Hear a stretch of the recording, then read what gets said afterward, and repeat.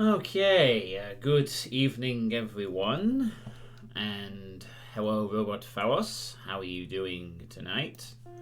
Hope everything's going well for you, and welcome back to my playthrough of The Letter, a spooky visual novel game, which I now know came out in 2017, so it's quite a few years old.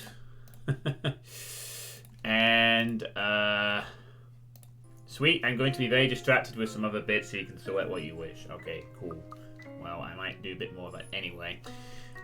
So yeah, last time around, a lot of things did happen. We are Isabella. We are an estate agent who has just made a big sale of a haunted mansion to a rich couple. Unfortunately, we also were afflicted with some kind of a curse based on a chain letter that said that we had to send it to 5 people. And because of that, we're seeing visages of an unpleasant ghost woman of some sorts. We have our friends. One of them is a detective called Ash. One of them is a film producer called Zach. And another one, we have Becca, who is a teacher slash annoying character of sorts, but she's our best friend because she's like a sister or something. And we also have Rose, an estate agent friend who is a friend of ours, and some others as well. So I don't think we've really started the game proper yet. I still feel we're in the prologue, but we're going to continue the story now. So as you can see here, Ashton Frey reminded the Isabella Santos of their meeting with Professor Andrew Clark tomorrow, a respected professor with a doctorate degree in sociology. As a former researcher specializing in ethnography psychology, Ashton assured us that his friend can help her with worries regarding the mansion rumors. And the relationship system is currently at this. So the other characters, Hannah and Luke, are the couple, the rich couple that had the house. It almost feels like we're going to be switching characters at some point, maybe quite a few times in the story later down the line. But I'm not quite sure what these white bars are, whether it's like a certain, you gotta stay above a certain meter or something, but we'll find out. Anyway, this is after we fell asleep. Feeling for the easy tonight, and for the first time in a long time, I dream of clear skies, of unrestrained laughter from children playing in the streets, and of small, cramped dwellings. Oh yeah, by the way, just to mention that most likely at some point near the end of this stream, I will be playing a game of poker, just a single 25-cent sit and go on PokerStars, because this time next week I will hopefully be at the tail end of a regional final and be on a final table. So I need a lot of practice in the next week. So I'm going to be taking every opportunity to get a game in. The outside of the site does not paint a pretty picture. However, this is home to me. And then we made it to Sunday, October the 23rd. Morning dawns bright and clear the following day. Although the air still feels muggy and I miss the chilly autumn weather, it's one of those rare weekends when I'm up even before my alarm rings. And this still looks like something you'd see in the Lo-Fi Girls room. And the news is still displaying some story. Oh yeah, I guess also in the background there's also missing people. Apparently some big case happening in the city. I guess that's not related to the curse or anything that may or may not be spreading. Who knows? If it wasn't for Ash's call last night, I'd probably sleep in. When 9 a.m. rolls around, I'm already heading downstairs where Ash is waiting for me in his car. His hair is a disheveled mess, eyes drowsy, and overall looking like he hurried to get out of bed. Or fell out of it. Or both. He looks adorably rumpled this way. But I'm not going to tell him that. It only bloats his unbearable ego. Good morning, Ash. He makes a motion with his finger around his ear. Tone it down. Can you even drive? He answers me with a slight raise of his hand, a yawn, and nothing more.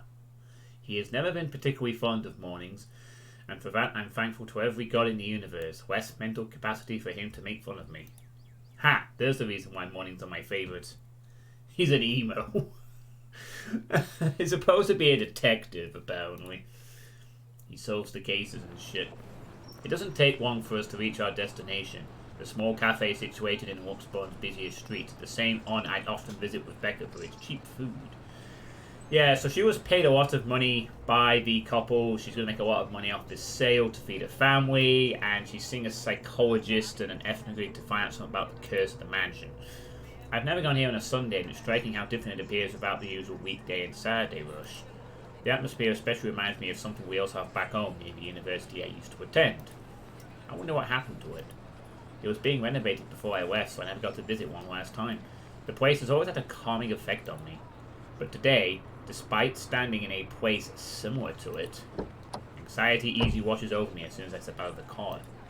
I'm quite used to dealing with people I've never met before, thanks to my work, but still, I don't know him. In spite of the fact both Ash and Becca have vouched for him, what will he think of me and my story? What if he thinks I'm crazy? Hell, even my own friends thought so. Yeah, it's Starbucks, that's right. That's the name they've gone for this game. I draw in a breath to quell the panic beginning to rise in me. Oh well, only one way to find out. A few hesitant steps towards, and then Ashley suddenly pulled me back by my elbow. Hold on, scaredy cat, not too fast. Without warning, he flicks my forehead. Hard. That hurts! What was that for? He's already walking away when I woke up, and I hurried up to catch him, puzzled. I really don't understand this guy. At least explain why you're flicking on people's foreheads all of a sudden. Bonk. Yeah, bonk. Hey, Bubble Pan, how's it going? So rude. Get yourself together, will you? He's not going to bite. He's very accommodating, too. I wasn't scared of him or anything. You don't look like it.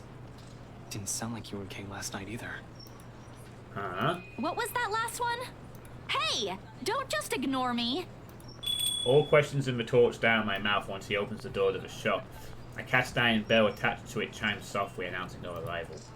The smell of freshly brewed coffee welcomes us as soon as we step in. Like the usual, several tables and chairs have been set up for the patrons, but most of the customers have forgone them in favour of the more comfortable throw pillows and beanbags the staff have laid out on the floor. Trying to settle on a theme for an FPS game jam and struggling hard. A theme for an FPS game jam.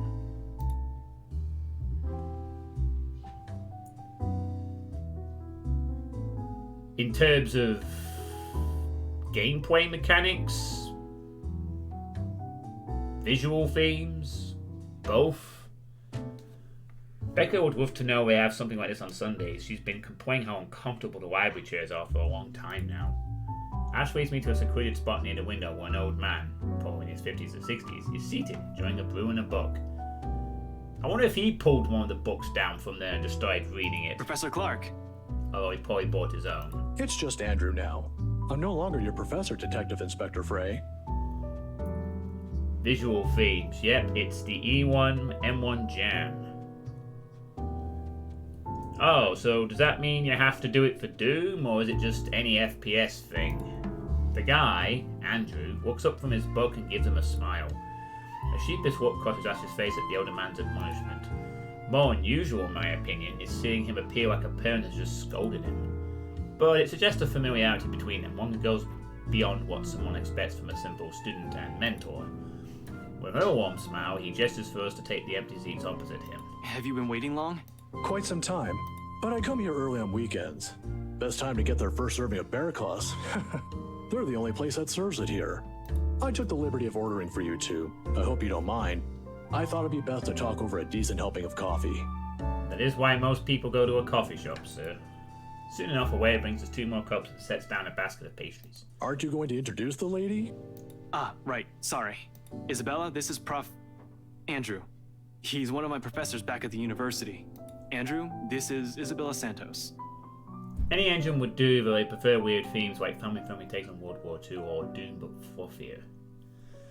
They prefer weird themes, do they? Santos. Portuguese? Spanish? Brazilian? Mexican? Filipina, actually. It's a pleasure to meet you, Professor. Ah, your name carries a lot of history, Miss Santos. Just Andrew was fine. Don't do what Ashton's doing. He doesn't listen to this old man. He doesn't listen to anyone, more like. The awkward tension typically present in first meeting dissipates after that. I was expecting someone strict and, to an extent, someone severe. But Professor Andrew Clark is definitely the opposite of what I have in mind. The more personable kind, similar to a grandfather who dotes on you at family gatherings. It's obvious why Ash has taken a liking to him.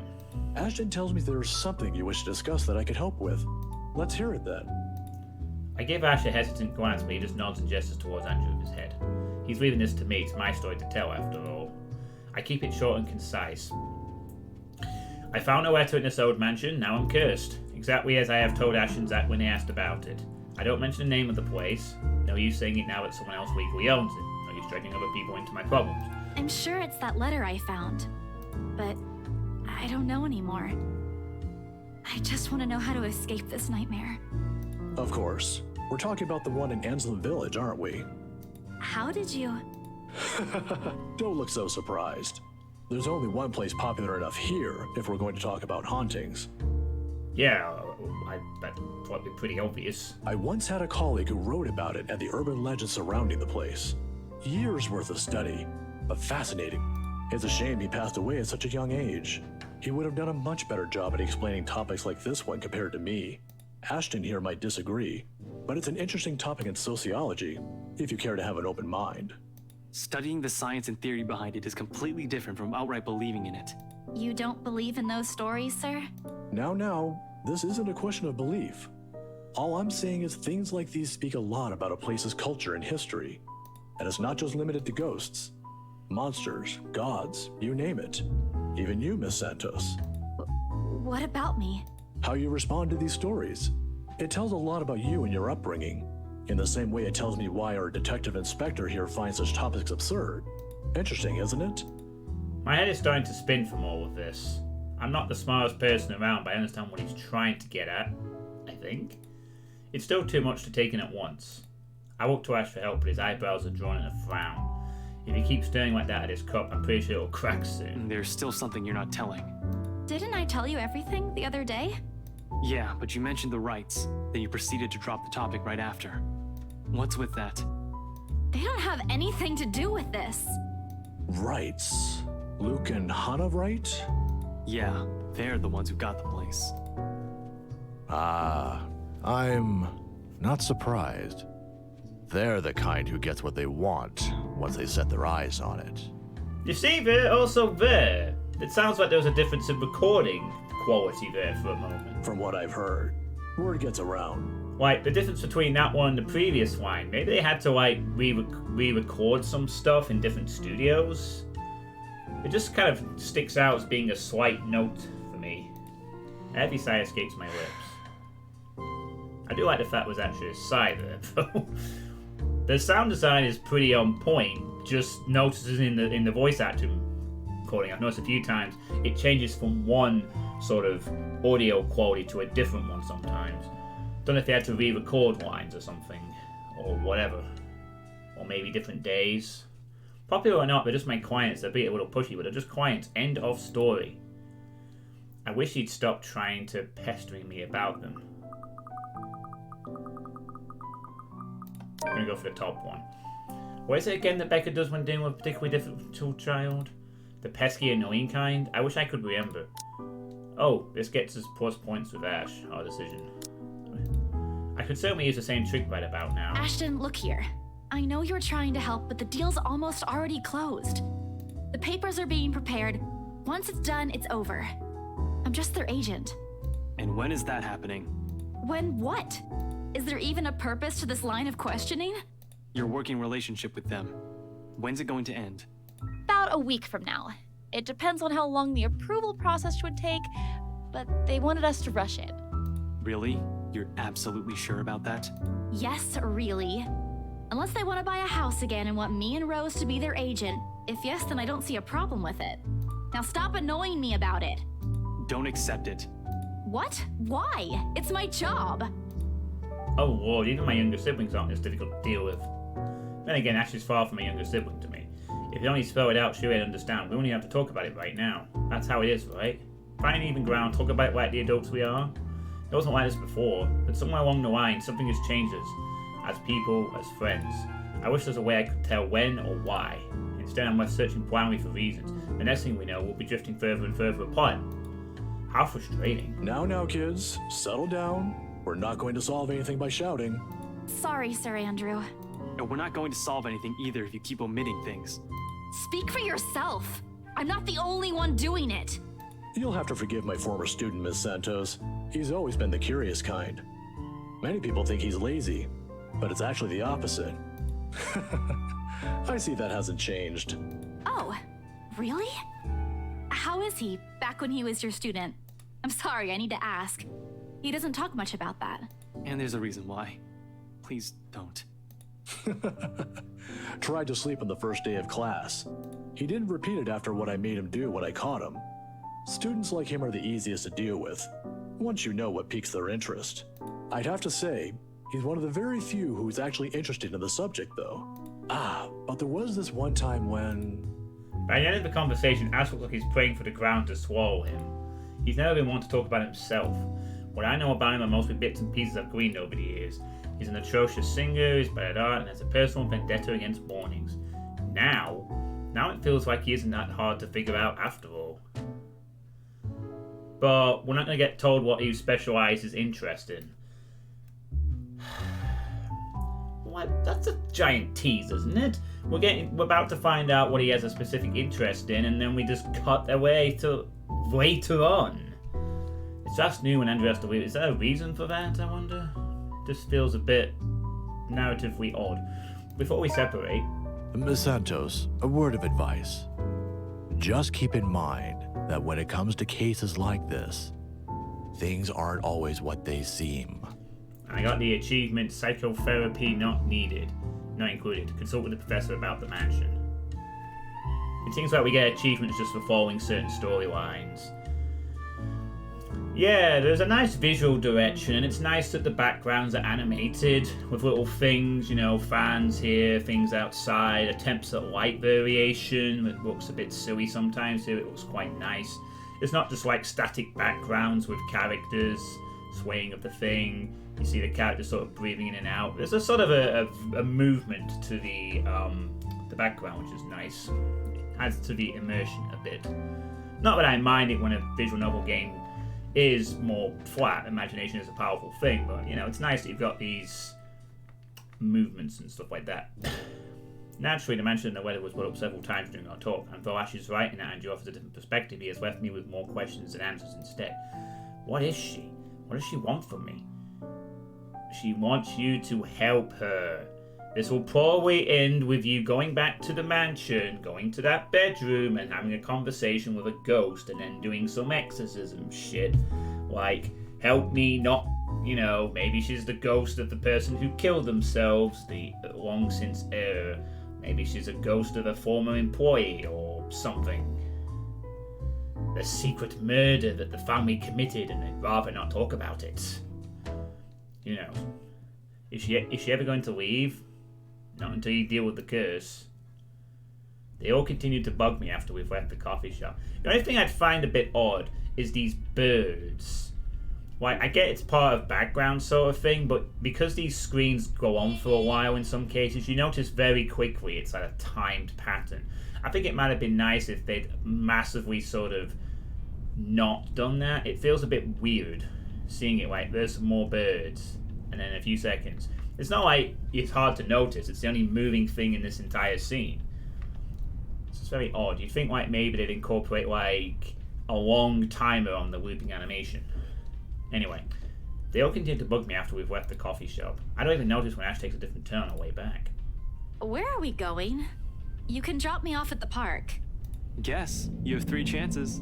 I'm serious, Ash. Where are we going? He doesn't answer, but shortly he stops his car in front of a small nondescript food store a little ways away from the movie house. If I wasn't paying close attention, I would have missed it without a doubt. He motions for me to wait as he gets out of the car and walks in its direction. Sheesh, you want to buy something, just say it. No need to make yourself look mysterious. Well, I'd just make sure that it was like longer in terms of the loop. Make it like 30 seconds or something. So it's like, this feels a bit like it doesn't feel natural, is my point. It makes you look like a dork than cool. The wait isn't long, however. Soon he's walking back holding 2 fish-shaped cones in both hands. Ice cream, parfait, across it for 2. By the time he's back inside the car, I've given up any effort to figure out what he bought. Nobody looks bad, actually quite cute. Here, take it. Well, he's a detective, he probably doesn't get much chance to eat in the restaurants. He goes out and grabs his food on the go. I have to move my head back a little when he thrusts it at me to avoid the ice cream and the fruit toppings from ending up on my nose. What's this for? Is that like edible? That part? That actually looks quite nice. My arm's getting tired. 5, 4, 3, 2. With a wary glance, I take it off his hands. I still don't understand why there's a need for ice cream today. Nevertheless, I take a small bite. It's actually pretty good. Must have shown in my face because he chuckles as soon as I take another one. Saw the place open the other day when we watched Zach's movie. Thought I should give it a try. It doesn't seem like a bad place to get food from time to time. And you're giving me free ice cream because... Do I need to have a reason? Are you really going to ask me that? Here's the thing with Ashton Frey. He does not just treat anyone to free food because he feels like it. He's that much of a Scrooge. Hell, he even asked me to teach him how to haggle once. Haggle, of all the people who'd asked me that. I'd have expected such requests from Becca, but Ash, not at all. If I am going to be honest, he looks a bit constipated with that expression on his face right now. I think he's starting to regret ever buying this. The other day? The movie with Zach and Rebecca? Rebecca's there, yeah, I think so. Yeah. Anyway, during the movie, we, that's to say, shit. Should have written down something first. Get to the point, Ashton. Right. I'm sorry. What? I'm sorry for, not getting to the point. I'm sorry for the other day. I got carried away. I said things that upset you. I shouldn't have done that. I'm sorry. Oh, okay. Okay? That's all? That's all you're going to say? Yes. You're not still angry, are you? You didn't have to buy me anything. A simple sorry would have been enough. Personally, Polar Pan, if you are struggling for a weird theme for an FPS game jam, one thing I would absolutely love to see in an FPS game someday, in any FPS game someday, is a FPS game that is based around Asian horror movie tropes. Like, I want to see levels based off Ring, Grudge, all the urban legends of Japan and China and Korea and shit like that. Like, I'd love to see an FPS game which we play a level straight that wouldn't have looked out of place in a Ring movie or a Grudge movie or something like that. I'd like to play a game like that. It'd be like my dream game, something that crosses Doom's gameplay with the horror of a good Asian horror movie, for instance. That's why I was interested in that game they announced at E3 a year ago, Tokyo, whatever it was, until I saw the gameplay and it looked terrible. Not that they showed much. I've always wanted to play that kind of a game, a game that makes you feel like you're in an Asian horror movie sort of thing, but you have guns and you kill demons and shit. I bite into the cone again, a small attempt to keep myself occupied and relive the heat crawling up my face. It doesn't work, but at least I don't have to look at him. Why I'm feeling embarrassed over an apology, I have no idea. It's not like it wasn't called for. They were being mean, especially him, and in that fraction of a second, it hits me. He skipped his day off just for today. I should be the one apologising and thanking him. Sounds as an awkward company while we finish our respective snacks. There are words for this, for people like us, for understandings and sentiments like this. Yet in this instant, they won't come. As promised, he drops me off at the park right after, phrases unsaid still hanging heavily in the air. In this weather, the city park gives off a lazier, more languid vibe than usual. Where children are usually seen running around and playing, there are now people lying, leaning back on their picnic blankets, simply enjoying the afternoon sun. The smell of food drifts from nearby carts, and if the wind blows in the right direction, one would catch the whiff of freshly trimmed grass. Maybe I should try walking home today, to get my mind off things? To try and find the words somehow? I haven't done that in a while. Thanks, Ash, for today. No problem. Say hi to Rebecca for me. Yeah, I will. Even so, I linger. We both do. A mild humid breeze brings the smell of dried leaves, warmed earth, and a far-off distant memory of false starts and awkward first meetings.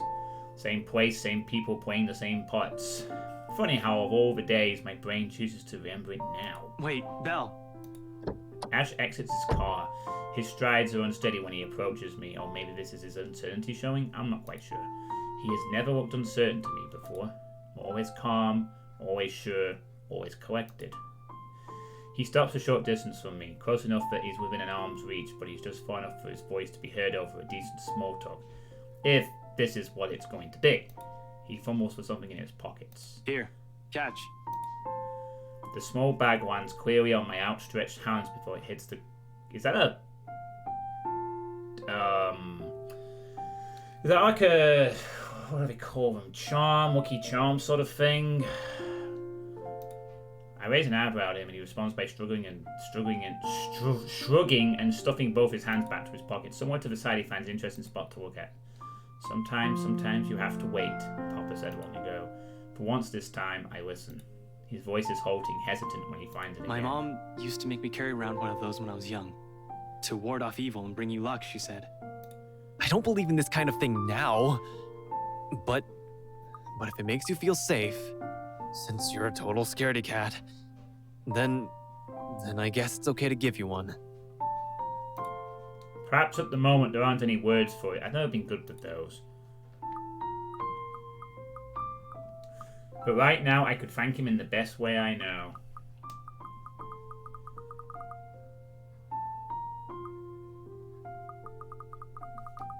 Ah, jeez, I don't know what the answer is to this one.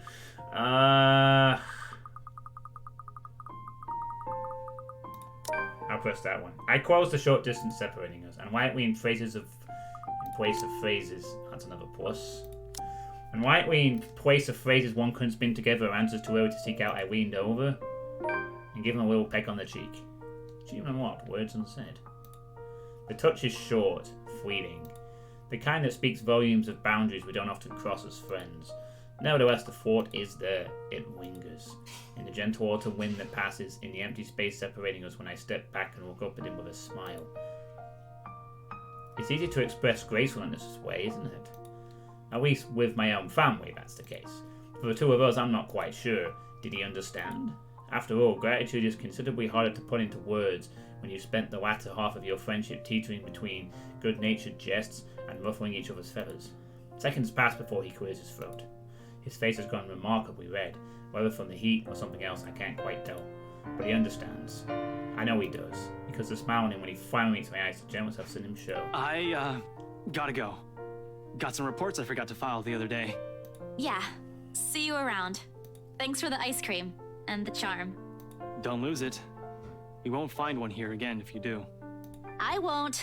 I might move like I have 2 left feet, but I know how to take care of my own stuff. I'm not a total klutz. I know. In Belle? Remember that one time? Devlin Court? Oh, I do, with all the clarity in the world. You... At the time, when we... What I'm trying to say is that you can rely on me. If something... anything happens. Not the exact same thing, of course, but... you get the idea. I'll be around. I'll keep that in mind. You're not that bad after all. Before leaving, he waves at me one last time. The next time we talk, we'll be back to the way we are. Because at the end of the day, that's how things have always moved between us. What we're familiar with, what we're comfortable with. With all that, it's always easy to put my own faith in him. I just hope I can keep them safe. Keep him safe. A light wind blows again, sending dried leaves swirling and the distinct smell of earth into the air.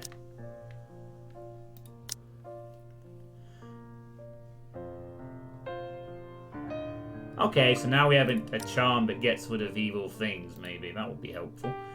For the first time, the sunlight feels less harsh. Maybe a walk is good? I need to visit the grocery too. Come to think of it, wasn't there an art store that opened recently near the park? Dot, dot, dot.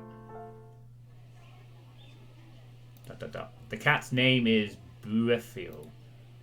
Or at least that's what his collar says.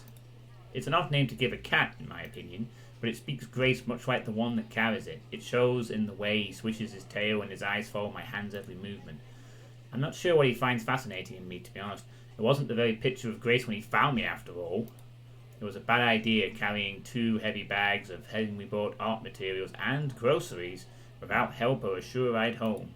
In hindsight, perhaps I shouldn't have bought all of these at the same time. I didn't even make it past the park. And now I'm suffering underneath the glaring afternoon sun, hunched up on a park bench and drenched in sweat, in the company of a cat, curiously watching my every movement. I hope it stays where it is. It's just a black cat, but back at home they're considered ill omens. Don't look at me like that. I can act graceful as well if I want to. Not that I've ever acted graceful in my life, of course. Growing up with rowdy younger brothers and a sister does that. Or maybe it's the opposite. Mama used to call me a little troublemaker before. Well, graceful or not, there's no use moping. A short breathing and I'm off home. Besides, it isn't like the company's bad, even if it's a cat. As long as it doesn't bite or crosses my path. Well, where's your owner, anyway? He has one, doesn't he? An owner? That's what the collar's for, isn't it? A bandage is wrapped on one of its paws, though. I wonder what happened to it. Did he run away? Well, if you don't have one, I won't be able to take you in. My apartment doesn't allow pets. I tried to bring one home before, a cat. Not black, of course. And Rebecca threw a fit before the landlady could. I take a small packet of sweets from one of the bags beside me and pop it open. As I'm about to put one into my mouth, he meows. My hand stops. Do you want one? He doesn't meow again as I'm expecting him to, but I take his unblinking gaze as a yes. I shift the piece to my palm and hold it out to him warily. He sniffs at it once, twice before... Baruthia! Oh. Like a good, properly trained pet, Baruthia responds as soon as he's called. Recognition comes as soon as my head snaps in the direction of the voice. Miss McCulloch's head hard to miss, what with her height. I'm sorry. Did my cat hurt you? No. Miss Santos, was it? I'm surprised to see you here. Nice to meet you again, Miss McCulloch. Were you harmed in any way? I'm sorry. Baruthiel's not exactly fond of other people. Even run away from the veterinarian right now. Oh no, he was just sniffing my hand earlier. My Baruthiel's a she. She? All this time I thought, the pause in conversation, as if this can be called one, is uncomfortable. We're merely two people working different jobs for the same client. Frankly, meetings like this don't happen a lot, and if it does, a simple nodding of heads is enough. Still, trying to be friendly wouldn't hurt, right? Talk about a cat. I keep my tone cordial and warm. I'm actually surprised you have a cat, Miss McCulloch. Oh dear, that's a negative, apparently. And why exactly is that? There are a lot of people who have pets. Yeah, but not a black one. I'm amazed you're taking care of one. I don't understand what you're trying to get at. Is there a problem with my cat? No, not at all. She's very sweet. Just in other cultures, aren't they a sign of bad luck? Back at home it is. My grandmother used to tell me stories about it. Nothing and... has happened to me so far. Displeasure is evident on her face. Ah, of course, I've forgotten that for other people black cats are an omen of good luck. There you go again, running your mouth off, Isabella. I racked my brain for a way to run any situation, but she held out her This hand. is a good place to stop and end this conversation, don't you think so? It is good to see you again, Santos. A complete dismissal if I've ever heard one. I watch her as she leaves, though she stops shortly before crossing the threshold separating the park and the street. She faces me again, looking like there's something she has forgotten to say. By the way, about the Ermengarde mansion, with my clients, it's the rights, I mean, I hope you don't mind me asking, but has the deal been finalized? There's still a few papers they need, but the house is more or less theirs now. Ah, thank you. That's all I needed to know. Wait, about the mansion. The letter, the same one they saw. Whoever she is, she's asking for help. Someone. I want to tell Miss McCulloch that the urban legends aren't just legends anymore. They're real. She's not going to believe me. Don't mind me. I need to go too. Have a good day, Miss McCulloch. I hasten to pick up all the bags I've left on the bench and run as far as my legs can take me. In that moment, when I'm carrying in my hands weighs far lighter than the overwhelming guilt trying to consume me. Home. I want to go home. Anywhere where I won't be reminded of the house. Of her. Of my own cowardice. The food tastes less appetizing tonight. While looking after a lost cat, Isabella Santos met the interior designer Maria McCulloch by chance. She also happened to be the cat's owner, until she having small talk before Isabella left.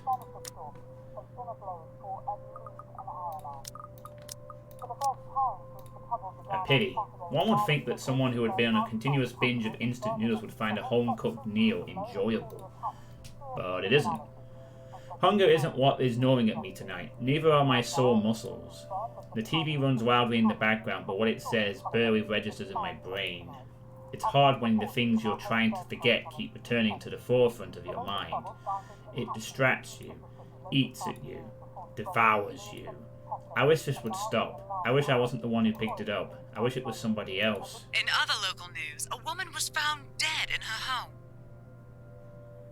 Oh, wow, charming. Luxbourne police officials are currently investigating the crime scene, but has classified the case as homicide. Huh? The victim, identified as Rose Pamela Cooper, 33 years old, working as a real estate agent. Uh-oh. Oh no. Rose is dead. Rose? Discovered lying in a pool of blood in her two-bedroom flat with the words "Help me" repeatedly written on the walls. Oh my god. Oh my. The Anselm Butcher? It's the same shit as the letter. But, did she even see the letter?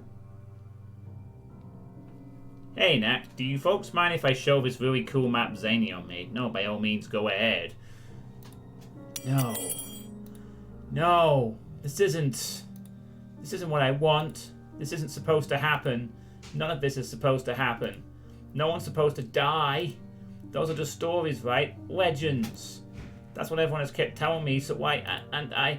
Immediately I rush to my study table in search of my phone. My hand, cold from dread, clings tightly to it as soon as I touch its edges.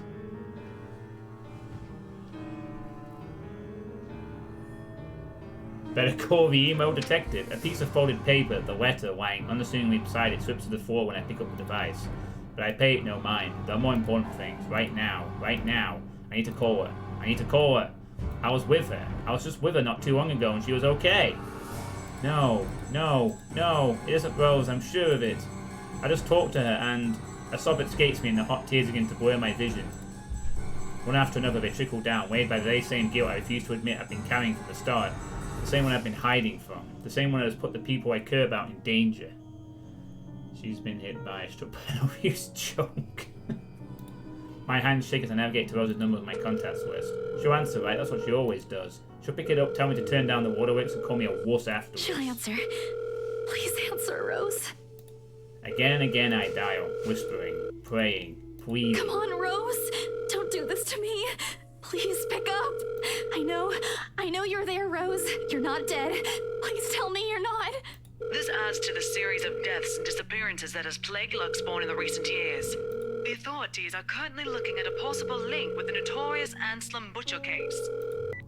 The TV runs wildly in the background. A deafening stag sounds from my phone's speakers, but in my ears I can only hear the screams, her pleas, her whispers.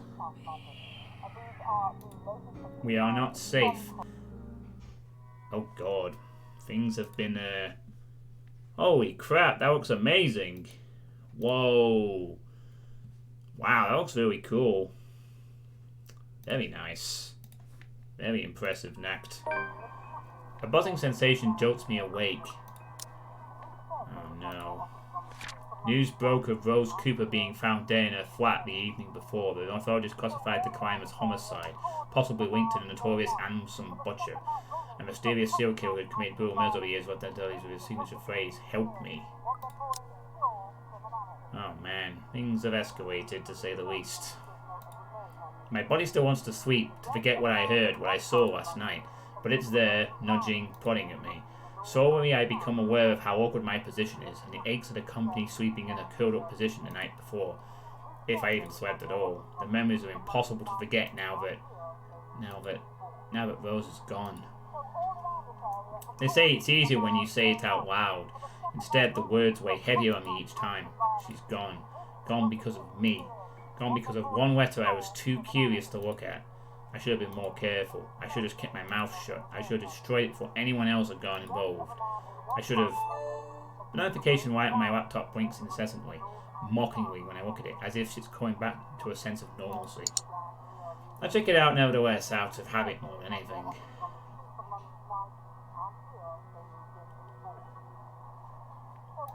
If this were one of those typical days, I'd happily comply and get myself to our office. Today, to all BNC employees in light of the recent events, there is an all-staff emergency meeting from 1 to 2. It centers on most company changes, new hierarchy and policies will all be discussed during the meeting.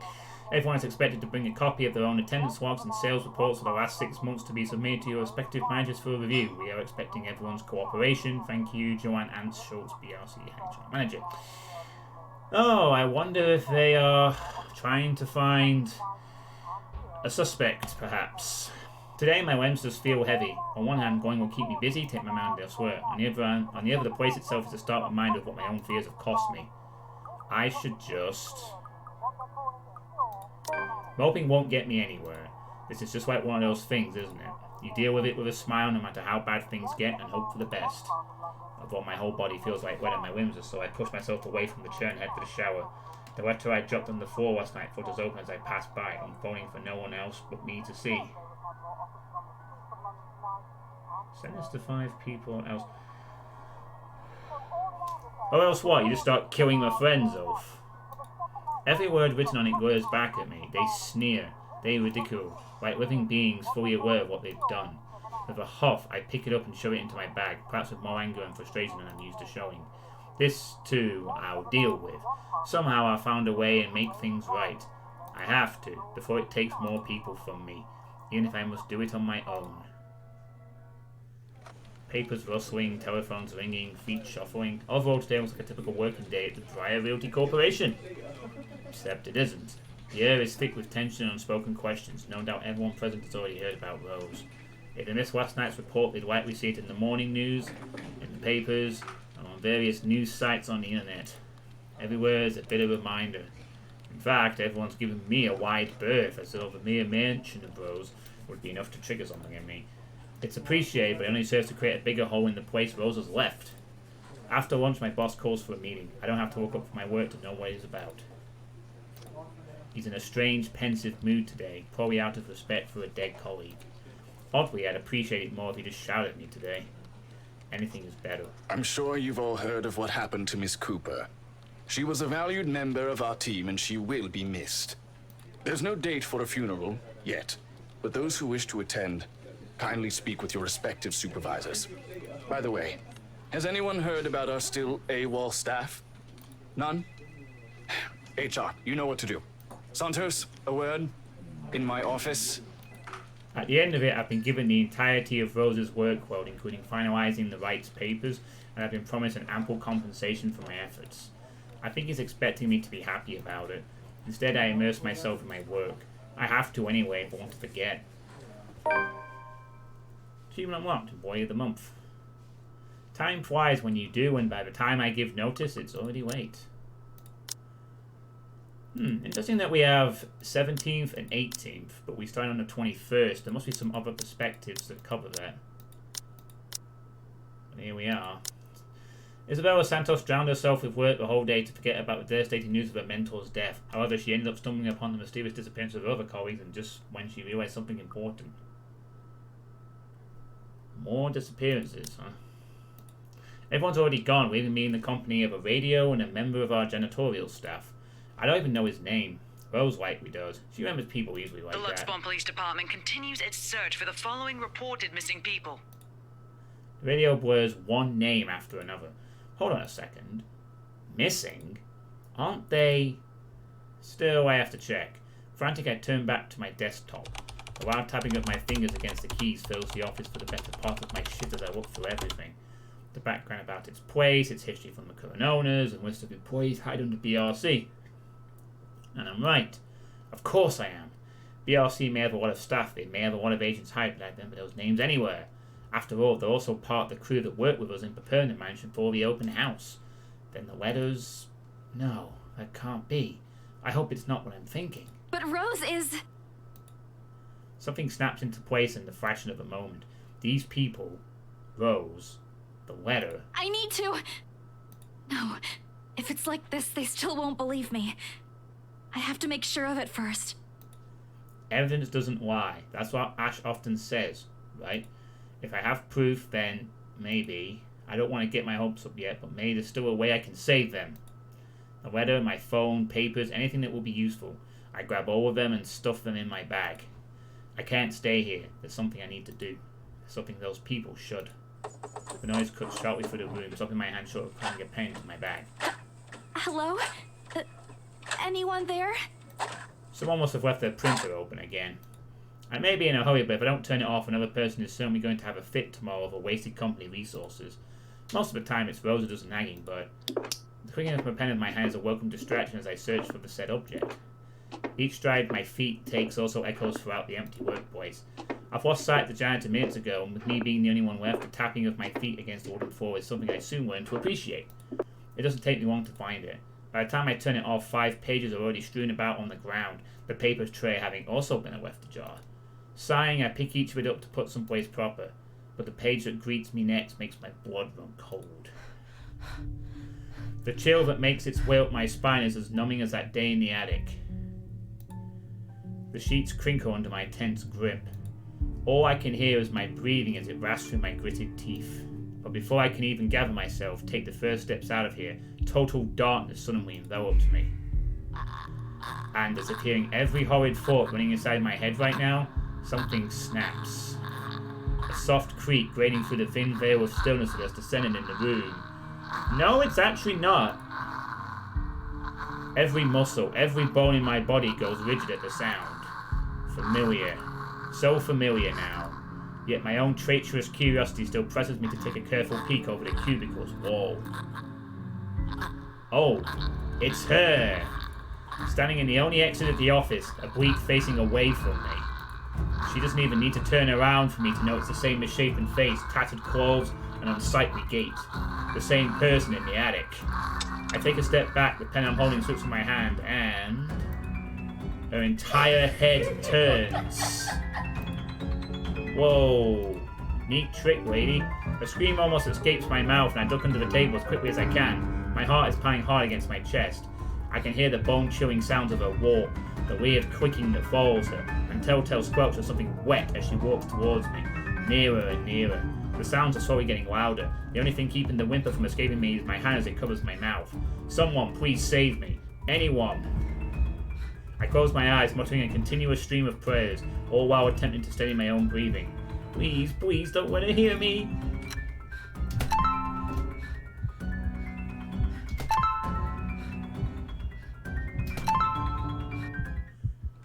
Oh, a different kind of QTU event. Nice. The seconds, minutes stretch out before me agonizingly. Is she gone? Slowly I open my eyes to take a peek. I don't dare move or make a noise. In the face of such terror, I can only beg without silent pleas to whoever is out there. Please, please don't want to notice. I want to live. Oh. Meanwhile... Oh, God, so she was haunted by her a second time in her own office. Wait. Oh, we've changed perspectives now. So, I guess we don't know what happened. Whether she made it out or not. I guess now we're taking the role of a different character. And it's several days before anything happens. We're now playing as Hannah. Hannah Wright Nee Evans. Birth date April the 30th, Taurus, 31 years old, 5'7". She's an heiress, a former finance manager. She's British, Angelican, masters in business admin, major in accounting. She likes Budapest, dogs, fashion, parties and dancing, the beach, children, iconic women, charity and math.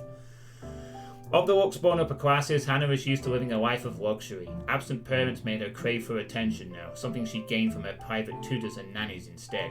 It was never enough, however. She studied hard in order to make her parents proud, going into business so that she could work alongside them. The challenge in her otherwise privileged life was certainly a thrill for her, at the very least. She had many suitors, dating different men and women, but it was through work that she met Luke. It was love at first sight for her. Upon her parents' death, Luke proposed to her. That was the move that led to the merging of Wright Enterprise and Evans Incorporated, and her subsequent retirement.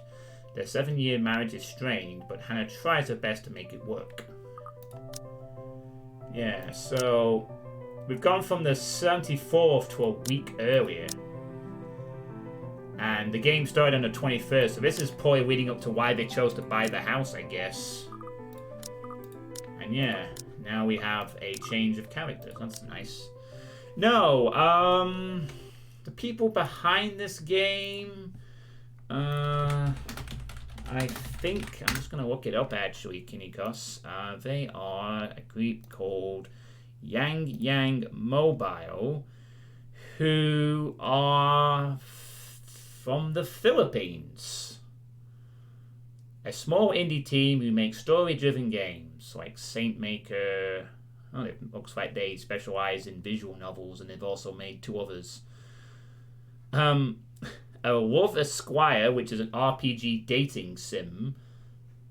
Oh, sorry, they're all types. And a Yuri visual novel. So, yeah, it looks like a small team. And this came out in 2017. So, not Japanese, no. It is far too easy for them to get to pay attention enraptured. They hang on to my every word and follow my every move. All of it would have been stifling had I not grown used to such stirs. Most are respectful, some are hostile, if we're honest. I wonder if we'll get to see her perspective of buying the house and then meet Isabella from Hannah's view. This could get rather interesting, actually. Playing different parts with different characters and then doing them with the different ones that we see what they were thinking at the time. It could get rather interesting if it delves into that kind of territory. And if you are downright inappropriate, after all, I am. Kinda right. There's a moment of agitation as a familiar but less than welcome face approaches me with a suggestive smirk on his face. Of course, I have to keep a benevolent smile and greet him as I greet any good friend. After all, this man can turn heads, being famous in his own right. Officer Lee! What a pleasant surprise. I didn't think you'd have the time to attend tonight's party.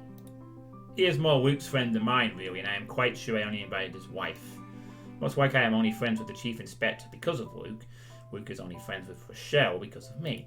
Unlike how I treated Lee, however, Luke never hid his animosity for the Lee matriarch.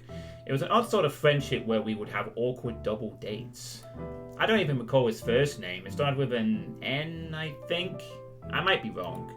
Aside from him being Chief Inspector of Luxbourne Police, his wife, Rochelle Lee Nevance, owns a general electronics company, fridges and freezers, mostly. Oh, I always have time for my favourite socialite couple. Might I say, you look positively ravishing tonight. Oh my god, he's talking, proper British-like. I see the husband isn't with ya. The way he eyes me up is enough to make my skin crawl. Well, love, would you like to come down to the station and take a statement with me? I've got a few hours free, if you know what I mean, love, wink wink. I just wish Luke was here to fend off the more unseemly of our peers. You know the ones, men who are just a bit too friendly, staring too long at my assets, and getting close just because my husband is not there. And to think they have the gall to do this at my own party. In my own house, if I might add. But like any high society woman worth her salt, I know how to handle it with grace and dignity. I suppose you're looking pleasant as well. Luke's busy with work, unfortunately. Rochelle isn't here? A shame. I do hope he isn't causing you much trouble. That husband of yours can be a bit daft sometimes, acting like he's still some young bachelor. The wife sends her regards and her apologies, but something came up with a doctor and she needed to attend to it. You know her, being pregnant and all. We make some small talk. Rather, I'm forced to do so, as he would not leave my side after finding his place there. Much to my chagrin, I've been extratiated from the few who flock in hopes of flattering, for I can tolerate them far better than Lee. He is a nice enough person, and I adore his wife, who is obviously the brains behind the two. But there is something unsettling about him. I do not trust him as much as I want to. You don't trust the Chief Inspector of the Police, huh? He regaled to me tales of the Luxbourne Police Department, a different affair to the usual gossip I am privy to, and though I loathe to admit, is interesting nonetheless. I expect the topic of business to die out quickly, which will be understandable enough due to the confidential nature of his work. But oh boy, was I wrong. So, wearing civvies, I steal and drive off with one of the police mobiles, right? In the mirror, I see the new tank chasing on foot and screaming about theft. The look on his face was priceless when I parked it in the garage. Oh my. You made him chase you all the way home for a prank. What did Rochelle have to say about that? Rochelle has a strange love and hate affair with Lee. He is a married man who did not grow up past his early 20s, judging by the way he acts. Surprisingly enough, they've been married for a good 20 years. A lifetime if you compare it to my marriage of 7 years with Luke. I, on the other hand, well, Luke is no Lee. I should be happy about that, I suppose. Although my darling did have his moments. Hey, the wife pulled my ear and gave me a good talking to, though. Besides, we live in a flat a block away, so it wasn't much of a grand chase. Weren't you living in a house near the countryside? Moved for work, you know. Or you probably don't. No, I don't. But a flat in downtown. I suppose if that's what you like. Oh, it's horrid. Hate that tiny place, no matter how convenient it can be for work. 55 square yards are not enough when you need to get away from the wife. I wouldn't mind a place away from the city. Even started looking at the ads.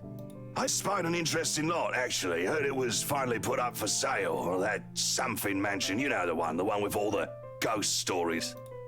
I know what he's talking about. There are really only a few urban legends around here. It's... The Ermagerd mansion? That's the one. Worthy of a king it is. I'd buy it myself, but Rochelle would only gripe if I brought it up to her. Not to mention all the expenses a place like that will be a real fixer-upper. You also have to find someone willing to work there with how superstitious people can be. If it becomes a problem, just hire someone to do an exorcism. Actually, I do know of someone who could be up to the task. You remember the Ludgates party at their Christchurch summer residence? Of course. It was an excellent soiree. Everything was so classy, too. Such good taste. Oh, that place was a pigsty until they hired out this interior designer and they turned it into a bloody palace. She worked for the Exodus for their apartment in Soho too, and they recommended her when we were looking up pieces for our beach house in Porto Colom. I think I have a business card right at... No, I must have left it in my other jacket. Anyway, she's called, what's her name? Marianne, I believe, yes. But truly, if anyone were to get that place in McCullough, well, they'd be the envy and the talk of the town. Well, if you put it that way, I might just snatch it up for myself. This place was starting to feel a bit small lately anyway. Sure, a 3-story penthouse might not fit the definition of small for some people. Okay, maybe a lot of people, but it isn't big enough to have grand parties in. As it is, I only invited about 30 people to this one and it already feels cramped in here. Certainly would be nice if I didn't have to ride an elevator up and down several floors before I can get anywhere as well. All Luke's words and not mine. Besides, I have been looking for a good anniversary gift. Luke might like this one. Where is he anyway? Okay. So... now we skip ahead several days. Hannah might view a party in their penthouse at the Cachet. The city's most powerful was seen in Queen Chief Inspector Harvey Lee of the Luxbourne Police Department. From him, the socialite heard of the Ermagerd's mansion on upcoming open house and in the interior design. Okay, so that explains how she heard of it. Then we're cutting to the 21st. Yeah, we're now on the 21st. Interesting.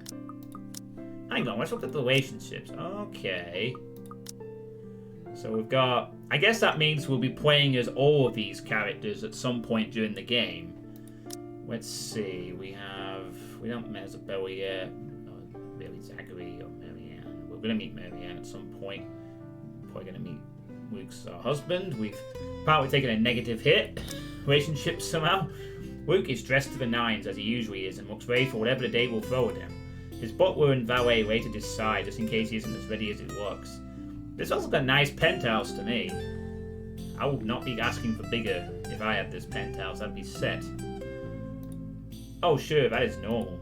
What is confusing me is the fact that he's on his way out of the penthouse, considering we won't have anywhere to go until much later. Where are you going? I am to attend the Triad Autumn Tasting. I do believe I informed you of this 2 weeks ago. Yes. And might I remind you that I had stricken that off your schedule? Because 1, the doctor told you to stop consuming so much alcohol. And 2, I informed you a few days ago about the open house we are going to attend in its place. I've even found this marvelous interior designer, Mary Ann McCullough. It's a 3.5-hour drive to Cardiff. I don't have time for this. Cardiff? This is like that little party you threw all over again. You don't inform me of it, and you expect me to stay and be a gracious host when I have business elsewhere. You know how I operate, Hannah. Unless this was penciled in, I am sticking to my schedule. If I may intrude, the madam is correct. Your physician did insist you moderate your drinking, unless you wish to incur acute pancreatitis. And you did have this open house penciled in last Wednesday morning. Bullocks, I don't remember doing so. Well, you did. While very hungover, in fact. He did. Moaned about me being too loud, but gave in after some pushing. Perhaps that was a bit too cruel and manipulative of me, but... Whose side are you on? Come on, Luke. You promised we'd do whatever I want this weekend. Gordon Bennett, fine. I am giving this house tour of yours a chance. But if it proves to be a waste of time, I am going to Cardiff, and you are going to take a cab home. Are we clear? It's just a bit of a husband and wife tit for tat, isn't it? All couples have their arguments. Once the honeymoon phase is over, as they seem to call it, reality sets in that you and your partner might not always see eye to eye. Plus it has been the years. 7 of them is nothing to scoff at. I just cannot bloody believe I agreed to this. I was really looking forward to the triad tasting. Ah, maybe that's why he was a bit testy when we saw him. From Isabella's perspective. But sometimes I think it's something a bit more than just simple disagreements, and I had to stop myself from wondering where we went wrong. There's always the Triad Christmas tasting in Manchester next month, and that'll only be an hour and a half drive. 3.5 hours to go to Cardiff to Manchester? From an hour and a half? Where are they based then? Midlands? I'm going to assume that they're perhaps based somewhere in like the middle of the country-ish. Maybe... I mean, if it's only an hour and a half to Manchester and it's 3.5 to Cardiff, the Cardiff should be in the south. They must be in the Midlands, maybe Yorkshire. Somewhere like mid or east of the UK anyway. Have I been neglectful? Have I ever offended? Have I acted shamefully? Yes, but Cardiff. What about Cardiff? Certainly any point can be discussed, as long as he doesn't turn me away. Well, there goes my good mood. Are you happy now, Hannah? Why must he treat me this way? Remain silent. I am happy. And I'm sure he will be too once he gets over this little upset. Oh, we got negative there.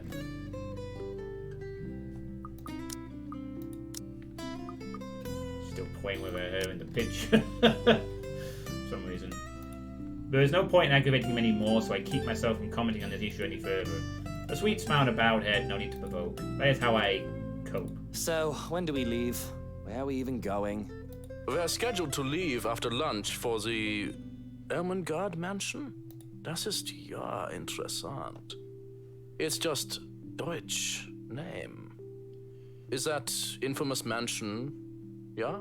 I have seen it from afar. It's a huge property. Very beautiful if it wasn't left abandoned. Certainly a house befitting lords and ladies of the land. A house good enough for nobles, huh? It is well known then? I guess that doesn't make it a total waste of time. Our old sous chef mentioned going there for Halloween last year. We've not seen him since. Foreshadowing! Not that I mind. He made terrible pumpkin soup. I smile even as they turn their backs to me. The ride to the mansion is quiet, with Luke having stared out of the window the entire way, not paying attention to anything around him. Meanwhile, I am conflicted. I don't know if I should apologize for changing his plans like that. But by the time we arrive at the mansion and I see his eyes light up in genuine interest, apologizing is the last thing on my mind. The whole affair with the Ermengarde mansion is certainly an interesting experience. The place had been renovated and restored by the owners to what they claim to be acceptable standards. The mansion itself looks like something befitting a fairy tale or a period piece. It is tastefully decorated, and with a little bit of love and attention, I'm sure it can be a place Luke and I can call home. And the number of other prospective buyers that have come from the powerful and wealthy of Ruxbourne certainly did not disappoint, marking this estate as prime property. Louise are amongst the group who went with the Rose Woman, and I saw a few other notable faces, for I did not really feel like mingling. Unfortunately for every one of them, the Wrights are interested in buying. What's been bugging my friend, however, is that Isabel. Oh. What is her problem? I still don't quite understand what is happening. One moment she is scrambling to give us the paperwork to finalise the sale. Then she is panicking over some sort of prank letter or another.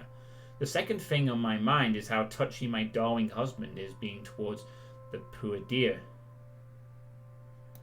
I cannot even plaster a smile on my face, a horrid scowl taking its place. There is no way I could pretend nothing is wrong as I hum. And I'm sure little Lily here would certainly appreciate it if you remove your pretty hands from her, darling. He is quick enough to detract his hand, which is all that girl needs to, well, for a lack of a better word, escape. I think I need to step out for a while. I'll be back. So we seem to have cut straight to this point in the tour. Her partner follows, shouting after her without hesitation. There's an awkward air among us as we're left in the wake of whatever that was. The others murmur and gossip with each other, speaking of the poor daft girl and telling the tale to whoever was not audience to the act in the first place. It doesn't take long for the woman Rose to return and pull us aside into the study for what I rightfully assume is damage control. Rose invites Marianne in too, hoping to apologise to her as well, but the woman refuses, saying she is not one of her clients anyway. That leaves myself, Rose and Luke, the last all too eager to make himself comfortable in the study he's no doubt already claimed as his own. I can't apologize enough about what just happened. Please forgive Isabella. She's been under a lot of pressure lately. She's young and all those rumors about this being haunted just got to her head. And it must be this terrible heat too. Not a drop of rain for days now. Oh, it's fine. The poor girl must feel so embarrassed about what she just did. But I say, let bygones be bygones. After all, she's only a child. She looked, what, 19? I shoot Luke an accusing look at these words. After all, he tried flirting with the girl. The nerve of him. And not only that Isabel girl, but also Marianne and Rose too. What kind of husband would think that it's even a remotely good idea to make moves on 3 different women while his wife stands there? Did he drink while I wasn't looking? She's a bit older than that. But again, I apologize. And if there's any way I can make up for what just happened, just... I know what you can do. Be a darling flower and get us one of those bottles you plan to serve. Pop it open. We were planning on serving some champagne. I can get that. That would be lovely. Much obliged. Do you want a glass as well, Ms. Wright? Oh no, I'm fine. I really shouldn't be drinking right now. And Luke shouldn't be either, but right now I am just too tired for any sort of argument. I don't have the heart to scold him in public as well. I am certainly not his mother. I just want to get this horrid day done with, go home and sleep. It's a nice mirror, by the way. Perhaps I'll even have a strong cuppa before I head off to bed? Yes, that sounds nice. When Rose comes back with the champagne, I beckon her over. As I have told her partner before, I have every intent of acquiring this house. I might as well, even if I'm taking thoughts about getting it for Luke.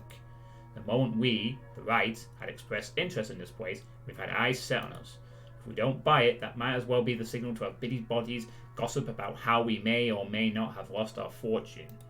Regardless of the fact that it is false, image is everything when dealing with these people. These are the unspoken rules for people such as ourselves. And besides, I really did like the place. Why, everything here is absolutely wonderful. Whoa, except for this ugly painting in the study. There's nothing worse than an alcoholism curtain. Indeed there is, Kinnikos. Well, I would say that was ugly, but I actually think it's quite a nice picture. I mean, it looks like she's about to come out of the painting and jump scare you in real life. Of course, I probably would get rid of it anyway, because it also looks like it's a painting that's going to jump scare you and come out and kill you in real life. But I like the picture. It's very... Does this count as like a jump scare? A very subtle one of sorts? There isn't even a small sound cue. It looks like a bad fake of an Edvard Munch painting. Here's the deal. I'm willing to pay 10% higher than your listing price. If anyone tries to outbid us, just add another 5%. I doubt anyone can, of course. Or, you know what? Just add 15% to the listing price, and we can sign all the paperwork now. I guess, if that's what you want. That won't be any trouble. I don't have all the papers now. Didn't think this would be a quick sell. I'll have copies sent to you so you can look over them. And if you'd still like to finish the rest of the tour with Isabella's group, you're more than welcome to. No, I think we're good here. We'd appreciate a private tour of the place a lot more, I think. All right. Should I let Marianne in, then? Marianne? Oh, right. She's been waiting outside the study the whole time, hasn't she? I need to have a little chat with her to move this little mansion project forward. Please do. There is a look of apprehension when the other woman enters the study. Yet, like a professional, I see the moment when she steels herself and masks her worry. Admirable. We have this project then? Of course. Will you be needing anything from us? Having the floor plans would be a great start, just so that I can look at them beforehand. And if you could tell me when you're available for a meeting so that I can include it in my calendar?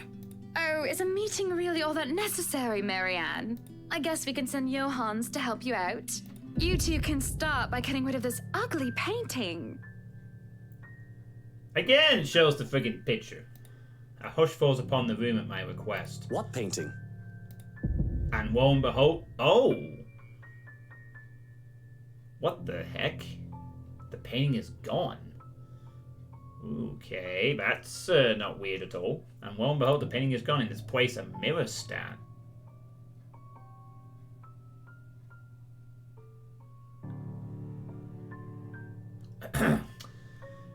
In its place, a mirror stands, which leads me to look at my own confused expression. Oh my god, that's like one of those creepypastas. There's a very short creepypasta that I watched a video of about a decade ago called The Pictures, where it's about this person who's in a cabin at he's like stumbling over in the snow and he's looking for somewhere to rest. He finds this cabin and he goes inside. It's dark. He can't see.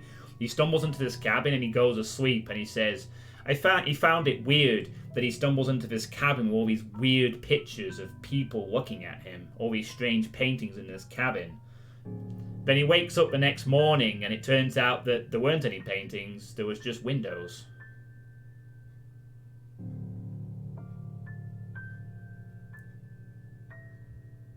And that's what this reminded me of just now. Odd. Well, no matter. Yeah, you've just been warned that this is haunted. Maybe you should back out immediately. Back to the topic at hand. That's the mirror right there. Dear, we are simply far too busy to meet up. So it must have been that painting then. Or perhaps I should...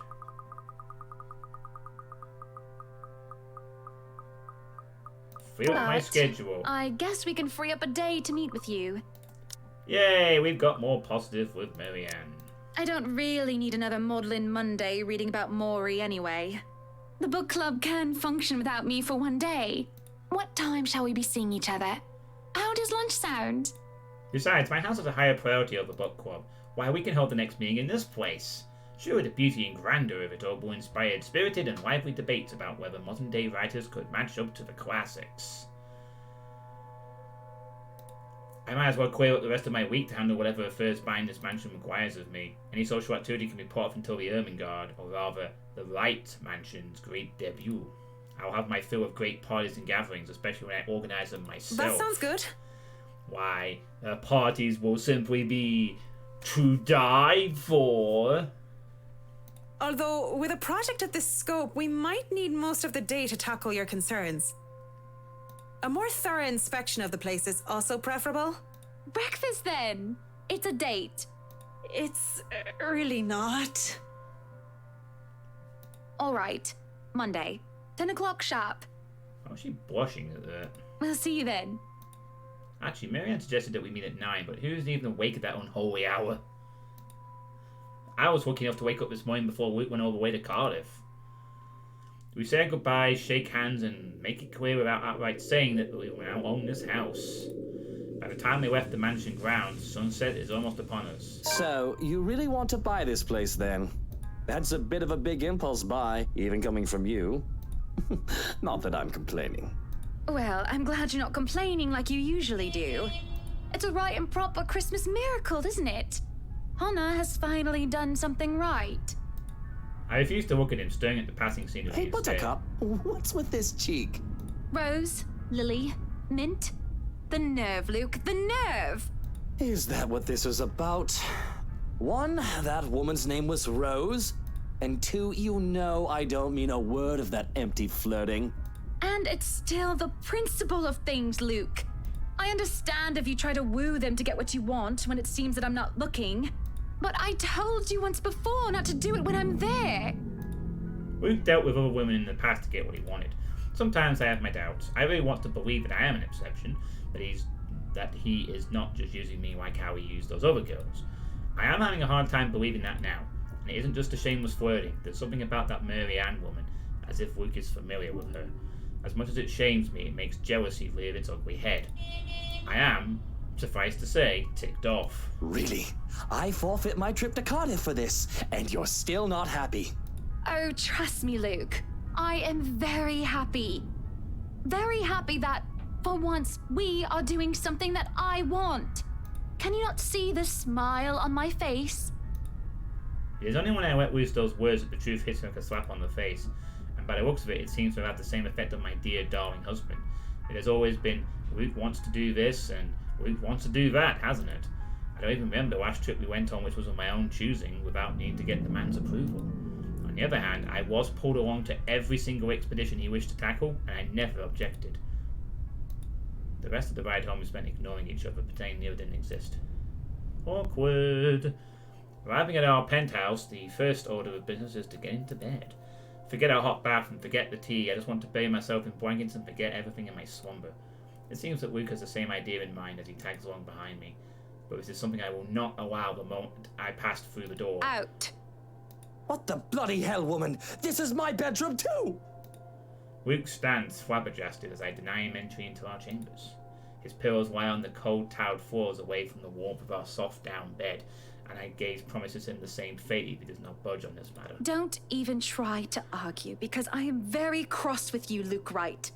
You can take the second bedroom or the guest room if you wish, but I do not want to see you at all for the rest of the night. Johans! Our butler wanders over, a curious expression on his face. He doesn't quite hurry, moving at a relaxed pace no matter how angry his master sounded. No, you are not allowed to sleep in my room, sir. That's not what I mean! Help me talk some sense into her! There is no sense in questioning her right to be angry, sir. So, if I might be excused, I'll go prepare the second bedroom for you. I had to keep a straight face as he stomps away in defeat. Mutiny! This is mutiny! Madness! The system is being upturned, and the people are rioting, and everything is left asunder. Why, it's the downfall of civilization as we know it. It's barbarism. It isn't every day that Luke is rendered speechless by someone he considers inferior, or to yield to another authority without an ulterior motive. His pride just won't allow it. I do keep telling the man to treat his people better. He may throw whatever fit he wants, but he will not be getting his way tonight. Victorious, I celebrate by jumping face first into our bed. Undignified, yes, but nobody is here to judge me anyway. Right? Nobody is here to tell me what to do. Yet, as I succumb to sleep, I can hear them whisper to me. I can hear them whispering. What the? What? Calling for me. They want me. Need me. They drown me, pull me down, and suffocate me in their embrace until I sink to the bottom.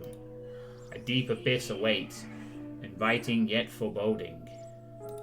They're calling to me from in there, aren't they? And I do want to help, I do, but when I try to reach out, something pulls me back, like a hook sinking itself into my stomach. Also, that happens. And I break through the surface with a gasp. Oh god, that was a jump scare. Alone in bed and without Luke to hug the covers, I am swathed in cloth and slicked with sweat.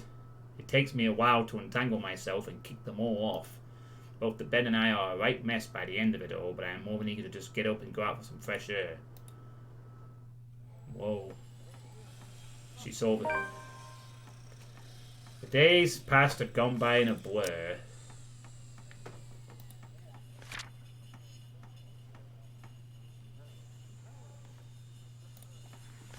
Ah yeah, here we are. This is a new one that's sitting into the same day. During the open house, Hannah pressured the estate agent to sell the mansion. The Wrights also met their interior designer, but displeased of her husband's flirtatious attitude, the disagreement brewed during the ride home. Eventually, they ended up sleeping in different bedrooms that night. At the same time, they were celebrating the independent film festival sort of thing. So we've now seen the ghost twice in an hour. We're getting our share of spooks, alright. The days past had gone by a blur. We hadn't talked much, Luke and I, outside of necessity. In fact, we've hardly talked beyond the topic of acquisitions of properties. It's now at 26, so This is 2 days after Isabella was trapped by the ghost in her office, so we're jumping ahead a bit. Properties being the mansion, obviously. Everything has been so busy, but I haven't talked to anyone outside of business, and it is just so stressing. So one can understand my need for a good chat, preferably over a good meal. There are times when any decent, emotionally healthy, and socially capable person need a good friend. One who will talk to them without the conversation degrading or turning into an argument. Or, barring a nearby friend, I have an interior designer under a confidentiality agreement to listen to me. Up, higher, come on now! The place is bustling with movers, carrying furnishings here and there, along with several chunks of personal belongings taken from our penthouse. I can hear Luke barking at them in the other room, making sure nothing is handled carelessly or gets stolen. Careful now! I know your pictures are framed by cheap plastic, but those are framed by African blackwood and are one-of-a-kind commissioned paintings. Each one is easily worth a lifetime of what you lot make. What an asshole this guy is. It's hard to tune him out. The walls do not do a good job of muffling him at all. But then again, it is Luke. I would still hear him ranting even if we were on the opposite sides of the mansion, and I'm wearing earplugs. I'd really like to thank you for inviting me to breakfast, Mrs. Wright. But I already ate, so I should really go back to work. Nonsense! You arrived so early, you must not have gotten a proper meal. Our butler has made a surprisingly lovely bubble and squeak. Sit, sit! I'd situate us in the dining hall, but it is a mess right now. Oh, Johans! The man in question appears where he betrays his table for us. We sit in silence as we are each served a plate. Bubble and squeak topped by a nicely poached egg with cherry tomatoes and other garnishes adorning the edges of the plate. A cup and saucer and a teapot with some Earl Grey is placed down for Marianne, and I ask for an orange Julius. Man, this game likes showing off its food, doesn't it? How are you liking the project? Drop that vase and I'll have your head! I know it's only an 8 million yen vase, but I swear, Well, it's certainly a fun challenge, incorporating the designs of a Jacobean manor and the functionality of a modern household. I have ideas I would like to suggest, by the way, about what to use the second bedroom for. I have been informed of your goddaughter and thought a kid-friendly room might be in order. You read my mind. I was actually going to bring that up. Oh, that would just be so lovely, Marianne. That way, Kylie can bring her friends over as well. And a good friend of mine, Rochelle, is expecting a baby. So, why don't we think about putting a crib in there too? I can just imagine little ones running around, filling this place with the pitter-patter of their feet. We'd have to make sure they don't trip and fall on the stairs, though. We won't be able to finish everything up until after the party. But we'll have it ready by then, so that all we need to do is to move in the furnishings. Yes, that's plenty fine. It's not like we're in a hurry to have it. And we wouldn't want the workers to disturb the guests or the other way around, do we? Just make sure it's presentable. You know, in case a guest snoops about. Of course. As for the kitchen you wanted, I've already negotiated for the high-end stoves and the hot and cold drawers, so on and so forth. I've got a friend who is able to customize them so that they'll look like the counters we'll be replacing and fit the rest of the interior. They'll be bringing them in today. why can't you people do anything right? Don't drag it, you'll scratch the wood. Excellent. But no, really, how have you liked it so far? Oh, it has been wonderful, believe me. Everything is going smoothly too. It has been a long time since I've worked on something on this grand a scale. Nowadays, everyone is about condos and flats, living in the city where every room is an identical box. Yes, because many people can't afford big places, and we have to live in small areas. I'm going to have to live in a box, eventually. But then I don't want a big house anyway, when I get my own. I just want to keep things simple. Being a minimalist and all that. Believe me, this is very refreshing. Oh, it's good. I've embraced minimalism quite a bit. It's nice not to have to deal with so much clutter. Our lives are already full of clutter as is. We lived in a condo before this, Marianne. I didn't mean any insult. It's fine, sweetie. Look at you, all frazzled. I was just pulling your leg. Luke wanted that penthouse when we got married, and you can thank him for purchasing this place as well.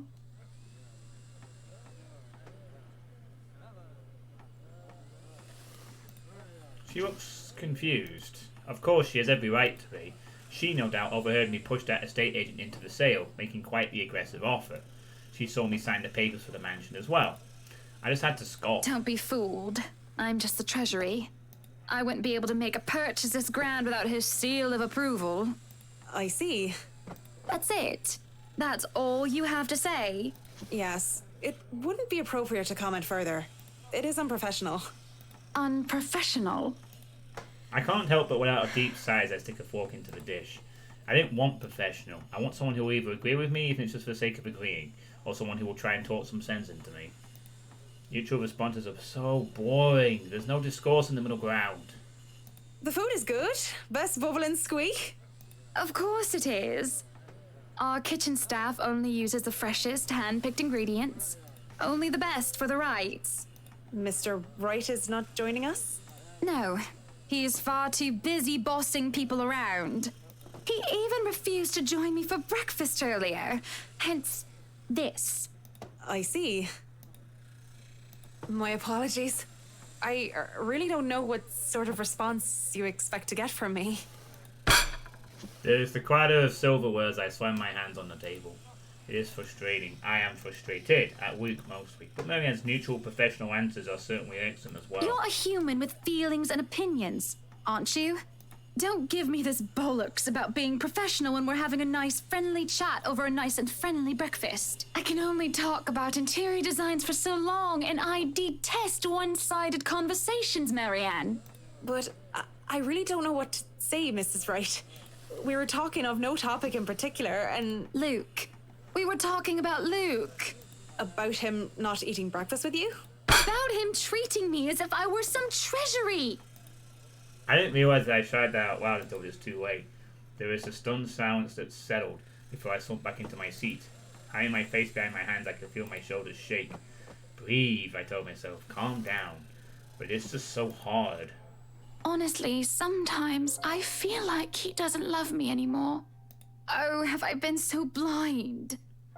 Did he ever love me at all? Was our marriage all for the sake of saving his company and his wealth? Because...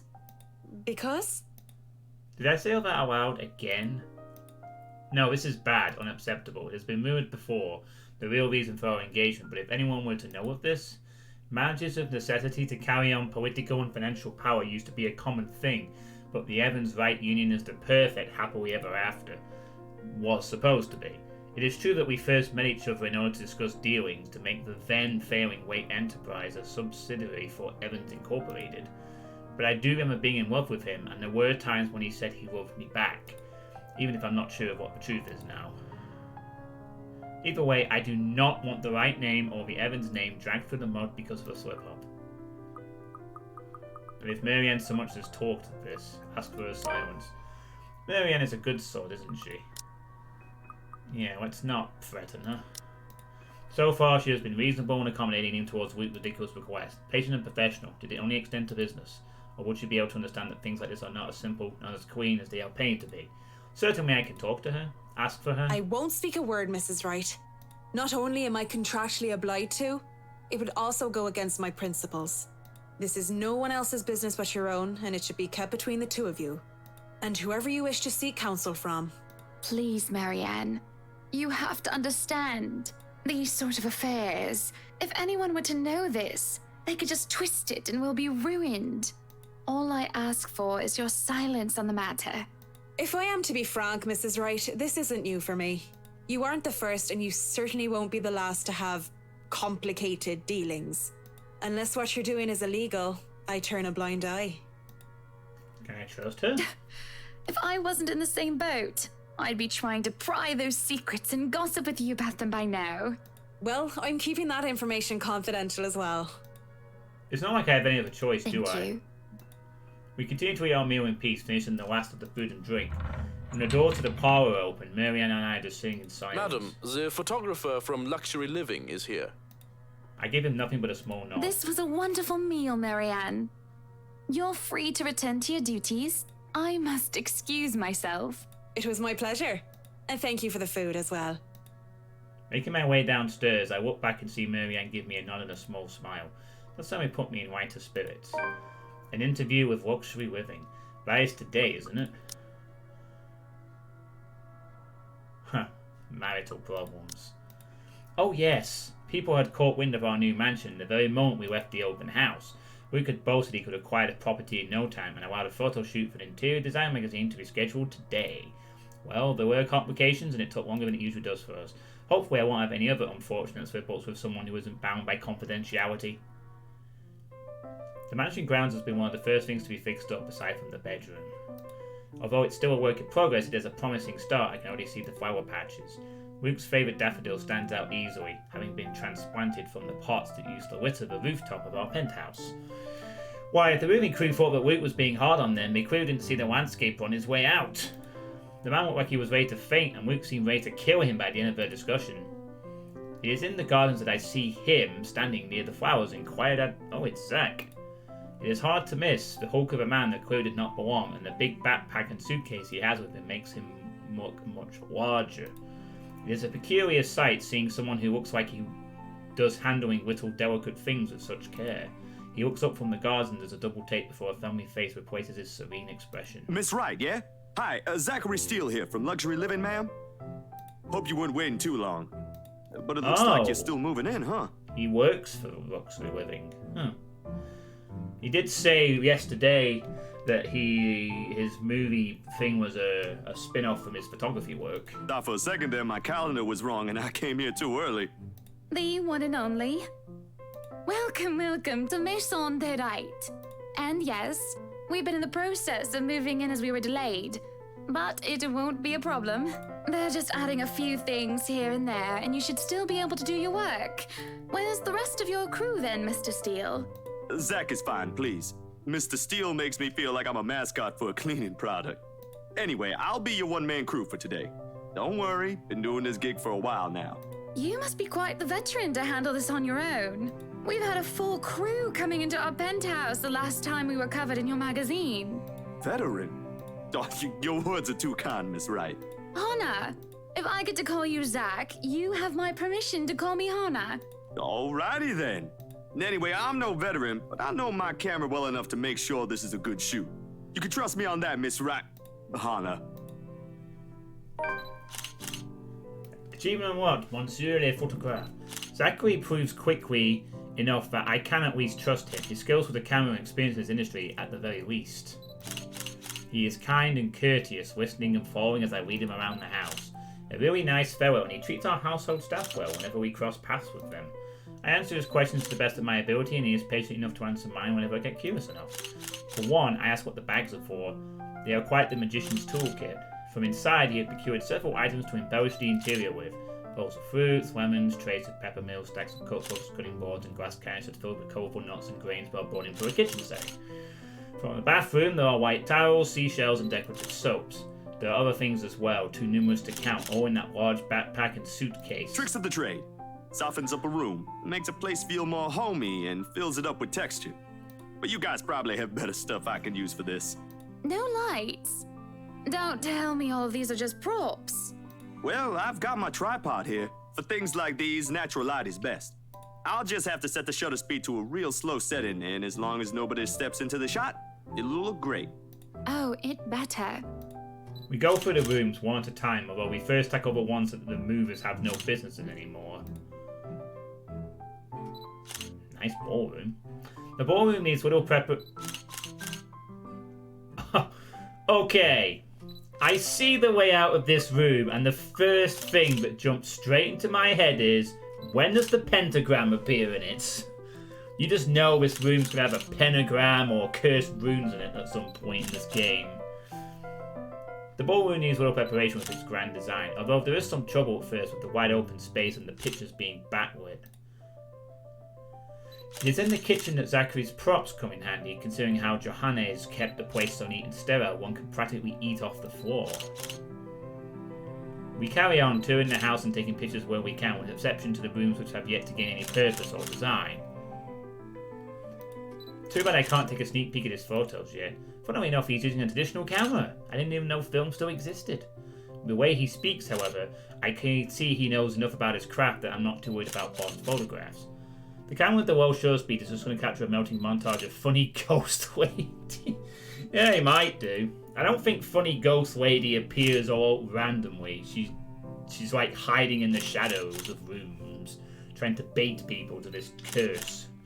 I imagine photography must be cathartic for him, judging by how at ease he looks while taking pictures. There are small snippets of conversation in between the clicking of the camera. He even goes so far as to talk about these terminologies like shutter speeds and aperture science when I ask about the technical aspects. I can't quite see the picture as it is made, much like when I watch artists paint on their canvas, but just watching someone passionately practicing their craft such as this is exciting in its own way. Exciting in its own way. You missed a W. Yeah, that's your first spelling mistake, game. You do 2 more, I'm going to have to give you a lower grade for spelling. Going through the many rooms has been quite the exercise for the both of us. Despite that, he has been so nice, and I find myself putting on my best smile. But it is as we're taking pictures in the foyer that everything comes to a standstill for the moment. Just a moment. And had I not been paying attention, I wouldn't even have noticed. It is merely a split second when Zachary's rhythm is put to a halt. Whoa. What the fuck? His finger doesn't move to... Whoa. What? His finger doesn't move to release the shutter. Yet he also doesn't pull the camera away from his face, his gaze still firmly fixed throughout the food finder. His fans shake and there's a light sheen of sweat on his forehead. Zachary? No response. Zach, is something the matter? Yes, you've got a ghost girl giving you a nice hug. Lowering his camera, he blinks and stares at something behind me before shaking his head. Turning around, though, I see nothing that could have gotten his attention. Oh, are those marks around there? Or is that just part of the thing? Oh no, there's nothing wrong. I just remembered something I saw. Let's get back to the pictures. Oh my god, so Zachary has also seen a glimpse of a ghost. Can you move a bit more to the left, yeah? I struggle to respond this time. There's a sudden weight on my back and an indescribable tightness around my throat. Everything stops, and everything starts again as I might choke out. If you're sure. Ooh, I don't know what just happened. It was probably just a dizzy spell. I'm fine. And he said he's fine. We continue at the same pace as before, though there's an unspoken agreement that we will not talk about what happened. So, is this a full-time job for you then? Nah, I just freelance mostly, for magazines, newspapers, and events. So you can't really call it a full-time job. It's fun and it puts food on the table, but it's not what I really want to do. At least, not all the time. What is it that you want to do then? Maybe I've been out of line sticking my nose into other people's business, but I can't help but ask. I regret doing so as I see his shoulders slump and the easygoing Arias fades away. He looks torn over whether he wants to talk about it or not. Films. Documentaries mostly. But cinematography is a lot more difficult than photography, right? I was working on this thing, actually. What thing? Well, it wasn't really a big thing. People didn't like Blue Fonzie very much. People don't like a film about colors. I suppose they would have liked Blue Bibby a lot more. Very funny. So, Grand Director, do you want to tell me what Blue Fonzie is all about? He hesitates, but when I refuse to budge on the matter, he gives in and spills it all out. Bleu France, les heures pour la plus sombre des noirs britanniques. Dark blue, the darkest hours of the black British. He speaks with passion of one who has gone through the very matter he is concerned with. There is conviction, knowledge, and experience in his speech. Why, would have told him that he is an amazing speaker if only I wasn't so engrossed listening. Prejudice and discrimination in schools and in the workplace. Lesser chances for opportunity and higher chances of being treated like a criminal. He spoke of blacks and of people of color in general still being treated like second-class citizens. All because of the color of their skin. It is all just positively riveting. And sad. It comes to a point where he soon loses steam. He looks abashed, realizing what he has just done. Sorry, I just got so carried away and... It's fine. It is really so fascinating to watch people talk about their passion after all. You should see how your eyes light up when you speak so fiercely. You do have very beautiful eyes. Uh-huh.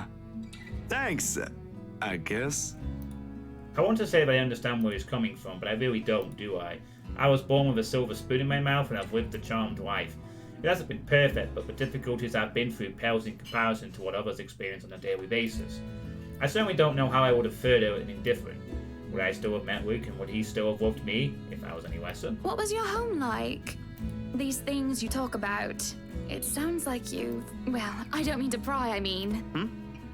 Live with my older sister and my grandparents. We had a shop selling all sorts of things below our flat. And well, I was one of the few non-white, non-British students in class. I didn't get pushed around or anything straight up. Even then, I was one of the biggest kids around, but a pencil and notebook would go missing, you know? Oh, that I knew. Children can be so cruel at times. Of course, it may be a slightly different story when you have personal guards and the stolen item is not a pencil but an expensive heirloom. So what about you? How you liking your new house? It's pretty impressive. Yeah, I like being strangled by the ghost kill in It's nice, I suppose. You suppose? Not big enough? What? No, oh, don't be a bully. It's just that... I understand if you don't want to talk about it. I was a little girl, all dolled up and treated like a fragile porcelain with nursemaids pointing to me hand and foot. All the material possessions anyone could ever want, I could ask for on a whim and it would be handed to me just like that. But I barely saw my parents, just goodbye kisses in the morning before they went off to who knows where they were needed to next. I saw them more often on the telly or in the papers than I ever did in person. I remember my old house. It was a lot like this one. Big walls and big halls, but nobody in it. Not really. It makes you think how alone you are. A pensive mood overcomes us, and there's a moment where neither of us are sure how to go on from there. Things have gone a bit too personal, yet it isn't wholly uncomfortable, like as if we've been friends before. Well, that's normal, ain't it? You just moved here. You'll make home out of it yet. He certainly makes it easy to believe that. My childhood house is indeed a lot like this one, just as large and extravagant, and just as empty. I hope he's right. So, Monsieur le Photographe, you've covered the one and only Ermengarde mansion. Oh, he's missed the room though, hasn't he? What's next on the agenda? The interview? Boring. It's an interior design and housing magazine. And they want to know what Miss Wright has to say about her interior design and house. Honor Wright thinks she bought a magnificent house that she can certainly brag about. Blah, blah. Boring. You know what they should print more of? I watched an interesting documentary the other day. Bleu Foncé, the darkest hours of the Black British. I recommend you watch it. Those are the things that people should know about. What do they care if I use a purple or green bowl of fruit in my kitchen? People, right? Oui. People are shite. What do you think? Do I look good with this angle? I didn't know she was a Slipknot fan. I strike a pose while he's being busy, fucking taken aback for a moment, probably not expecting me to just go around and say such a crass word. But he recovers quickly and after snapping a few shots, he grins. Yeah, vous êtes belle. You want copies of these ones? Yes, please. So, the big boy knows French. You must have wooed a few ladies. Unless you're into gents. Either way, French is, after all, the language of romance. Why? Oh, I don't know about quoting fancy poetry, but I've made lunch for a girl before, and they did like that fancy French cuisine. Can you cook your best? I can cook just about anything as long as I know the recipe. C'est magnifique. It has been too long since I've had a nice and proper chat with a good friend. No, he is certainly not a good friend. And although we just met, Zachary is the sort who could probably befriend anyone. He's just such a comfortable person to be around with. A bit too comfortable. The fellowship went by in a breeze, and somewhere along the way as we talk and laugh, I find myself getting a bit too close without realising. He'll give me this strange look until I back off, and he'll go back to asking questions after I agree to do his little interview, and it's just odd. Well, no, me being friendly isn't that odd, that is how I am. Zachary is the one that's being odd. Why? Anyone else would absolutely welcome the extra attention I give them. He, on the other hand, looks almost flustered about it. He should be used to different personalities by now, having to deal with various people when he works. And if not, he needs to start. Perhaps nobody has shown him attention of this kind, but he's a big boy. He should be able to handle me. Or all it is, was a friendly touch here, a pretty smile there, and gentle swaying of the hips as I move around. Zachary grew more and more red every time he noticed. Am I being as mean as I find enjoyment in seeing him unravel? Perhaps. This went on during the interview and beyond that. There's nothing wrong with what we're doing, right? Zachary and I just having a playful, friendly chat while enjoying the outside view. At least that's how I see it. I'm sorry, but I'm really getting distracted. Could you maybe stop doing that? Stop? I'm not sure if I want to, though. I'll stop if it makes you uncomfortable, sweetie. Oh, I gained some positive points with Zach. Sorry. No, I should be the one apologizing. Why, you're a shy one, aren't you, big guy? It's not that, but... He gestures to the ring on my finger and wets the fact that the mallow hang heavily between us. Being told implicitly that I am too forward is not a common occurrence. I think I'm more stunned at the fact that he pointed it out rather than, well, being rejected. Not that anything is going to happen between us in the first place, it's just going to be some harmless flirting. Right? So, you've never had a girlfriend? No. No boyfriend either. You know, just in case you were gonna ask for that one next. He's trained to be a wizard. And you haven't even had your first kiss? Not a one, ma'am. Do you want to have your first kiss today? I can't help it. I really can't, and I'm going to apologize once later. Surely by the catty smile on my face, it is obvious I'm just pulling his leg. The laugh I failed to contain certainly gives it away, but still wasn't obvious. But still, he lights up in embarrassment, stammering and sputtering objections. You're married, and this will be extremely unprofessional. I never said I would kiss you, silly. Oh, Johans! No, what? No. Don't call your butler. She's Hannah. That would be for the better. I don't think his husband would appreciate it if I made him kiss another man. I do not think he can hear us from here either. But it is hard to think you're not taken, Zachary. Why, whoever becomes your girlfriend will be so lucky to have you. You can cook and take wonderful photographs.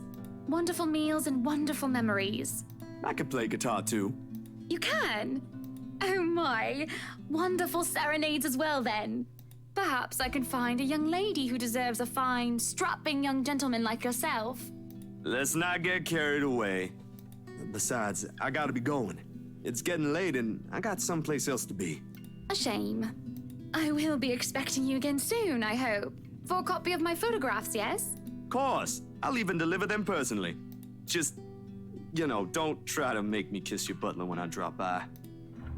As fate would have it, the very moment the words leave his mouth, Johannes comes out of the house. Judging by the slight raise of his brows, he has heard only the tail end of the sentence. There shall be no kissing of any butlers under this roof. Danke. But you are not under a roof, are you, Hansi? To my amusement, he takes a step back, safely placing him within the threshold of the foyer and under the roof of the house. And just as ever, he is quick to return with a sardonic reply. I am now. As I was saying, madam, it's about time for supper. Will I be needing to set an extra place at the table? Oh, what? No, I was just leaving, actually. So, you have a good night, Hannah. And you too, Hansi. It was nice to meet you, Zach, honey. You have a safe trip. He nods and the grin on his face as we say goodbyes is the sweetest I have ever seen. I linger, looking out for him, with his relatively tiny bicycle, backpack safely secured in the basket by the front and suitcase hooked to the back. Number one, Hansi boy. I watched as he went down the path back to Ansland Village until he's nothing more than a blip in the horizon. I cannot help the small smile on my face as I go inside for supper. Wow. She totally just flirted with him for several hours. Hannah met Zachary Steelaway, freelance photographer from Luxury Living, an interior design magazine. Zachary was tasked to interview Hannah and to take pictures of the mansion and its new owners. What should have been a professional meeting ended up being friendly and perhaps too personal. Then he returns the photos and they're all photobombed. We don't actually get a Rose perspective, so I guess she just dies. Wow, look at all these little lights dimming through the moonlight. Entering the dining hall caused me so much confusion. It is dark. For a moment I thought the electric work is not up to par, but that clearly is not the case as every other room is bright with artificial light. Finding the light switch is a monumental task considering the size and my unfamiliarity with the room. To make matters worse, the darkness grants the room a different atmosphere, eerie and frightening. It takes longer than I thought to find the switch, something that will have to be rectified later on. My skin starts to prickle and there is a distinct feeling of being watched. It unsettles me and only spurs me on in my search. Oh, John, if you haven't seen this yet, you should look at what Ace Attorney was like on the original Japanese Game Boy Advance releases. It's hilarious. Maybe I could do that sometime. I might one day get around to playing one of the Ace Attorney games. That's the other sort of main visual novel series that was recommended to me when I kind of got interested in the occasional visual novel with Danganronpa. Danganronpa and Doki Doki Literature Club being my first experiences. You know, excellent stories. And when I do open the lights, there was a hiss. I'll turn the lights down, woman. There at the end of the hall is my beloved husband with his face in one hand and a glass in the other. They've been re-released. Yeah, I think they did it as part of the thing for the new game, which is actually on the PC. So that's nice, I guess, for people who want to play on the PC instead of the Switch. I was actually thinking of getting a Switch for Christmas, but I've decided not to bother because it's just so expensive to get the games. You know, like paying £50 for 40 quid plus for each game for something I probably won't use too much anyway. I mean, it's just too much expense. And I have a PC, so I decided, although it would be nice as a Christmas present, I could be doing without a Switch. Might need a handheld though. Just something I can do when I'm waiting for work or something. But the GBA version was Japan inclusive, while the Nintendo DS port was localized to other countries for some bizarre reason. The GBA had a very long lifespan in Japan. I mean, what the hell? When Mother 3 came out, Nintendo DS was already out, but Mother 3 still made a GBA game. GBA is a good console. I used to have one. I used to have the GBA and the SP version. Was it the much? I used to love the GBA actually. You know, that was cool. I might consider getting a handheld console perhaps. Maybe a 3DS. But I'm not sure exactly what games I'd want to play on that. You know, something handheld. I mean, my mobile phone gaming is rubbish. I need it to be like a proper sort of handheld console.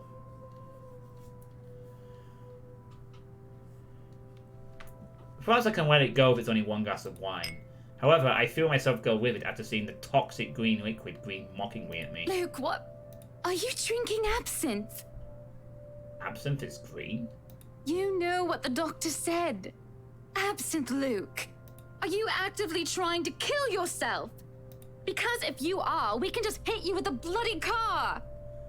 Alright, I've never actually drunk or really seen absinthe, to be fair. Honeybee, Buttercup, not too loud, please. Besides, it's Lelouch, not too strong. Just hair of the dog that bit me. Helps with the hangover, dearest. You drank? When? This morning, love. Don't be mad. I just needed a few drinks, having to deal with those simpletons. And maybe I had one too much. You don't see me whinging about you leaving me to handle them on my own.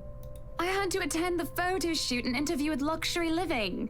You know that. Let's not make this about me, Luke. This is about you and your drinking problem and... Oh, I don't know, Hana, darling.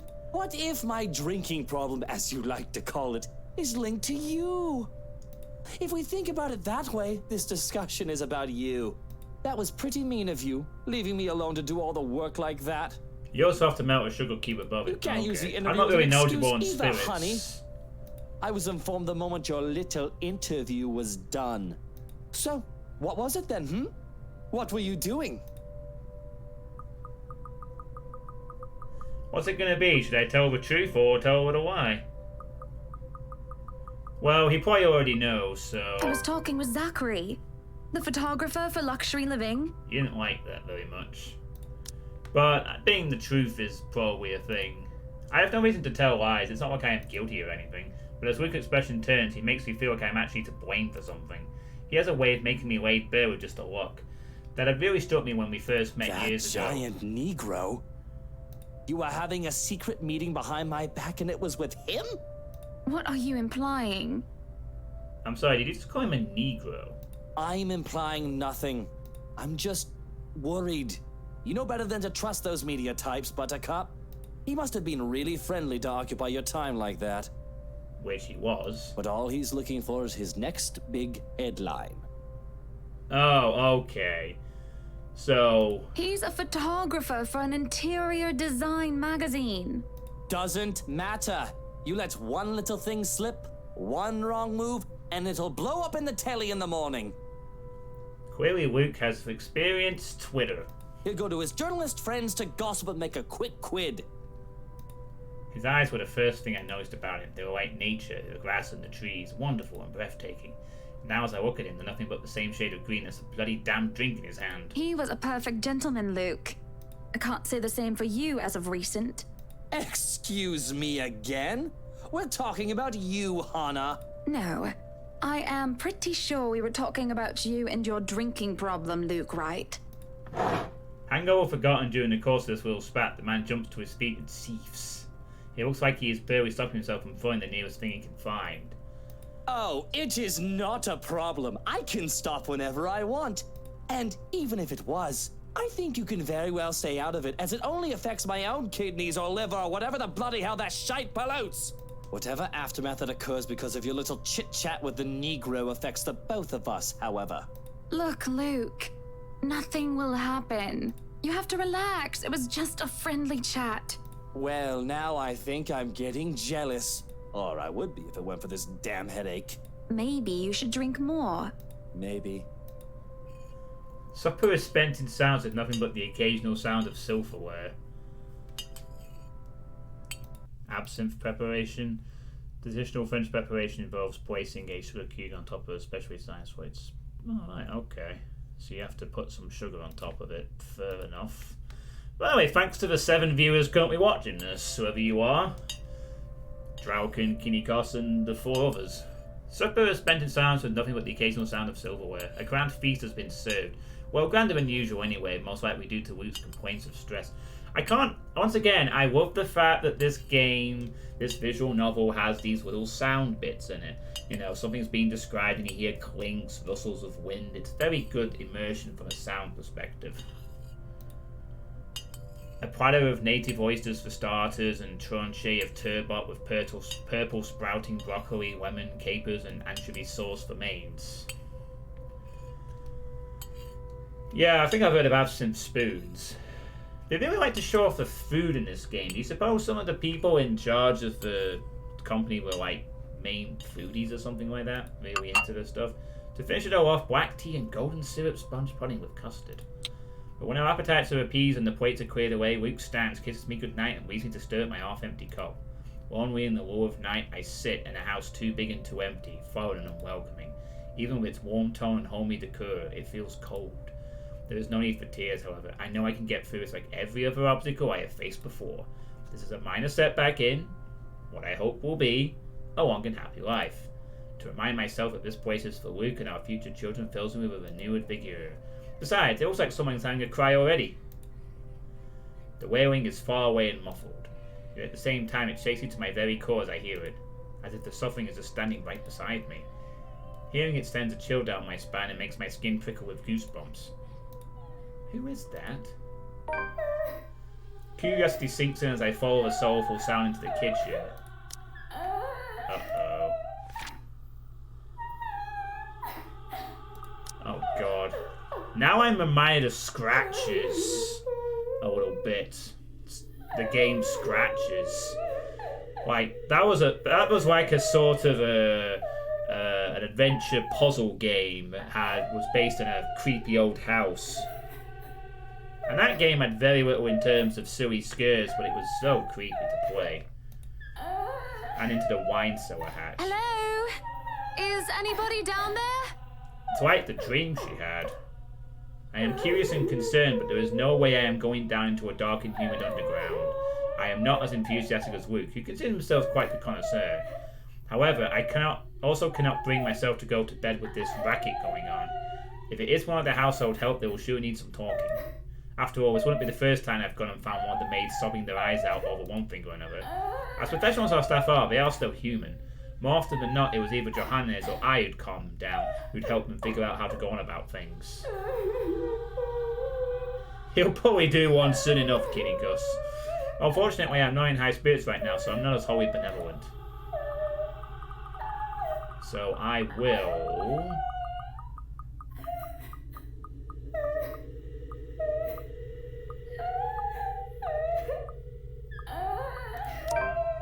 I may not be going down, but there's no point in talking through closed doors.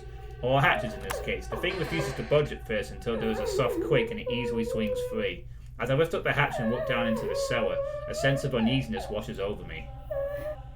It isn't just the sudden onset of vertigo and nausea, but also the darkness.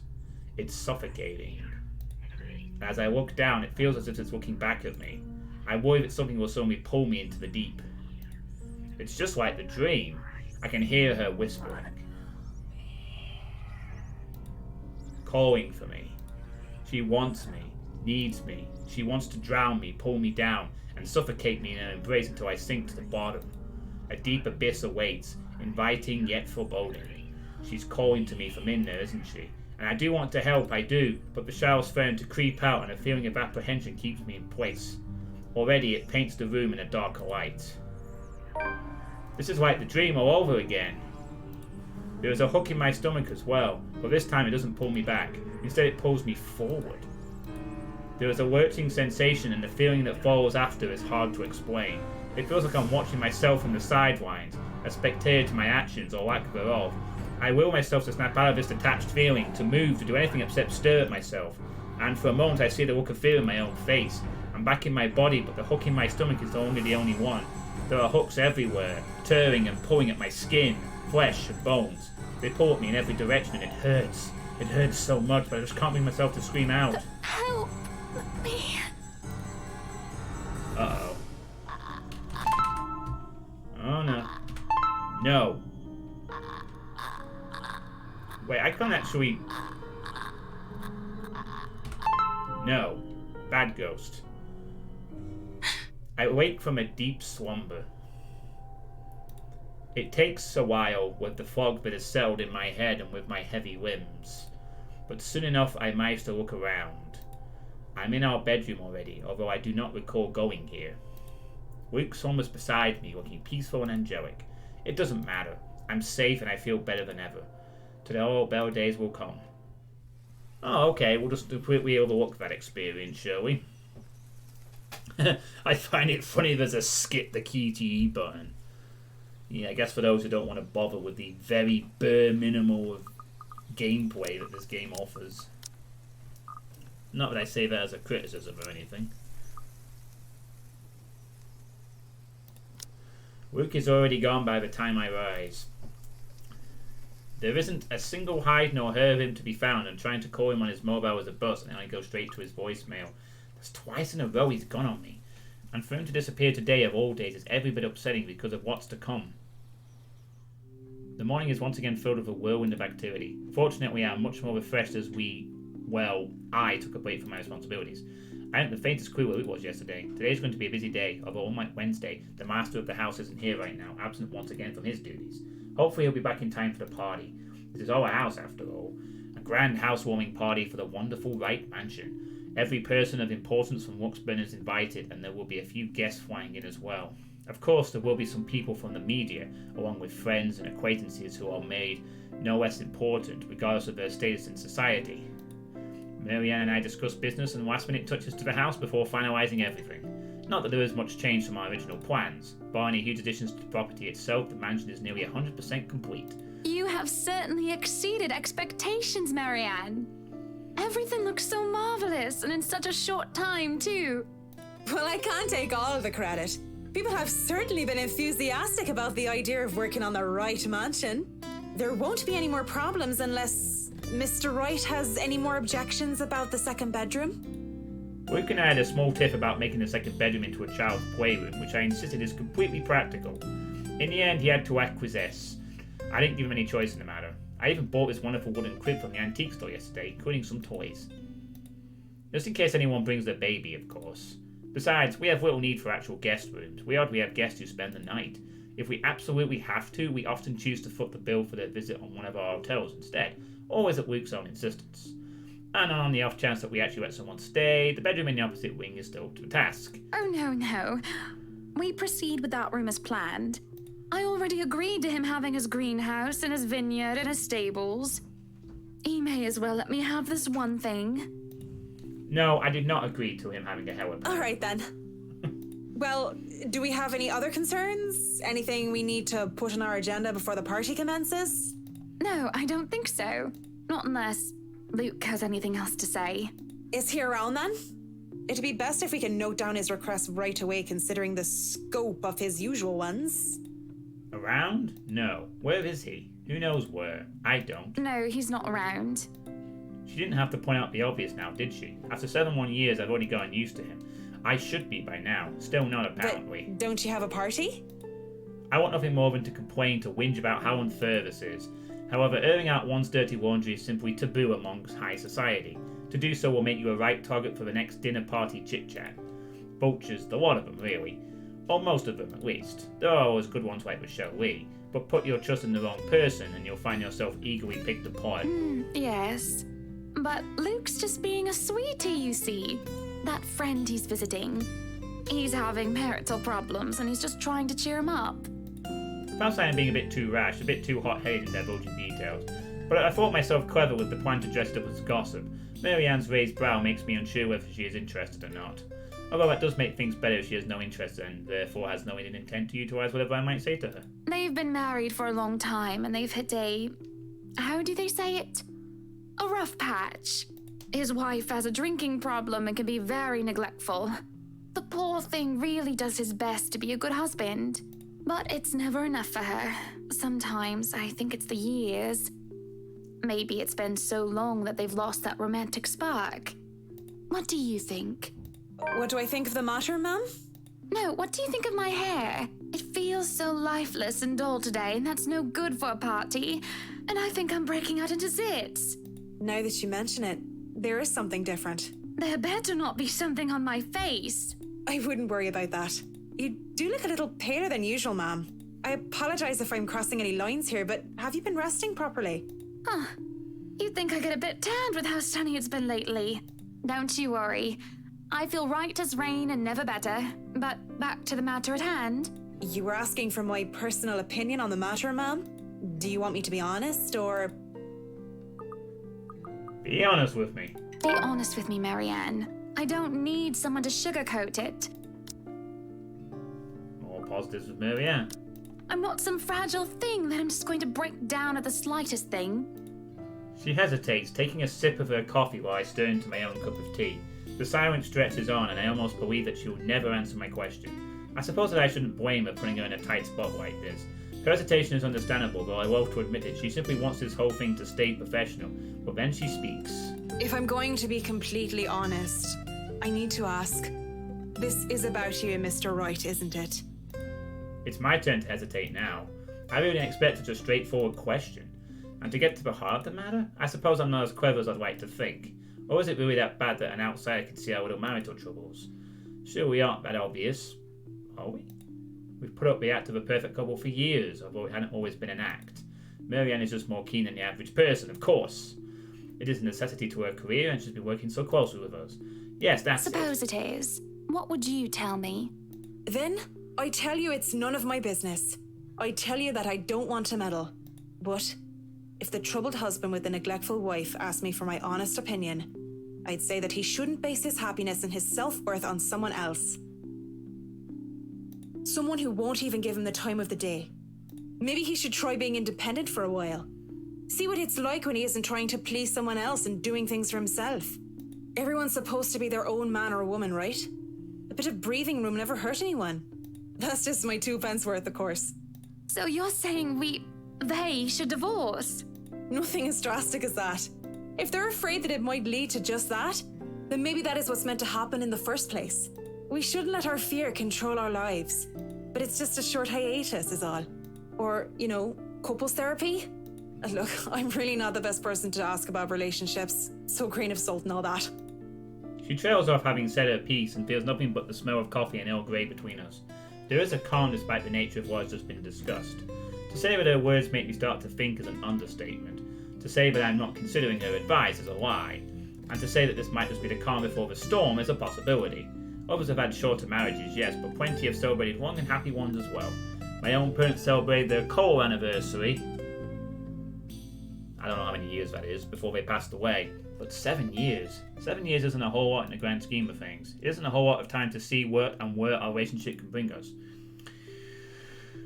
At the same time, 7 years, well, it hasn't been entirely made up of unhappy years, has it? It won't last forever. It's not supposed to, anyway. I just dread the thought that it might last for a very long time. I dread the thought that these small spats, these little disagreements, will turn into an all-out resentment. The idea that we will grow to hate each other with every fibre of our being scares me. I can't even pinpoint the exact moment where our blissful union turned sour. When did he start to seek other women, lacking any ulterior motives? When did we start to cooperate only to suit our materialistic greed and attention-seeking ways? Money and success, fame and glamour, are those the only reasons we stay together? There is a cough before Marianne clears her throat. I must have been quiet for so long, and I move to apologise when she stands up. We both end up on our feet, unsure on how to proceed. Some sort of odd, awkward shuffle occurs as we decide whether to sit back down or not. I really should handle what's left of the work. Oh my god! Senior suit hype! Senior suit hype? Hey, Scatman, how you doing? You won't be attending the party? Oh, you really must, Marianne. I'll try to stay in chat. Maybe grab a few bites and a drink, but I can't be around for the entirety of the event. My apologies. Busy, busy, busy. You must stay a while. I'd love for you to meet some of my friends, and they're ever so excited to meet you. You need to say hello to the Lees, at least. If it wasn't for them, I'd never even heard of you. We'll see. So, if I can be excused? Certainly. You'll have to excuse me as well. I must attend to the party before any early birds arrive. Because, believe me, they will throw a fuss if things aren't ready, even when they're not supposed to be here until an hour later. The scene outside the parlour is a great organised mess. Alright, so all that happened on 26th. This is 2 days later on the 28th. Harry and Marianne were seen discussing the mansion's finishing touches before the housewarming party. On a whim, Hannah asked for Marianne's opinion about a certain couple having marital problems. It leaves the four with something to think about after the latter excused herself from attending the party. And there's that letter again. It's just always going to be there, isn't it? I guess.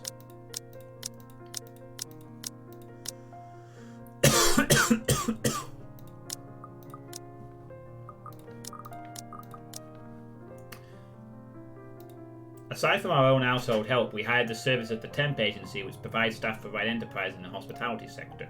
Even our very skilled staff cannot undertake a party of this size on their own. Waiters, busboys, hostesses, and the staff captains move about in droves, carrying crockery and serveware good for several dozen people and then some. Chefs and bartenders tail after Johannes, looking like scared little children, as he escorts them through the kitchen into the wine cellar.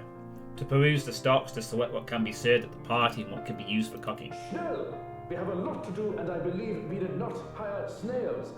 Snails are for the dishes.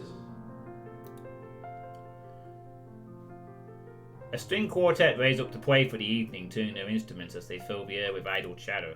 For decor were thousands, little vases, rafts, wreaths and baskets, while pels are scattered along the driveway up front. An ice sculpture of a reindeer is brought in carefully by a pair. Nice. It is followed by a simple cake, just a 5-tier white chiffon one with white chocolate mousse, fresh berries, and a light dusting of edible gold leaf. How'd you find it, Kitty Koss? I'd like to play Earthbound someday as well. I remember finding it quite a charming RPG game a few years ago, but I just never continued playing it after that point for some reason. I think it's the first time I'd ever finished a game with both Ninten and Anna at level 38, so my 3 side powers available. But despite the fact that I told Marianne how I intend to all this, I found myself unable to focus or care for any of it. I still have our discussion running in my mind, and looking at all of this, I only see Luke everywhere. These are all the grand things that Luke wanted to have for the party. I had wanted a small, elegant and simple gathering, with only a select few invited, mainly the people who I would actually trust to enter my home. I did not want any bloody politicians or paparazzi in here, no matter how used I am to catering. At least be here for your party. Damn it, Luke.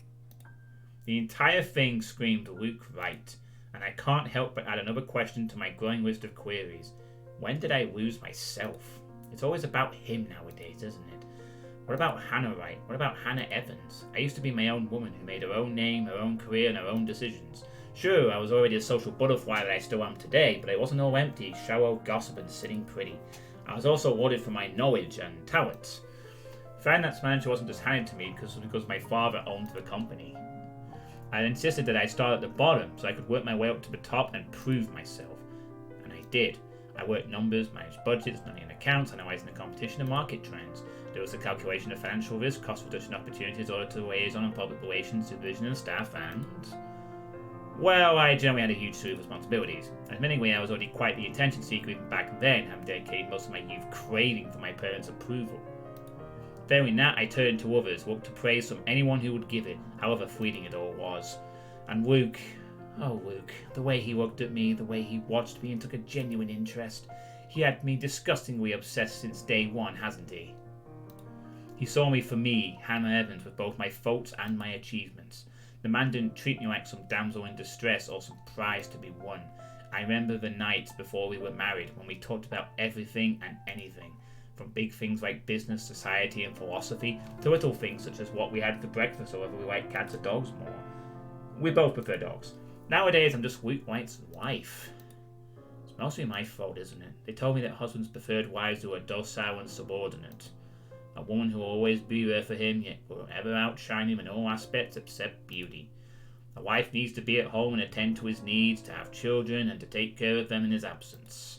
They said I have no business working anymore after I was married.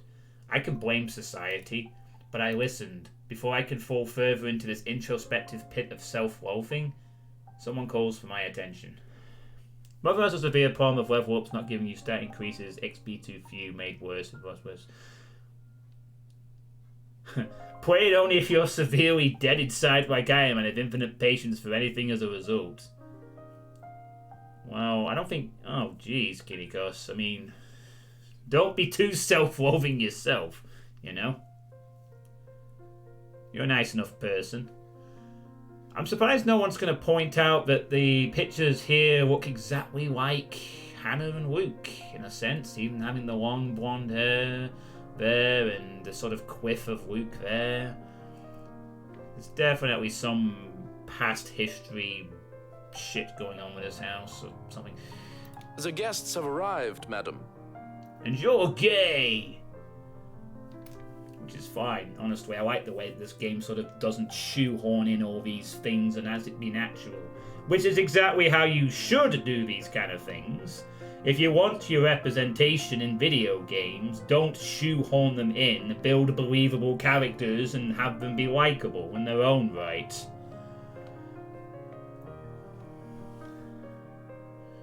And Luke? Running a bit late, I'm afraid. Anyone else would have gave the fuck up. You see my Urban Assault streams, you know how I am when it comes to tedious grind gameplay. Late for his own party. That man, I swear. He's probably looking to make a dramatic entrance, knowing him. It feels like games in the last few years have gone a lot better at that kind of thing. I guess. At least in at least in the indie sector, anyway. Open the doors, then. We mustn't hurry. Cars line up the driveway, peppering the front of the mansion with vehicles of every kind. Grand Tourers, supercars, even the odd high-end muscle car or two. Convertibles, grand saloons, and other luxury cars can be seen being parked by valets. A handful of cabs drive off, possibly for those who thought it's too troublesome to bring their own cars.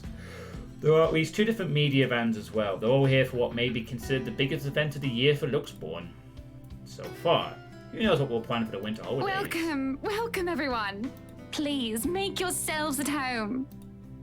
Some of the guests idle, enjoying the warm if not strange sunshine we are experiencing before gloomy skies inevitably return. They greet acquaintances and friends with warm smiles. Others less so. From where I stand, I can see the hierarchy of power, the ties that bind these individuals here, whether through convenience or necessity. You're still waiting for a random indie developer to make an actual FPS RTS hybrid. I imagine that would be quite a hard game to make. But I'm sure someone would work on it. However, there are also few who are not here to further cement their current place in higher society, such as that young man with his oriental hair, ignorant of the looks he receives from women and men alike. Be careful with Shirley, alright? Man from the Orient? Or that rose-haired woman talking on her phone while she looks unsure of why she's here exactly? Yes, I'm at the party already, Mom. Yes, I'll say hi to her if I can. I see Zachary, the photographer, as well. He talks to a few of the other media crew with an air of familiarity. I was just here a few days ago, yeah. And the inside is huge, but the staff are pretty helpful if you get lost. I had invited Father Norman too. It's the least I could do after he blessed the mansion on my request, aside from my small donation to the church, of course. You'll make it over urban as so. You really like that game, don't you? But the poor man had taken ill and went through a nervous breakdown of some sort the other day. And then there are people like the Chief Inspector, people who I can never be too sure about. People who stand on the border between being suspicious and being trustworthy. Thank you for the invite, Anna. Husband still missing, I see? I should be saying the same of your darling Rochelle, Lee. The doctors again? You like and hate it, like with Shogo. She told me she'll just be in the gardens. Bet she's lying and that she's somewhere around mingling, gossiping with the other ladies. It's no offense, but that seems to be all you ladies do at these parties. And aren't you gossiping right now? Yes, well, what about Luke? Should we file a missing persons report now, or do you want to wait 24 hours? He's around. You know, I can tell if someone's bluffing. Don't tell me, let me guess. He's finally drunken himself to death and not wanting a scandal, you've hidden his body. I was wanting to give this housewarming gift to him personally, too. It's a plate that holds a wine glass so he can stop killing himself with liquid lunches. Looks like it's too late for that. Nothing like that. Besides, this is a hardly polite conversation. Oh, relax. I'm just trying to be cheeky to lighten the mood. It's not like I want Luke dead. The man doesn't serve dodgy plonk like the others when I visit, and he pays his respects well enough. I could use a glass of wine or 3, actually. Rochelle's been in a horrid mood. Threw her stilettos at me the other day and almost took an eye out. Not sure if this is how it usually goes, but I blame the pregnancy. I wouldn't know, would I? Still no plans for a baby? Well, I guess that's for the best. If it's this bad now, I can't even imagine how bad it'll be when that little baby bump becomes huge. Am I mentioning how I don't trust him no matter how hard I try to do so? At least he bought a gift, I suppose. Why don't you just go inside and have some wine, Lee? Think I will, thanks. Greetings such as these carry on as the guests continue to trickle in. Whether we have short conversations or merely shake hands and nod head, I make sure to attend and welcome each of them. As the first hour passes by, the rest of the stragglers and I adjourn to the ballroom. Any latecomers will have the attention of the porter instead. I have other duties to attend to now. Hosting parties is always the same old song and dance, no matter how big or small it is.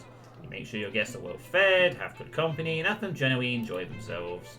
So when my opening remarks are done, when the band has started to play and the guests have started eating, I find myself wandering around aimlessly unless I am pulled aside. It sounds like a Deus Ex character.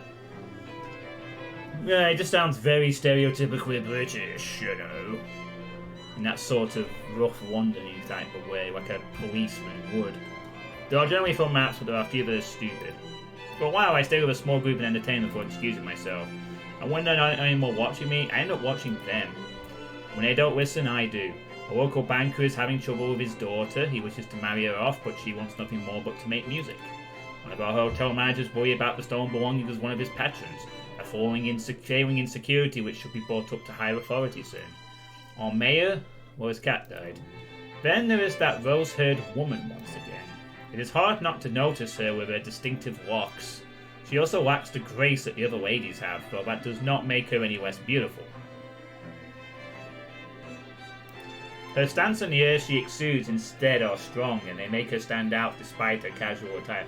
I wonder why she and Zach, and why she's here, why Ash is here, and where's Isabella? Many men have already given her their attention, though each invitation to dance has been turned down. I approach intrigued, although it is no great mystery what occupies her own attention, with the glances she keeps standing towards the boy with the oriental hair. She remains unaware, though, even as I stand beside her, pretending that I am there for a drink. You would catch his eye a lot better if you wore nicer clothes, don't you think? Didn't realize the housewarming was going to be this fancy. I would have gone with a nice dress if I knew. Oh, you're fine, dearie. It's only really Parvenu, those who climb, that come to these parties all dolled up. Quite the black-haired beauty, isn't he? The boy comes over, but I do nothing to speak any softer. He merely passes by, and it is a wonder he doesn't hear what I say. Who, Ash? You know, you really shouldn't have turned down those offers. If I wasn't married, I'd happily go dancing with those young men. But you said a name. Ash. That's the exquisite lad you've been looking at all this time. I don't know him, and I'm the one hosting this party. That must mean you know each other. Is he your boyfriend then? Because that would explain those rejections. In all my life, I have never seen her face grow red so fast. The shade of her hair did not help as well. This is the most pink I've seen on a person, really. What? No, that's ridiculous. He isn't my boyfriend. Such a violent reaction. A simple no would have sufficed. Many here would be happy to hear it. And I haven't been looking at him. That's right. You've been staring. Quite heatedly, in fact. Although I'm not sure if you look like you want to kiss him or kill him. It's more the latter, currently. Just don't go murdering him on my property. I don't want to walk into a room and suddenly find a body there. I waver as I feel the burning of someone's stirs. It is chilling in the way I'm used to enduring the gaze of others. This one makes the hairs on the back of my neck stand up. Oh, hi. Who invited the creepy girl? My attention is pulled from the girl and I see a woman stirring. I want that drink. Dark-haired and dirty, she looks more like a beggar than a guest, and I have half the mind to call the security at her when her mouth breaks out into a grin. All I hear is her laughing.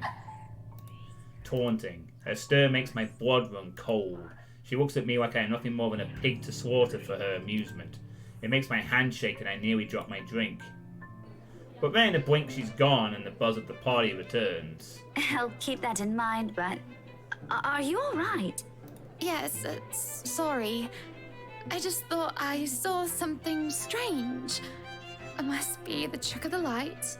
Anyway, on a right, as you must already know. Rebecca Gales. Gales. The name is familiar like a fond memory. I recall a kind lady, a private tutor who treated me like her own daughter when I was young. She'd even bring me food when there was no need to do so. Usually stovies, which I honestly hadn't been too keen about, but I ate them nonetheless because she bought them for me. Oh, the professor! And your little Becky! My parents couldn't make it since they're in Scotland right now. And Mom says hi, by the way. But yeah, that's me. Little Becky. We met once before. Yes, oh, I remember you! You were the cutest little thing with glasses! And when we met, you were having boy troubles with this lad called something with an A. What was it again? Aaron, Alan, Adele, Albert, Alexander, Andrew? The more I list off names, the more red and more quiet Becky gets.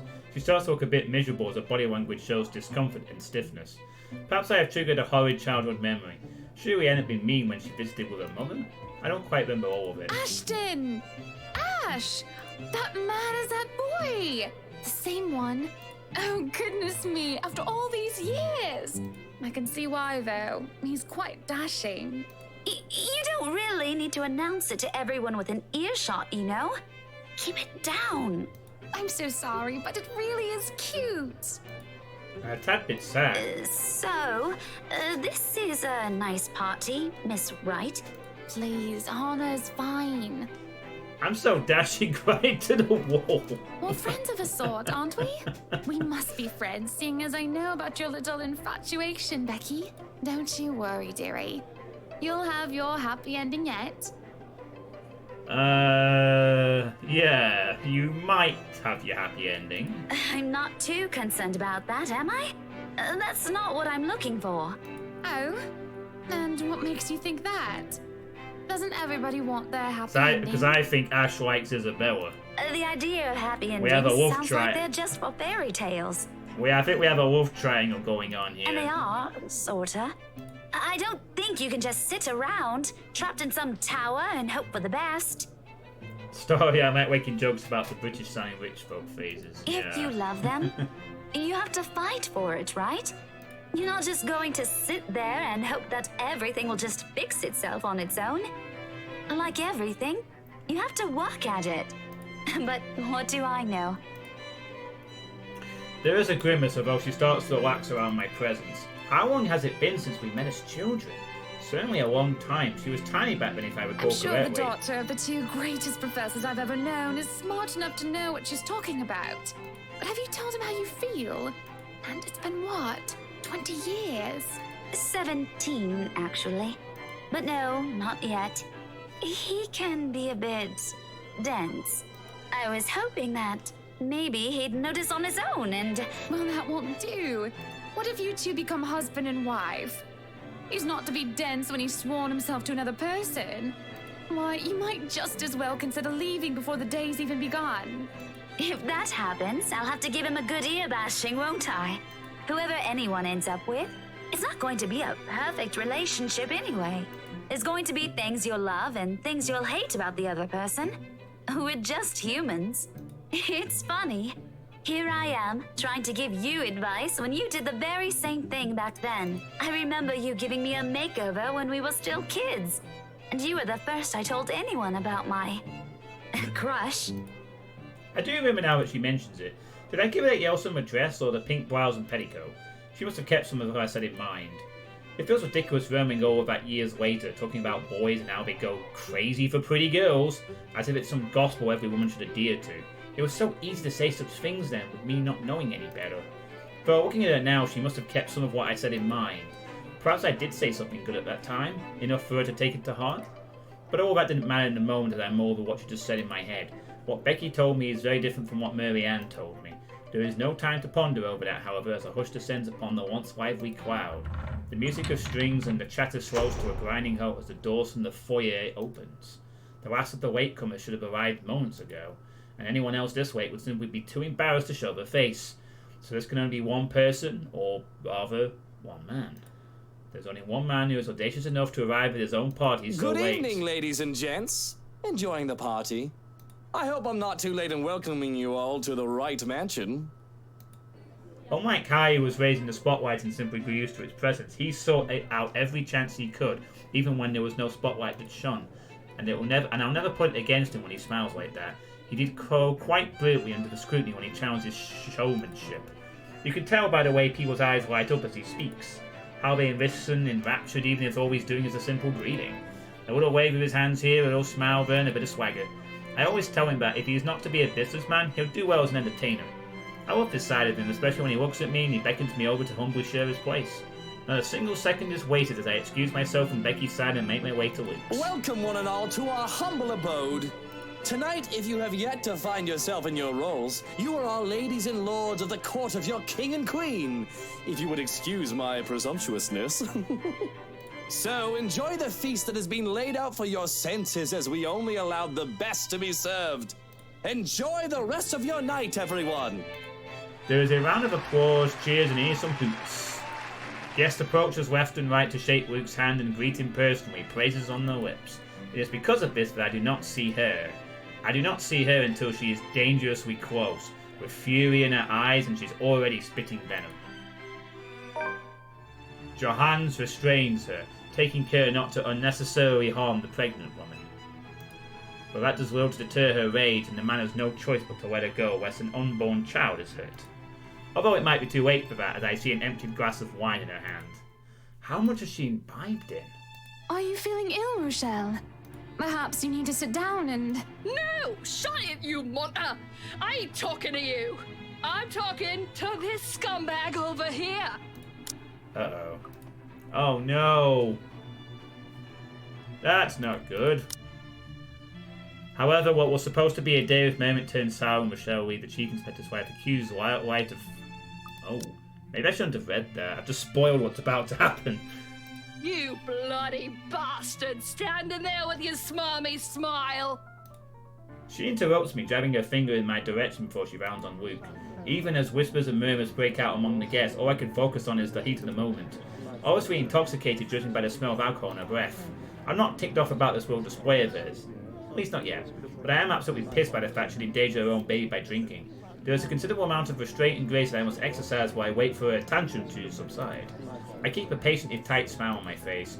Rook's expression on the other hand is indecipherable. Watch your tongue! You're on thin ice, Rochelle. Where's your husband? Who even invited you? I did. And I told you with great emphasis not to. Now we have a drunk, hormonal, pregnant woman causing a stir. What is even going on? I don't think so, Guinea Gus. I'm just about to ask that exact same thing. I don't know. But Rochelle, do calm down before you hurt yourself. I can't understand a word you're saying. Where is that husband of yours? Lee! Collect your wife right now! Don't you fucking talk like I'm not here and you're not responsible, you ass! You told me that I should wait for you in the gardens. Excuse me. What is this nonsense you're going on about? Crazy talk. That's all it is. Just completely and utterly mad. Has anyone seen the Chief Inspector? I am pregnant with your little bastard. You promised me you'll take responsibility. God damn it, Luke. I finally got you to talk to me after months of silence, and you do this to me. What? What do you mean you're pregnant with? Luke, is this true? Lies and slander, woman! Security! Johans, take her out of here before she makes an even bigger fool of herself! No, you do not do this to me. I was so ready to leave my stupid oaf of a husband. I told you to leave that damn wife of yours. Look at her. Does she look like she wants a baby? Does she look like she could take care of a baby? It is now that Johannes returns with security, along with a concerned-looking Officer Lee. They surround her and move to escort the hysterical woman. Judging by his pale face, he has heard the whole thing, and I feel nothing but pity for the man. Not that I believe Rochelle. He will never go so far as to sweet another woman, right? I'm so sorry for her behavior. She's been under a lot of stress. And the alcohol. Talking nonsense, that's all it is. You're not allowed to drink because of the baby, Shelley. What are you thinking? Nothing to see here, people. Move along. Is there really nothing here but the ramblings of a drunk? Of course there's nothing but ramblings of a drunk. She's just jealous. Jealous of this wonderful marriage, this happily ever after that I have with my prince. Take that troll up out of here immediately! And see to it that she isn't allowed here or anywhere we hold any authority in Luxbourne. To be banned from anything with the right name on it is basically social suicide. We practically own half of Luxbourne, and there isn't a single establishment of repute that isn't under our patronage one way or another. This is mercy. I can do much worse to her. At least this way she can just move out of the city and never ever return. I have stayed my hand in the face of her grievous fault, her bold-faced lies when she deserves so much more. I can take away her business, have her factory shut down. It is too easy to ruin her life until she is just nothing. And it is all so tempting. I can only see red. The tension is thick in the air, and the silence that embraces the room is nearly deafening. There are worried and almost fearful glances from some of the guests, yet at the same time I can still hear them whispering. But as long as they hold their tongues and don't interfere, none of those matter to me. Especially when my darling looks at me with a different shine in his eyes. It almost seems that he's proud of what I have done, and that spurs me on more than anything. Everyone, please go back to enjoying the party. Don't let that mess of a woman ruin your night. You heard her! Strike up the band, maestro, and let us dance like fireflies in the night! It takes a bit for the crowd to stir again to the face of all that, but like most problems of the elite, it is brushed under the rug and forgotten in favour of merriment. He offers his hand to me with a small smirk and a bow. Well, that was a mess, wasn't it? And you handled it magnificently. It happens. We are very important people, are we not? Milady, would you like to dance? With pleasure, my prince.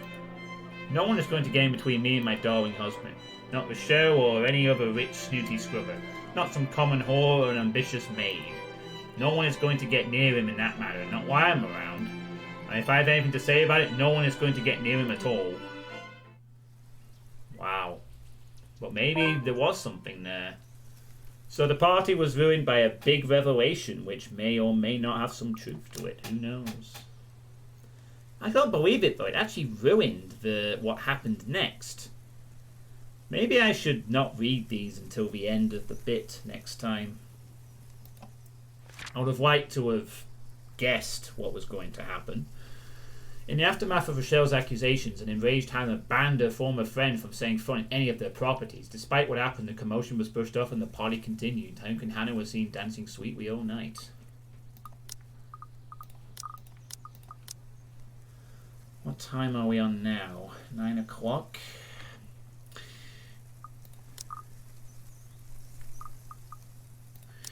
Alright. It has been... do I keep going for a bit longer? Nah, I think I'll keep going actually for a little bit. I don't want to stop just yet. I was thinking of stopping and playing poker, but I can do that in a little bit. I feel obliged to proceed for at least a little time. The day after proved to be a difficult task. My darling prince is a man of many connections, a man of the people. So she goes from doubting herself and possibly being convinced to walk away. Now she's like really faithful to him because of the social thing. Like, you know. And we have a creepy ghost girl that just shows up and randomly taunts people. And no one wants to acknowledge it except Isabella, who may or may not be alive anymore. Oh, this game has done a good job of putting a mystery right there. 24th in the office, and then her 3 friends show up, but not Isabella. I suspect she's probably alive, but perhaps in a really fucked up state of mind after encountering the ghost. He's always talking to one person or another, and I'm always left alone, unable to stay at his side at all times. It is frustrating, but I have to be understanding. Besides, I don't see why he can't just stay at home. The least I could do is make sure I have his time while he's here, which in and of itself isn't as easy as it sounds. Not with that bloody valet of his tailing him around. Johans! Where's my tie? I can't find it anywhere. Have you looked around your neck? It should be there if it's not on your clothes horse, sir. It isn't often when I'm awake this early, or at least early enough to find my darling preparing for the day with his valet attending to him. It is an old-fashioned way to go about the morning. He's able to dress himself after all, but he says that it really makes the day easier for him to have someone else do this tedious task, albeit with a grimace. But if that manservant of his dislikes his duties so much, I'll gladly do it in his stead. I've got it, my prince. Come here. Well, someone's up and at them especially early this morning, huh? Here I thought you'd be knackered by all the dancing we did last night at the party. And after that... well... A saucy little wink and a smile is what he offers me as I draw close to fix his tie, and when the valet reaches out with his perfume, I quickly take it and shoo him aside. This close, his scent fills me with the smell of white flowers, cocoa, cardamom, and almonds. It is intoxicating, and the sight of the two of us in the vanity minute is picturesque and perfect. Can I help it if I feel a bit resentful if another person gets to do this for Luke every morning when I could have done it myself? No, I can't. You're dismissed, Shroken. I have this. Go on then. You'll be summoned if you're needed. There is a curious look, furrowed brows, before any sign that he cares is wiped from his expression.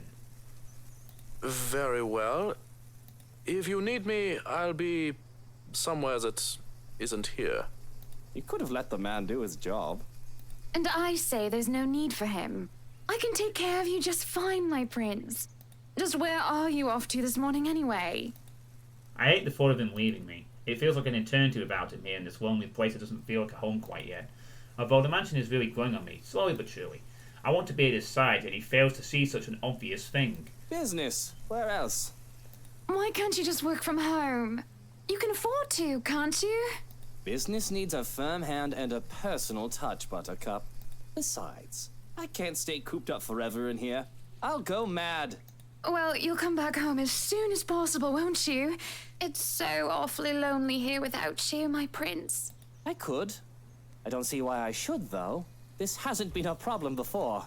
You know I'll come home when I come home. Just get home as soon as you can. For me, won't you? No promises. It's business after all. I can't just stand up in the middle of the meeting and tell them the wife wants me home. Then forget those peasants. He stomps and stirs, looking perturbed for a moment before shaking his head. Is he feeling ill? That's more reason for him to stay here with me, isn't it? I'm just being a good wife, worrying about my husband and all. Be good, dear. And stay safe. There's been all sorts of dodgy characters seen about the property. I'll be leaving Johans with you, just in case you need anything, and to be on the safe side, okay? Dodgy characters. But I don't need a valet. I need you here with me. She's suddenly become very clingy. I'll be closing a big deal with a pharmaceutical company soon, if things go according to plan. Okay. Maybe, after that, I can take a breather for a bit. No maybes. You have to promise me. I only need him. I'm going to be late, Hannah. The longer this takes, the later I'll get home. Fine. Shall I see you out? If that's what you want. At the front door, his valet waits, ready to accompany him for the rest of the day when he's told to stay and attend to me. I still don't like it. It looks like he doesn't either. But I ignore him in favour of the one who really matters. I hold Ruth's hands in mine and give him a deep kiss. It makes my heart flutter as I see the way his eyes close during our moment of passion. Parting for her, I can only smile. Have a good day, my prince. Right. Off I go. I still don't want him to leave. He should just stay. Forever. If you could let go of my hand, please, Hannah. It's just so hard to let go when I finally have him in my grasp. To watch him enter his car and leave pains me so. It leaves behind an aching, gaping hole like a hunger and a need. I'm not content until he returns. If it fits you, breakfast is ready in the parlor, madam. If anything, I'll be in a foul mood until he returns. Leave and go practice your bloody sodomy elsewhere. Peculiar. When I turn around to hasten him to leave, he's already gone. And that suits me just fine. I want to be alone without anyone bothering me. I want to be alone with myself and my thoughts with only these holes as company. These damned holes which will hold our memories, just he and I. There is no one else I need but my prince, not some cheeky servant who's just living it up because he's Luke's right-hand man. Rubbish like him deserves nothing. He deserves to be thrown and locked in the attic. Without realizing it, my feet have brought me in here. This empty, lifeless room disgusts me. The longer I stirred it, the harder it gets to breathe, as if the walls are moving in on me. Yet at the same time it pulls me in. I hear a whispering, and curiosity gets the better of me as I look under the bed. There on the far corner, a loose floorboard. The wood, despite having swelled and warped over the years, is strangely familiar, comforting in its feel. Though it's not merely what my hand searches for as I reach for it. It takes quite an effort, but soon I am able to lift it. And inside, underneath the dust and cobwebs, lies a pendant, warm and familiar. And I swear, if I just close my eyes, I can feel it beating in my palm. I feel a thrill, though I also feel like a thief for taking this. But it's mine. So without delay, I hide in our room. In front of the vanity, I see the ways my eyes shine as I remove the clasp of my old necklace and put on this new one. It fits a lot better than the old one. Right where it belongs. Achievement just... oh boy. Is she getting possessed here or something? I can feel it as it weighs on my chest. Right where it belongs. Okay, yeah, she's going full possessed. And she pulls off a face that won't look out of place in a tuhu. Hence her change of demeanor. Silly face. Oh boy. Well, that was a turn for the books, wasn't it? Hannah was being extra clingy to her husband and grew easily irritated whenever someone would go near him, including their butler. While wandering the mansion, she found an old locket hidden under the attic's bed. Ecstatic over a rare find, she immediately wore it, replacing the Evans heirloom she had always kept. Oh boy.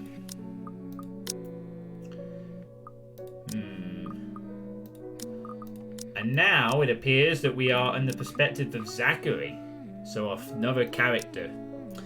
And at this point, since we have switched characters, I think I will take this opportunity to stop playing this game. For the time being, at least.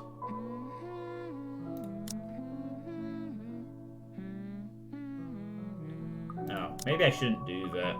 I've already gained enough spoilers from the text. So yeah, looks like Isabella might be dead. Hannah's become possessed by a pendant and something. I'm telling you, this is all going to come back to some ancient family thing. It's all because you can see the lookalikes between her and Luke in the pictures. There's going to be some historical connection. Maybe they're like the secret relatives of the original families or some shit like that. A daughter abandoned. A relative who committed suicide. It's going to be something fucked up, that's for sure. Just curious, what are the extras here? Music room, art book, trailer, 8% of achievements. Alright, okay. So...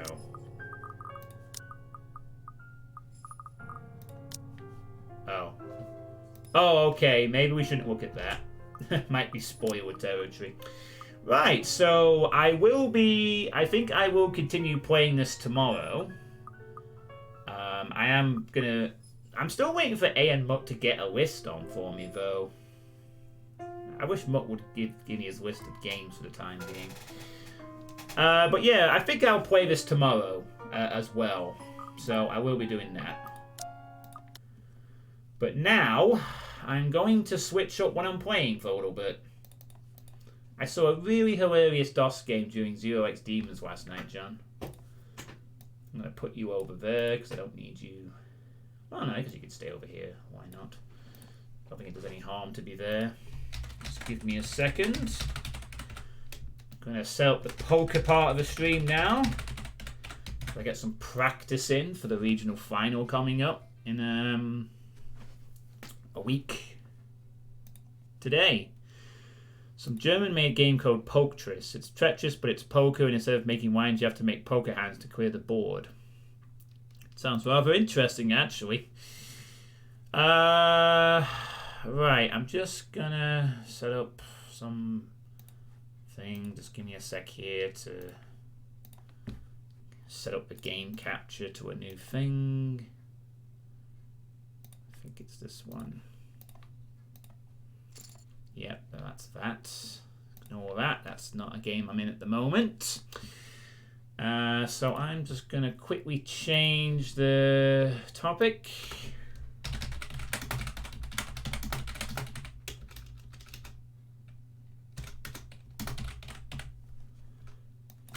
Just going to switch it up to poker. Switch to topic. There we go. Going to get myself some music set up as well for the stream. So we'll put this. I wonder if I should have a different one actually. Should we have a different set of music? I still have a massive cyberpunk wave mix playing, but maybe we could. We'll just play the rest of it out. Maybe set it back an hour or so. Okay, so I'm going to go and have a quick piss break, and when I get back, I will be playing some poker practice. So I will be back in a moment, and then I will be playing a bit of poker to end the night. Be right back.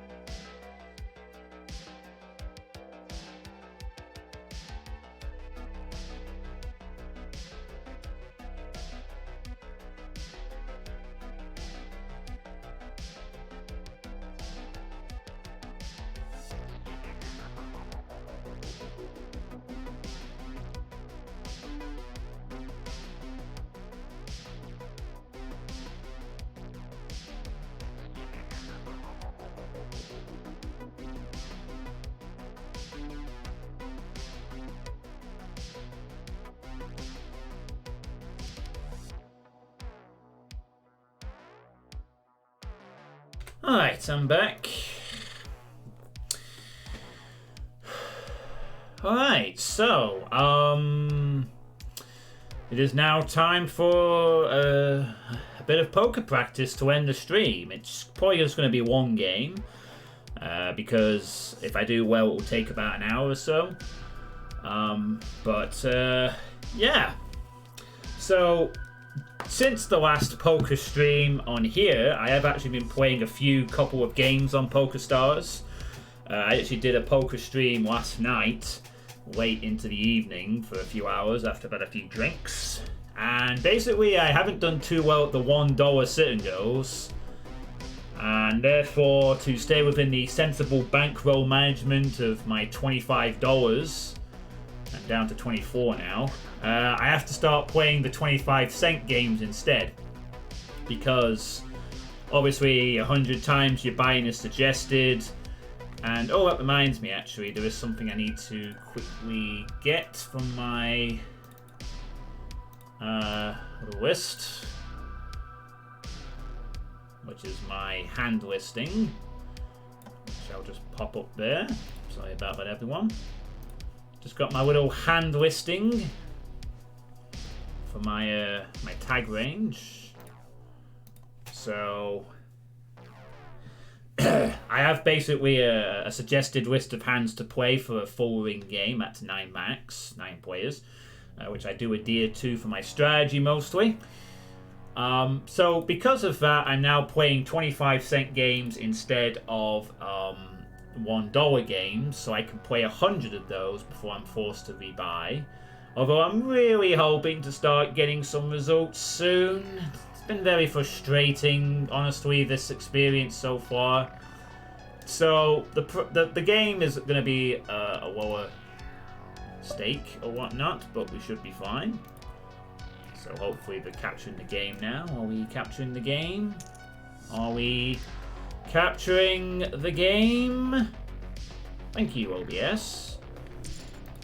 Nice to know that you exists. Great. So yeah, we'll be playing for since it's a bit less, we can earn a maximum of about $3.45 for winning. So we earn a bit less, but you know, I can't afford to keep playing $1 games where I'm making really bad mistakes constantly, so I will end up having to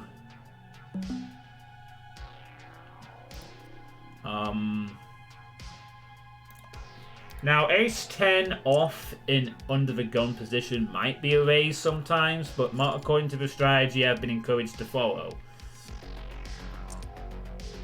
If there's one thing I need to very clearly learn from my experiences earlier, is that players don't fold aces, ever. Essentially, which is why you need to show up with a good ace. I mean, ace-10 is a decent, respectable hand, but players like and tend to end up showing up with at least ace jack in these levels. So basically the idea of my tag strategy is when I show up with a good hand, I am raising, I am going to make people pay for it. In this situation, pending flag doesn't 3x, however, we are priced in 8-1 for a call. And although we do hit our queen, we are not continuing. Simply because 1, there's a diamond draw, 2, we have a shit kicker, and 3, our plan on the call, I want to see queen 3. I want to see a really good hand. I'm not just going to say, oh, I've hit my queen. I guess I'll just immediately start playing now. I mean, granted, this person could have a draw. I believe they were actually the raiser pre-flop though, so I'm going to credit them with having a better queen. And if they don't, well, they are on a draw. I can't really contest. Now, if I had ace-queen or something, I obviously would have jammed or re-raised at that point. But the idea is that you're playing micro stakes. You're supposed to play very simple poker. You know, don't get too fancy. Don't try and assume they're trying to complicate you. It could be as simple as, I have ace-queen. I'm going to cut. You're supposed to have a good hand to challenge. or know that they're a bit loose or whatnot. And, well, I'm supposed to get a poker tracker as well, but it's $90 or about 70-80 quid. I'm not so sure I want to buy a poker tracker just yet, and I would have flopped the fucking straight. Thanks, PokerStars! Nothing like folding a button position with following the strategy and being immediately punished with a hand where I can go all in and get lots of cash because I folded correctly. Nah, here's a full out of straight you would have made. Of course, that's a minority thing that happens, and it's a smart decision most of the time to fold 5-6. Queen 9 is not in our range. Mid position. I'm starting to suspect I need to maybe consider playing a couple of hands early on. But, I don't know. Well, will you please raise properly? What was that min raising for? So weird. But the thing is, if I start doing that, I eventually get depleted. Now, if you want a non-broken GTA BCSA, you better hope to have bought a message to your Steam account before and prevent start down the store pages for it, otherwise, and they're going to DMC and playing the pre-remake. So what's happened exactly, Kinikos? Basically, the remaster is the only available version or something like that they've put out there. I do have Vice City. I think I had Vice City on my Steam account, but I didn't have the other two games pre-remake. Yeah, I heard about that. People are looking forward to that. Of course, people really shouldn't be looking forward to those, because remasters are usually problematic when it comes from a mainstream developer. It's a good thing I have a PS2 version of all three of the original games. So, I could just play off the PS2 if I needed to for all of them. And now they're DMCAing anybody doing anything with pre-remake versions. Oh, sounds like Rockstar to me. Or Take-Two, more specifically. That doesn't sound very unfamiliar to the kind of shady bullshit that Take-Two 8s and 9s.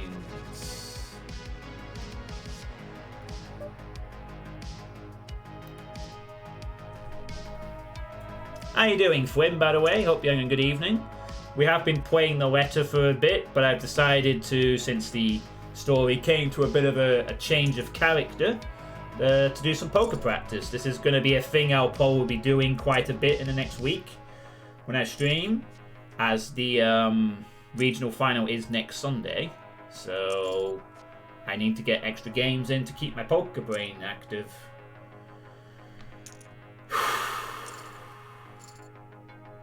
3-4, and the other person just called that. Just called that, I must add. Oh, look at you, early afternoon, eh? I'm doing okay. Another weekend that's gone by too quickly.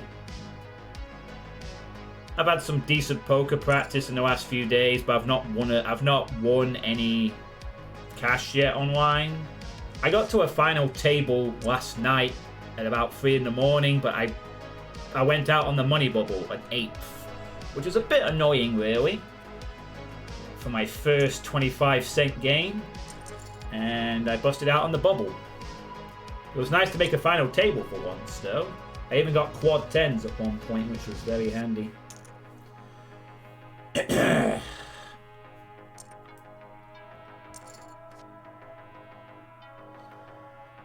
And someone's going to go all in on this flop.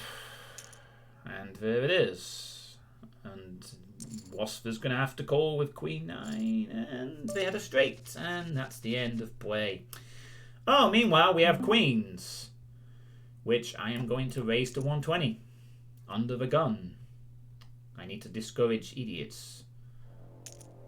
And someone goes all in. Of course they do. Yes, let's go all in. Now we have to play the game called Do I Call and Hope They Have Fucking Not Kings or Aces? Given their stack size, we gamble. Yes, we have fucking queens to the 10. Do not draw me, please. Goodbye. Thank you for playing. Thank God. Dear poker players. Actually, no. Don't stop doing that. It makes my decisions very easy. Wow, I have ace-4 and I can check. How lovely. Hey, Bofers. Yeah, if they had a different stack size, I'd be a bit more inclined to be suspicious. We have the nut flush draw. We don't have position, but I think we'll get implied odds if we make our flush. If we keep the pot small, considering they have lesser, we could probably call another bet here if it's not something like. They're making it way too small. Even if I lose on a draw, I'm getting priced in to call here. There's no reason to triple barrel. They might check anyway. Alright, they had a 10. That's fine. You had a better hand. Here's the thing. He priced me in perfectly to make my flush.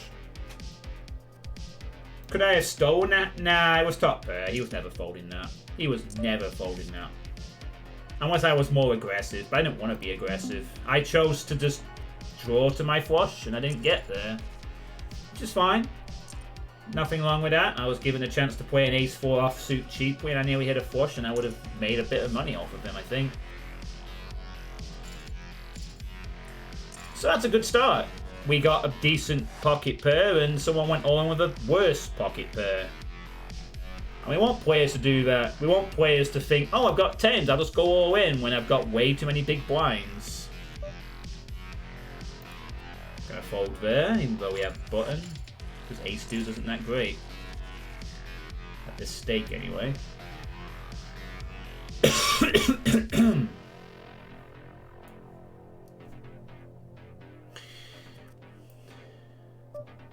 And you can't use mods with it. I can't imagine why they don't want you to use mods with it, Kinikos. Might it be because they want to basically make mods on a store and charge people money for it? This is why you shouldn't trust remakes of games from mainstream companies. They're going to fuck something up and they're going to take away functionality at the cost of,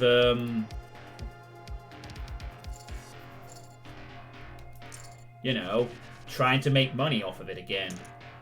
Queen 9 suited just falls outside of our range of playable hands. It's on the borderline.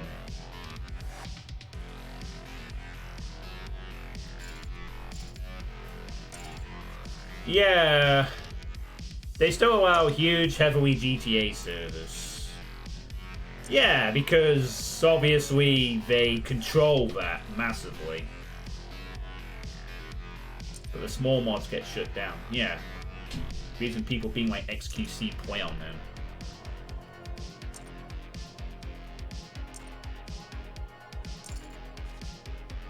I mean, they probably don't. I don't know. They just don't want people to basically do things unless they have control over the modding community.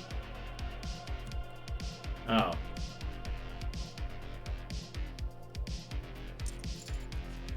Well, we're probably more happy for the GTA 5 because it was always doing. I don't know. The bottom line is, with remasters of mainstream games, I don't usually like them. You usually gotta be very, very, very, very, very suspicious. I mean, the Spyro remake is one that was decent. It had a slight graphical over-fidelity at times, but Ace-10 suited, unfortunately, is also just outside of our calling range. If it's suited, I can call in this tag. Offsuit, not so much. I mean, I could play Ace-10 occasionally, but I don't want to. Apparently, if I play a 6-max game, I can include it as part of the calling range, and the calling range for a 6-max game actually increases a bit. But since we're full ring, we have to tighten our range from a lot of 8. It seems like a lot of suited ace pairs get thrown into the mix in a 6-max game when we get down to less players. But this... Out of position, 30 into 133, effective stack size 780. I think we call just to see if a flop comes that favors us. We're out of position. If he has any pair here, he's going to bet hard, I think. Hey! Hey, person! Please don't have a better queen than me! Walk away for you, I don't. If you want to jam that hard with jacks or whatever, probably ace queen, king queen. He had a queen. It was strong queen. He min-raised for one thing. So it's very likely he has ace queen there and is panicking over the fact sevens came down. It's like, okay, I'll just go all in now. I want to win my hand. And I'm like, yeah, sure, man. I only have a queen 5. You can have the pot. That's something I've had to learn as well. Players will go all in to defend their hand early. I had that happen in a live game too. You know, I gotta be more observant of textures on the board. It's a paired board with a queen. He has ace queen. He's gonna jam it all in and pray to God no one has a 7. That is a really shitty, stupid move because you're not getting called by worse. I mean, you might do in micros. You might get called by king queen, jack queen, queen 10 suited. But those players, any smart players not calling there, they either have pocket queens, a 7, or kings or aces to make the call. Oh yeah, absolutely both is. The original Spyro, I never played the original Spyro game, but I played 2 and 3, and I loved the graphics and the style. The remake of Spyro, however, was done by a good company. The Bob's Toys thing, which is like a weird offshoot of Activision, which actually makes some decent things, but then kind of did weird shit afterwards. That was given care and consideration. That was an exception. And they do exist. Some remasters do add some nice things, but not very often. Most of the time, they fuck something up in the process, so... You know, the Spyro trilogy remake is fine, you know. They did an alright job. And you know, games like that that aren't originally on the PC and putting them on a PC, I don't mind a remaster of those kind of games that aren't originally accessible on a PC or something, you know. But GTA's been accessible on the PC for years, so a remaster of that is just for more money. And for people who really like GTA 5, and it's like, yeah, you could play a remastered version and we could charge again for... Yeah. Meanwhile, big all-in here from someone who has ace-king. Doesn't get the fish this time.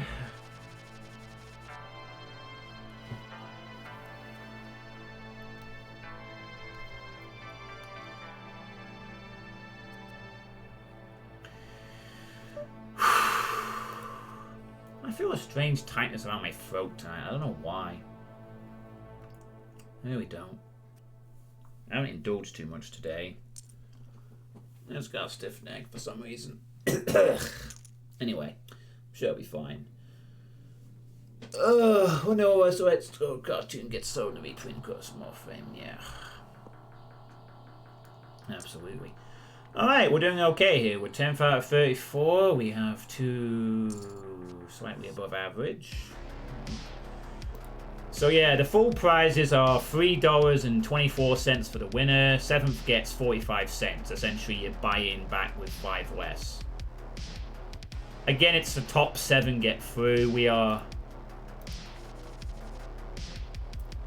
King Jack off is a playable hand.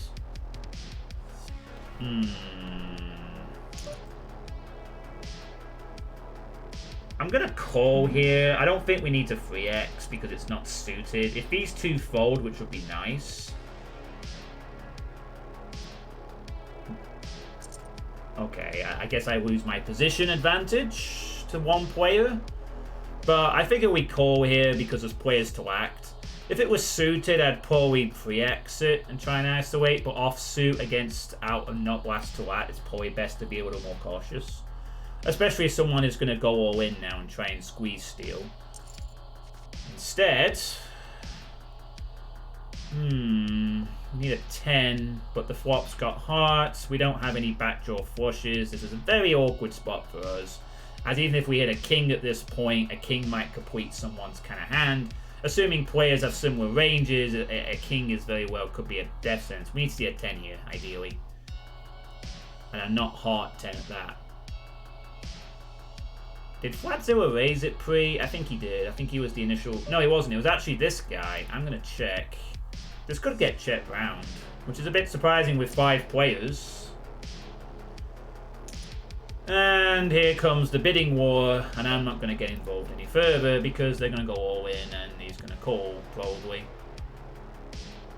It's entirely possible he has Queen 9, Queens. They're not going anywhere, so Charles has to decide whether he wants to go all in or fold. And, okay, fine by me. King, Queen off. We can also play this hand. Mid position, no. Again, we would probably...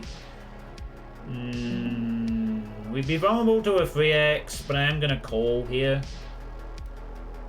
Again, if it was suited, I would re-raise, but because we're in mid position, I'm going to do this with an intention of calling a smallish 3x as well. We now have position in hand. Should that occur, this person is priced in, so they can just call. No, they choose to fold. Interesting.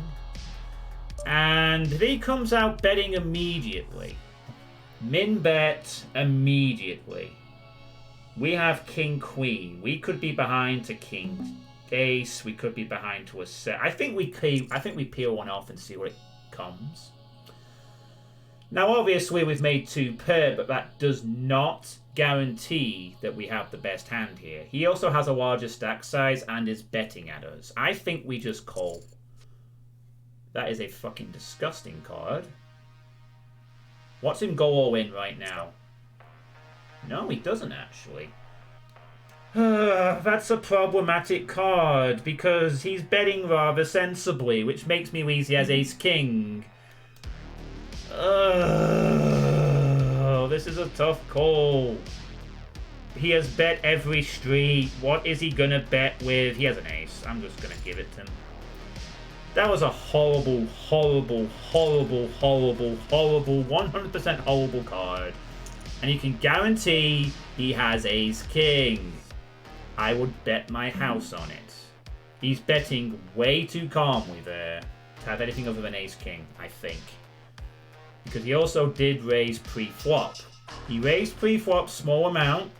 He bet every street, not to a ridiculous amount, but to a value bet amount. That's the thing.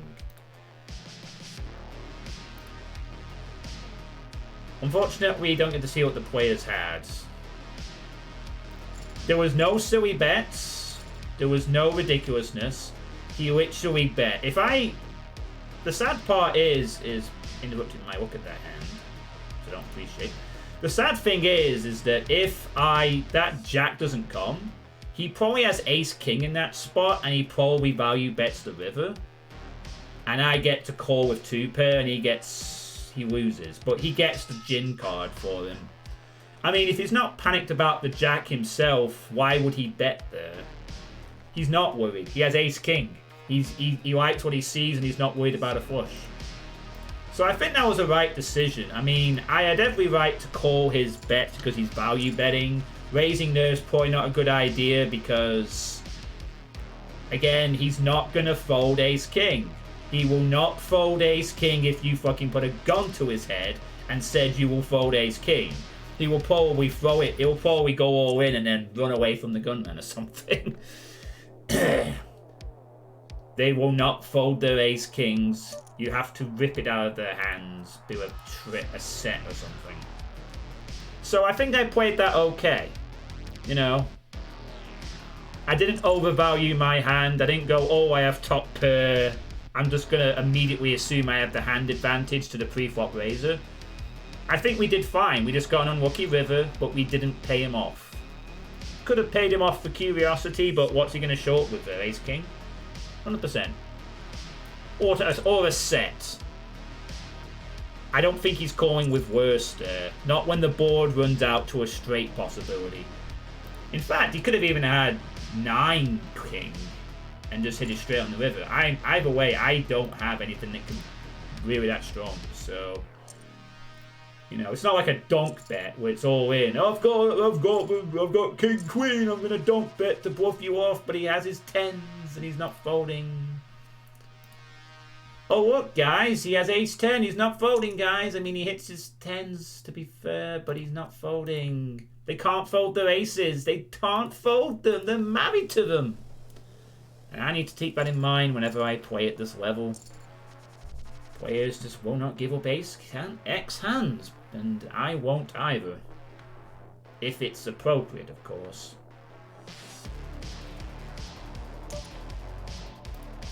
So, a bit of an unfortunate engagement there, but we got away from it without blowing ourselves open too much.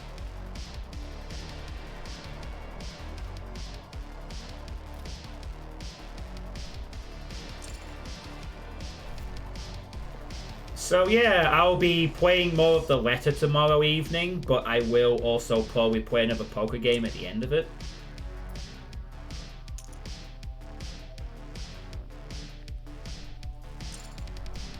And queen versus a6. Doesn't hit his muck flush. Nice pop for Charles Latin. Oh yeah, we should probably survey the table. We have a...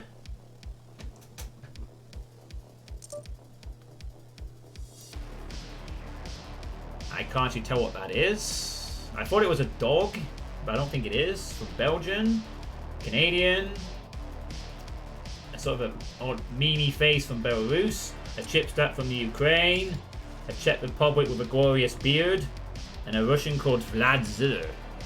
Nice name. Nice name indeed.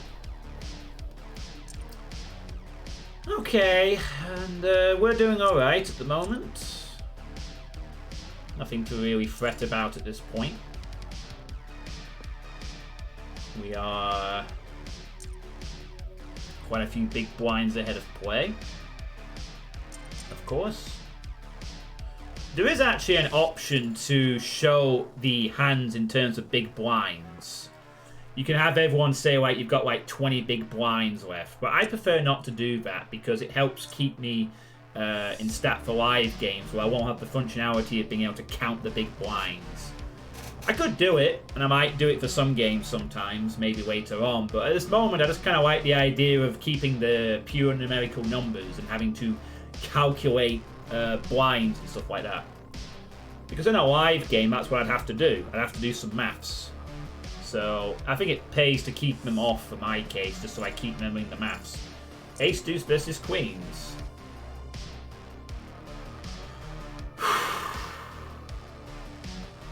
Alas, not a king-king.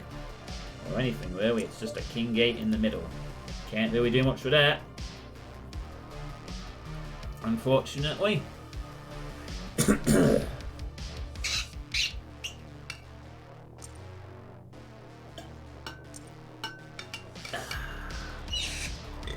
me.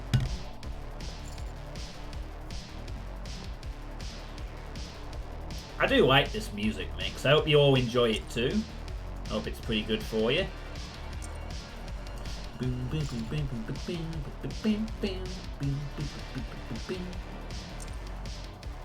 Half pot bet there with a 3 hearts on the board into a paired pot.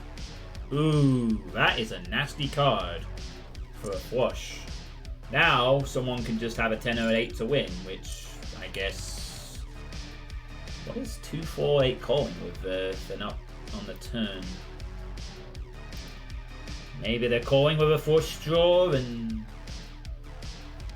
whatever, the other player had something. Or at least represented that they had something. Oh, well, looks like we're going to be down to 3 tables in a moment. Probably going to drop from 29 to 27. We're being joined by a Brazilian and a Canadian. Oh, wow, someone with a lot of chips. In fact, we're being joined by the overall global chip leader. Oh boy, they have the most chips of the game, 8.6k, that's a lot.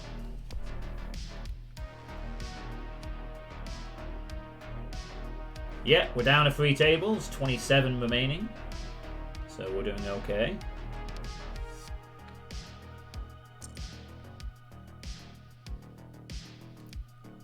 Just gotta continue picking our spots if we get any. And well, value betting here. No massive raises. Players getting a bit more of that in this game, not the all-in jams. We're getting players actually looking for value bets and smaller bets at the moment. Queen 10 off is not in our range, unfortunately. If it was Queen 10 suited, I would play. But Queen 10 off, nope, not quite. Borderline at this point. And there go, folks, the big blind. Doesn't want to call 100 extra. Must have had nothing. You know what's really hilarious? If you have a big all-in on a 5-8-2 board. What the fuck was that? Big bluff or a big waste of a good hand? You see, you have a 5-8-2 board and you go all in. You're either bluffing with 7-6, or you have a really weird 2-pair and you don't want anyone else to play anymore. So you go all in. Players like to do that at this level. They're like, all in, flop. I can't be arsed playing, people. I just want to go all in now. Which is why you gotta play tight, because players will do that on you. They just like going all in. Can't be arsed with the intricacies. I mean, that's probably why I'm weak. I sometimes do the same thing when I shouldn't, but sometimes it's called for when you're short stacked particularly, but not when you're like 3.4k and you're jamming on a player with 2k. Sometimes they do it to try and bait a call out of someone, you know, like, oh, if I go in enough times, then they'll get fed up. And then they'll call me and then I'll bust them or something. You know what's really hilarious? If you have 10 LCK, 10 Look and Feel saying gamble, you cannot lose a slot machine. Wow. That's pretty handy, Kiniko. Sounds like the kind of thing you'd be able to do in the old Fallout games. Min raise, a re-raise, 4x re-raise on the free. Interesting. Why the free? Is that the 2-pair enable or something? Not quite. In fact, they had a very weak queen and someone had 2-pair. That was a bit odd. Very, very strange decision there. Yeah, he hits his 2-pair on the flop, and then player decides 3 comes off, I'll just dinking queen 5 someone, min raises, I'm gonna go over the top.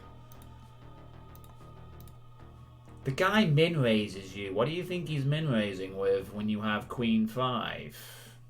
He doesn't consider that though. He just thinks, I have a queen, I'm going to reshove the question. 80 to win 650. It's about 7 to 1. We call. Especially now, I can't play against this stack because we don't have anything. If I was the only person left, I call this. But there's 2 players behind me. One of them will call with an ace. The thing is, if I call, one of them raises. Or might raise. And I don't have anything anyway. It's not like I have a hand. Why am I going to put 40 in when I have nothing to draw at? And he loses with the 5s. That's it. They're gone.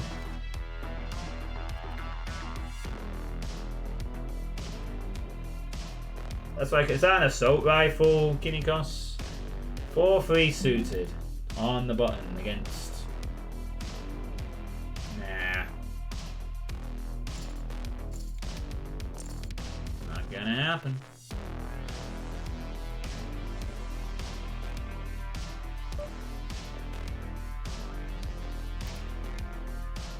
Alright. Yeah, but Fallout 2 assigns it the SMG sprites for some bizarre reason. Yeah, I was just trying to remember my weapon designations. Pretty sure G11 is an assault rifle. Hezbollah and cock. Even though they do SMGs, I think. I don't know. The Sunday stack just started. Yeah, well, I have to get up for work in the morning. I can't play a tournament that goes on for 7 hours. sadly.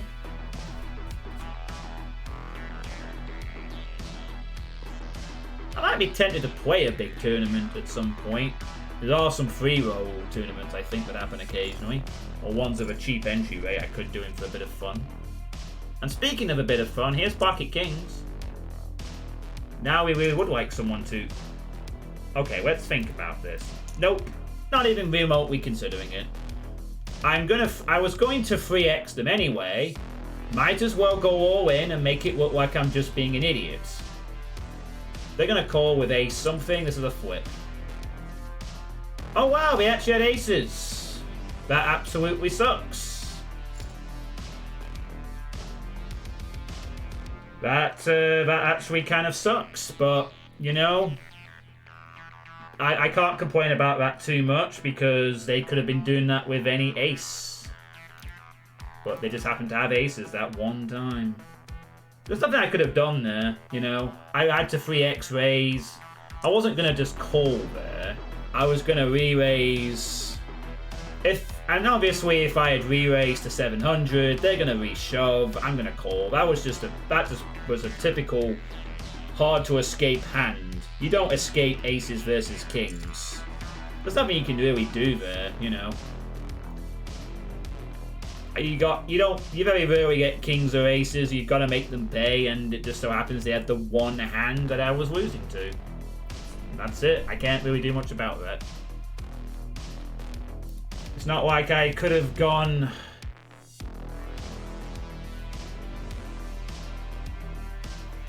If I was deeper stacked, I probably could have called or made a smaller raise, but they were going to re-raise it. They were going to essentially put me to a decision. There was no choice there. So, you know. That kind of sucks, but at least that's an ending where, you know, they had to have the absolute best hand to do anything. Bit painful, but hey-oh.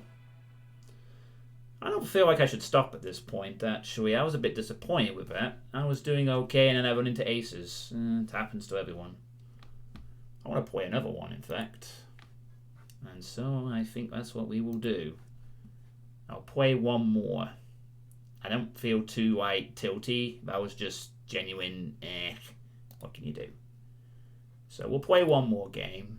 You know, because we have the 100 big blinds, you know, we're not feeling the burn as much if we get punted out for an early thing. The only thing that would have helped me avoid that aces is if the stacks were deeper. I mean, they go 320. I could have called, but I'm not going to call with kings. I'm going to raise it up, you know. There was no choice there. If we had equal stacks, I could have 3x raised to 800. They re-raise, then I have a decision to make. That would have happened if I had done it then. And then I've been like, I've put half my chips in with kings. You could be doing this with ace-king suited, ace-queen suited, queens. The range of the player doing that, even though they have a big stack at this micro level, there's so many ace-kings and ace-queens in there that, like, would do the same thing. I also had to isolate players calling with crap.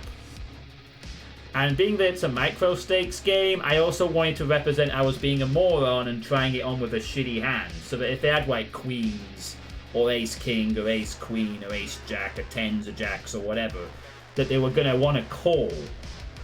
Because it's like a donk move. And you know, if they have aces, then they have aces. That's obviously in their range, but you can't always think they have aces in that spot. Because sometimes they won't. Sometimes they show up there with ace-king and I flip, and I have the blocker to one of their cards, so, you know. As long as I played the ace, I would have doubled up and we would have been laughing, but, you know. It's a bit different if we're playing against good players, or if we're playing at a small table, but that's just an unavoidable thing that happens, and, you know. There's not really much I can assess from that hand. I think I played okay and I just got unlucky. Nothing else to really comment on. As long as I'm playing sensible and good poker in the long term, I should start seeing results come in. I'm going to fold here because this is the first hand, and they might just decide to raise and be stupid. Also, I have 5-7. That's not really going to defend much. The idea behind the strategy I was given and the learning is that short-term results, like me not winning a single fucking game or even cashing yet, shouldn't really concern me. It's the long-term that matters, and it's theorized that if I play sensible and I stay persistent, eventually I will start to win games. I will start to win cashes. I will start to progress. But it might take a while to do that, especially since I'm playing against bad players. Because I don't want to put $100 in and start playing $2 tables, because it's a lot of money. Or $5 tables where I'd have to put in $250 to be within the sensible buying range. I can't afford that kind of investment, unless I make a really big sports bet payoff or something.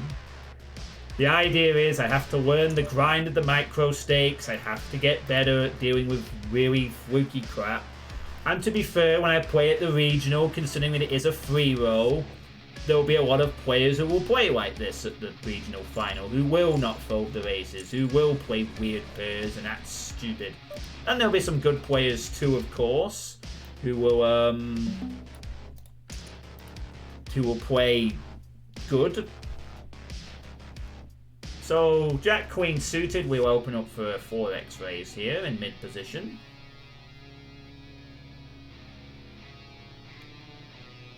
I dealt the first one. I kind of got it, I never got the second one. I've actually seen a lot of videos of the second game, and it looks a lot of fun, actually. I played the hell out of the first one for a while. In fact, when the pandemic hit last year, it was one of the games I played quite a bit for a while, and even streamed a few times, because I was missing the poker games at the time. Okay, do we bet here? He has an ace. We have to build a pot here, so I'm gonna bet 100. If he has an ace, he calls. We're building a pot here if we hit our thing. We don't want to just check to him. He's actually, we want to build a smallish pot, but not go too crazy here. Obviously, he might fold a weaker ace to another barrel. And there's the gin card. But we do have to be wary, he could have a king high flush. But we have to call. If he has the king high flush, we've built the pot for this specific card. So if he has it, he has it. And he didn't, he had ace queen. That was absolutely fucking beautiful. I absolutely ripped his heart out. Oh, I've got ace queen, you see what I mean, guys? They don't fold the aces. I mean, to be fair, he played the hand alright. He didn't do anything wrong there. He bet when he had it, but the thing is, he bet so small. He needed to juice it up quite a bit. You know, I let him have the betting lead because he bet small. And then he bet on the river when the flush comes in. If I have ace queen there, and I see a player who calls twice, I'm not betting that river. Because I know that's a very good chance they have it. Because if he had checked to me, I'd have bet something, and then I could have made the fold, you know. I'm gonna have it. It's as simple as that. I am going to have the flush. You need to have it. The only card that was scary there would have been a king high flush, but he wasn't playing it like a king high flush. He was playing it like he had an ace. He raised well, he didn't raise. I raised. He called the raise pre-flop from the big blind position. There perhaps was his mistake. He has ace queen. If I am in his position and I have ace queen and someone bets if someone bets there, I'm 3xing. Pure and simple, I 3x bet. Because I want to see if they have something. And then if I have jack queen and he bets like 240, I might call. Because I have position on him as well. And then that flop comes, and then I don't know. Am I escaping this hand if he goes all in on me on the turn? Probably not. Although it would have been a lot harder decision for me. As it stands, all he did... Sorry, I probably should... Okay. Probably should show you this, sorry. Instead of just talking about it in the background. So... I make a 4x raise in mid position. With Jack Queen. So, fold. I'm just checking out the analysis of the hand. I'm trying to put it. So, that's his mistake right there. He or she. Sorry if you're a girl or anything. So, he has ace queen suited, by the way. He just calls. He's out of position. He calls. No way. You 3x that spot. You have to. Because you're out of position and you have ace queen. Why would you not 3x? Make it 240 or something. I might have called that. So flop comes. I know he has an ace, 100% ace, and he has an ace, and I play around that. So what did you do? Now he checked. He checked every. Well, he checked until the river. Strangely enough. So he checks to me on that board. Is he trying to trap with an ace-queen? Is he playing it cautious with an ace-queen? I don't know. He probably should be raising here, trying to get me off my draw, or charge to draw. You charge players to draw. You know, I'm obviously betting with something significant. Unless he thinks I have an ace as well, and he's kind of a bit weary I might be out-kicked or something. But then you raise for information purposes, you know. You have top pair, there's a draw out there. I mean, I could have ace-king, I could have ace-jack, I could have ace-10, I could have... Well, if I had aces, possible. But you don't know. So he just calls. He calls on that board. You know, if he puts me on an ace-king... Fair enough, I guess. But I don't know. I'd be raising for information more than anything at that point. So it comes the turn, and it's a 9. Doesn't really do anything. So he checks again with his ace-queen, keep in mind, where a flush draw did just miss the card. And I bet again. 160. Again, at this point, you should raise and find out what's going on, I think. You know, I mean, if I have a flush draw, would I continue if he, say, pushed it to 500, 600? It's a much harder decision at that point because, honestly, I might have folded. I might have said, well, it's not going to happen. But then he calls and then... Don't interrupt me. That's my thing. So then he... Let's go back. Can I go back? Or whatever. Thank you. So he calls... He calls the second bet. River comes a 4. So here's the curious thing, right? I want to keep analyzing this hand. Stop it. I'm analyzing. I have junk. Leave me alone. So the curious thing here is that he checked when he had the ace and the better hand. The moment the flush comes in, he bets. Only when the flush comes in. So, I can only assume 2 things from this play. 1, he put me on an ace-king and tried to bluff the river. 2, he's an idiot and he just decides to value bet on the river for reasons I don't know, assuming I don't have the flush. I'm gonna guess in the best case scenario, he probably thinks, okay, I'm not beating ace-king, but I can rep the flush. But oh no, my play, what if I have the flush? That's the only thing I can think of. He must have put me on ace-king or something. And so, because of that, I get to be second in the table for the time being, which is very nice. That was very odd, though. Very strange how he played that. I think the only thing I could possibly think of in his defense is that he probably put me on ace-king. Or a lesser ace or something. And maybe tried to turn it into a bluff of sorts on the river. But unfortunately, I had the hand that wasn't folding. In fact, if I had king high flush there, I re-raise him. That's the only reason I didn't re-raise there, is because it's entirely possible we could have been doing something weird, like, you know, he has king, queen suited. You know, I put him on an ace, to be fair, but he could have, you know, he could have had something weird like king, queens. Well, I blocked the king over his queen, so he'd have like king 10 suited and decide to play the same game and get lucky on me. That's the only reason I didn't re-raise, because he could have had king 10 suited there, but I put him on the ace and I was correct. So, you know, if he had a flush draw like king 10 there, he might have played it similar, but he might have checked the turn. I think that's where it might have been different. I think he bets a river on a king 10, but probably checks the turn when the push misses. We can close the action here, so we're going to call. And obviously, we will not proceed because we didn't hit anything, and this is an ace board, so someone has an ace and someone bets the ace. That's a pretty simple rule, I think, at this level. If there's an ace on the board and it's been raised up, then someone has an ace and they're not giving it up. Ever.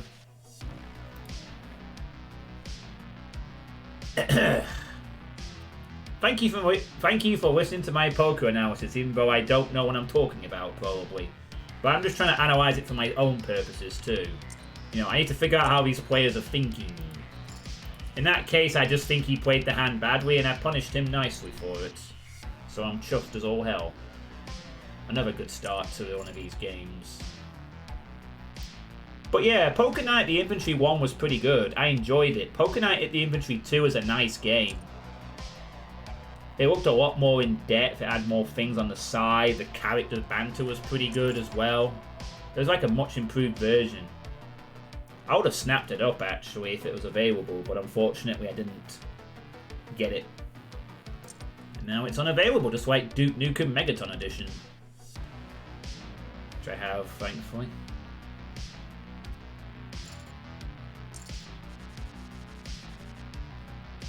Got the Dolly Parton hand here on the button, but we're not going to play it. There's no need to. So on this table we have a German with a nice sunset, Connie 1701, a Canadian, Sammy Zoom 44, a German, a little big Russ from Russia who was recording the game, I guess. A full O2S, who's from the UK, but I guess is proud of Ireland. Kazuya from Belarus, who's an old man who stumbled into this game somehow. Sergej, who likes to display the typical kind of can you see the poker avatar of aces. And you'll never guess what this player is coming from. Brazil, Rudiris.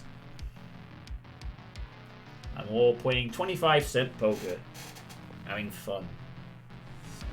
And I'll have some fun if I start cashing the occasional time. I don't BR.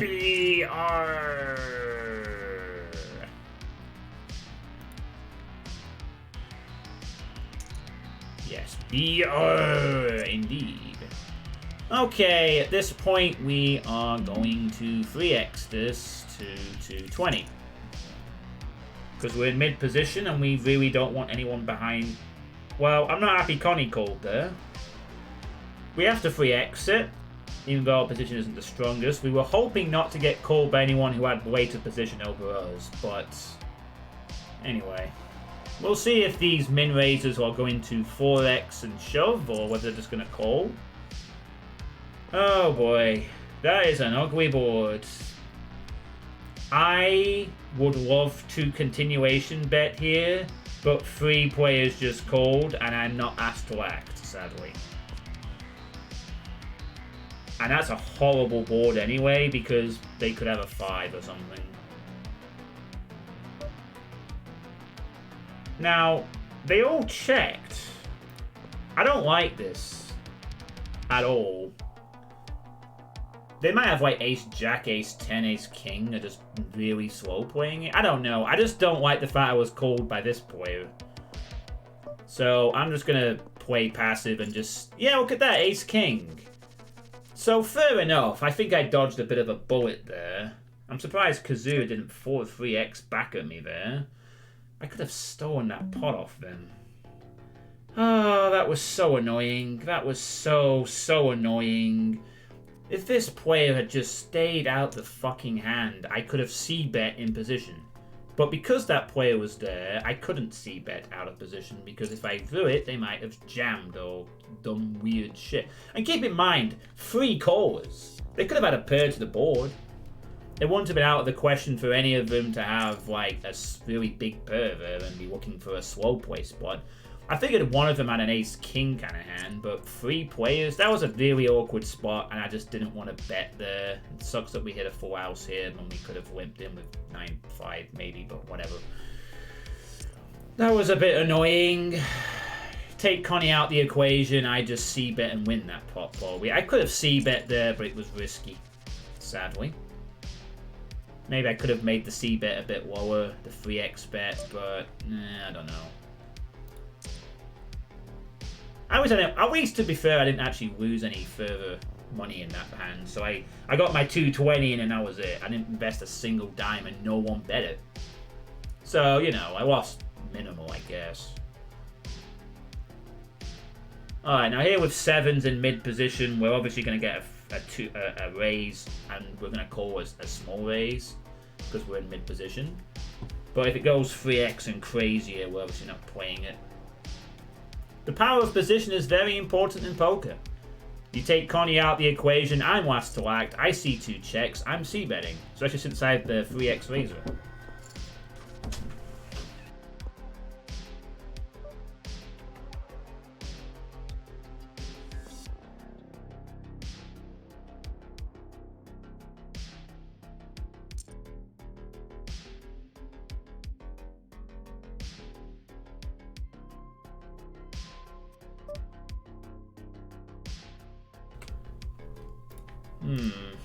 This is a weird situation. Let's see. I'm gonna call this and just take a card. It was the low nature of the bet that was rather curious. It's a board that's scary and they're min betting. If I hit a 7 here, am I likely to have the nuts? But now it's getting to a case of calling 64 with no straight out. Now we fold. It's a small bet. It's so weird. They obviously had an ace. I mean, they could have flopped the nuts, sure, but I mean, mind you, ace 10.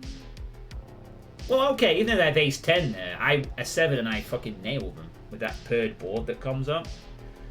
They just bet so small. Now, if the 8 had come like a straight card, I would have continued. The implied odds would have been good. But when the 8 comes to pair the board, that takes out my straight draw. So the only hand I'd be winning with is a 7, it's a 2-outer. Even though it's such a small amount and I really could have drawn, I'm not going to put another 60 in to hit 2-outers. Obviously, if I do hit it, then I absolutely crush them because they'll probably overplay an ace and a seemingly harmless card, and I make a full house. And unless they were doing something really cute like slow playing aces, which I won't put past them honestly. Meanwhile, ace deuce and ace jack collide, and queen 10 suited. Queen 10 suited. We are under the gun. We are going to raise it up. Get some credit for an under the gun raise, I trust, and we'll see what happens from there. And the answer to that is we'll be out of position for the hand, which is a bit awkward, but it's under the, and we get called in 2 spots to our immediate right, who has a smaller stack. Gee, guys, what do you think the Bazillion and the short stack has? Does he have an ace-king? Of course he does. And to be fair, on that kind of board, I would probably do the same thing. If I was short-stacked anyway. Just to gamble that no one was calling with the spades. Nothing wrong there. Standard 3x under the gun, 2 players call. They're never folding their aces, and they hit an ace. Given how he called, he could have had ace queen very easily, and we're not going to continue because there's no point. Are you going to let us draw to it? Oh wait, we don't actually have anything to draw to, do we? Yeah, I'm not really invested. Again, he could be. I'm not going to. I don't see any reason to bet here. Oh no, he had 4 deuce, but I can guarantee if he had an ace, he calls. I'm not really gaining anything by anything there. I don't. If he's gonna play passive, the pot's small. Why would I want to invest? You know, he also had a pair of deuces. He might have just called. You never know. There was nothing really to gain from that pot, so no need to play it. Really.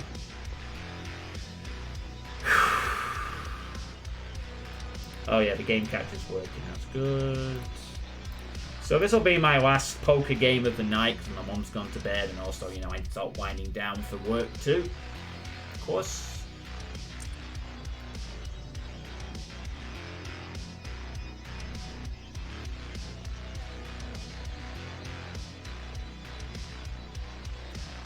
I think we're still doing okay here.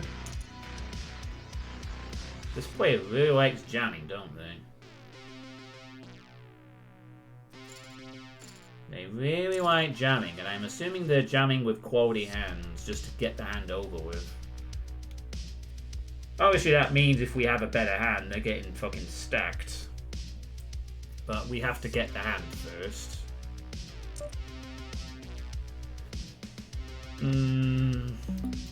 As tempting as it is because of the small stack sizes, we are creeping slightly towards lotto poker, but not quite. Anyway, we didn't really hit the flop, so it's fine. It's not our range to play 4-5 at this point. And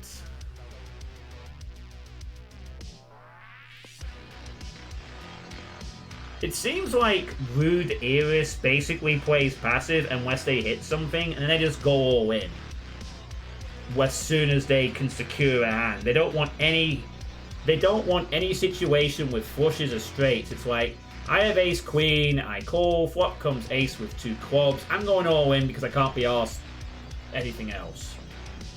The sad thing is that what will happen is they will do that and someone will call with a better hand and then they go away. Hopefully that will be me. But it does mean there's no point in trying to bluff them. Not that you should be bluffing at this level anyway, apparently, because it's very hard to do. Unless you play against a thinking player, in which case you can try it, I guess. But I doubt thinking players are really playing micro stakes. If I had enough money to play fucking $5 games, I wouldn't be playing them either, but I'm a poor ass bugger. Who doesn't want to invest $250 in this? At the moment. If I make a big win, I might. But we'll get to that point, hopefully, in the future. Really wish I could have gone Duke 3T Megaton for Gearbox Shine and everything. Yeah, although I don't doubt that you probably couldn't access the Duke 3D stuff via other means anyway, Kinikos. I mean, being that it's an older build engine game and there's eDuke, there's probably ways to get all the content of the Megaton edition without needing to actually have the Megaton edition. Mercifully.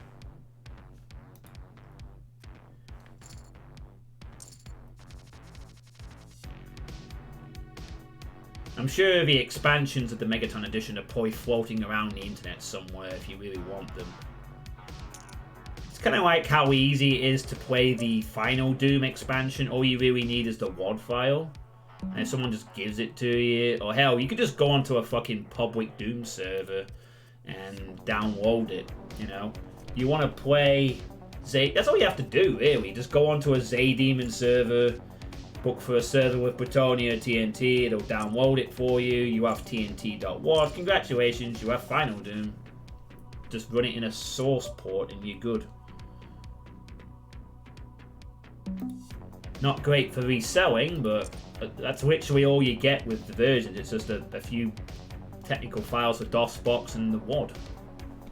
It's that easy. I imagine it'd probably be similar with the Duke 3D stuff, just have the build engine files for the Megaton expansion, and there you go, you're good to go.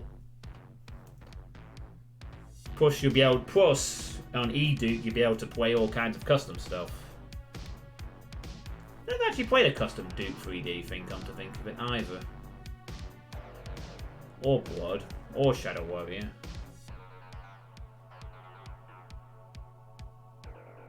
I need to get around to Deathwish someday, because that's supposed to be excellent for Blood.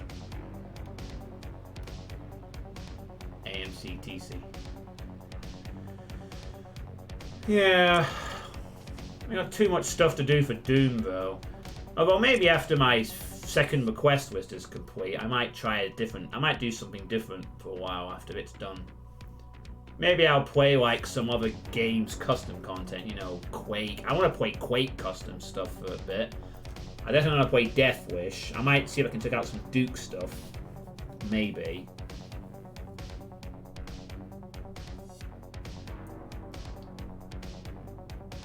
There's quite a few things I do want to do games-wise. Next decade. Get around to them all. Anyway, meanwhile, all in here on a 5-9 jack flop, which, you know, probably signals that they have a jack, ace jack. Don't like the board texture. Don't blame them. Straights and flushes are out there. But this person is giving it some thought, which means they probably have a draw. Oh, they have ace jack and have just been called bad inferior jack. Nice call. I don't know why he thought about that, though, actually. So much. I'm not kind of bored if someone is doing it and you have ace jack. I think he just decided, am I going to flip? And the answer was... yeah. And then they weren't flipping. They were actually ahead. So, nice call there. It's nice that they gave it some thought. Didn't just insta-call, even though they had the best hand.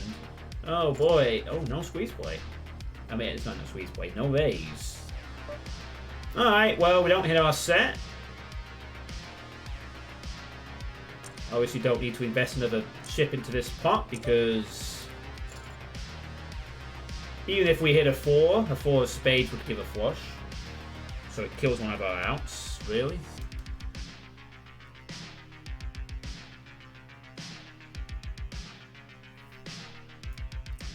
You should try out some of the things made in Wolf 3D, like Coming Up the Stormer Unsung. Eh, maybe. I did play Coffee Break episode 1 and 2 a while ago, but my version of EC Wolf didn't work from my hard drive for some reason. I probably need to update or something. I'm not really as bothered about Wolf 3D stuff, to be honest. I mean, Wolf 3D is an okay game, but it's a lot more primitive. And obviously you could add some stuff to it, but ultimately Wolf 3D is a lot more primitive, and I can genuinely just say, I might as well just play Doom.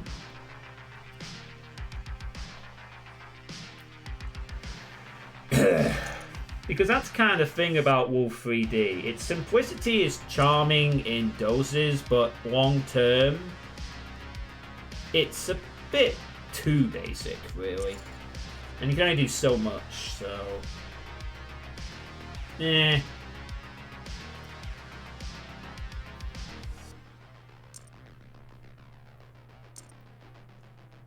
Not throwing it out, of course, but there are other avenues I'm more interested in than Wolf 3D custom content.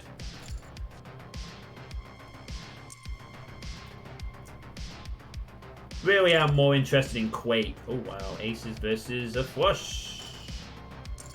That is unlucky considering he had a set. You have pocket aces and... let's go over that again. When did they actually make the move there? 3x. I know, I'm sorry I'm analyzing this. I have a junk hand, so I'm not going to play there. I'm going to play 3-5, that's rubbish. I'm just thinking when they made the big move. Was it on the flop? Okay. They had trip aces and they didn't go all in on the flop. They went all in on the thing or whatever. That was another crap hand. I mean, it's a bit unlucky, but I'm a bit surprised that they didn't consider re-shoving there. Yeah, it's been unlucky, I guess, with aces. Against someone who was drawing and hit the draw. Obviously, when the draw comes in, I would have probably slowed down with trip aces there. You know, obviously thinking they might have hit their draw. And there's no point in charging them. At that point, I probably would have given up the betting lead and maybe hoped for a turn or a pairing at the board. Because if they have a flush, they probably don't want to take me out the hand straight away. So they probably have bet like a bit, and then maybe I can call, hope the build to pair. I wouldn't have just jammed all in. That's a mistake that players make. The flush or straight comes in and they have a set or whatever and then go in. They don't do the aggression prior to that. They choose to be aggressive the moment that the kind of hand that would break them makes it. I mean, what's the point? At that point, your opportunity is gone, really. Hey, Dave, what level are we on? We are on 25-cent game. We've had to drop down to 25 cents because it keeps us within the 100. Okay, if he shoves, I call. He did not. So I won uncontested. Okay. Fair enough. I made it 4x. He could have jammed. I sense this one might be a little more patient. Yeah. Not quite the complete idiot, this one, it seems. Unfortunately, they're in a tight spot. Yeah, so I've been playing quite a bit over this weekend online, and I've lost a few games, so I'm down to 25-cent matches, so I can play 100 more of those. Because if I had stuck to the $1, I'd only be able to play 25. And since I've not been getting any result yet, I don't want to be busting out too early at this point. Uncle Albert. The Belarusian Uncle Albert, yeah. Maybe. We're 17th out of 38. We're doing okay. Nothing to panic about here. Coming at the Storm is still interesting despite the primitive nature of full 3D. Like, there's maps that don't end with an elevator, but when you cross into an arbitrary area. Yeah, I mean, you know, as I said, Wolf 3D simplicity can be fun sometimes, but it's definitely something that you would play in small doses. Whereas Doom has the right amount of complexity and simplicity. It's just a perfectly made game, so you can complex that a hell of a lot more and get a lot more enjoyment out of it, so yeah.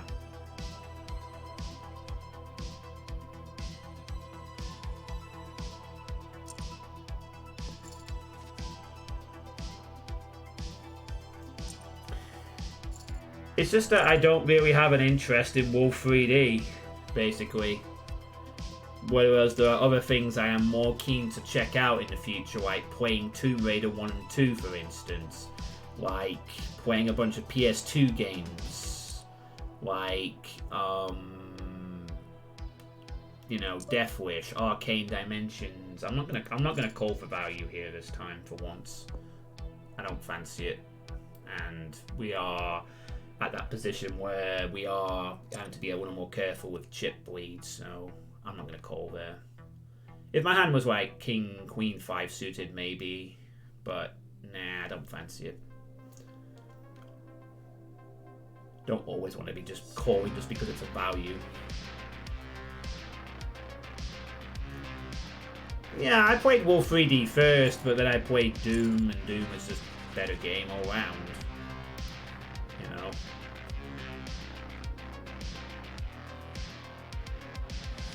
Could be a good spot for a jam if they have a hand. They decide to think better of it. Rude Iris isn't going to have that issue. They're going to jam as soon as they get an ace something. Like now. Well, I mean, let's face it, at this level, just jam with an ace. Hope for the best.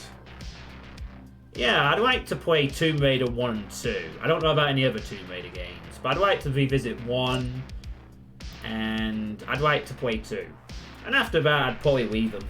I don't really care for any of the others, particularly. 1 and 2 would be nice. And before they get remastered, by the time... You know, that would probably be a series I could see end up getting the remaster treatment. The first 5 Tomb Raider games. Honestly.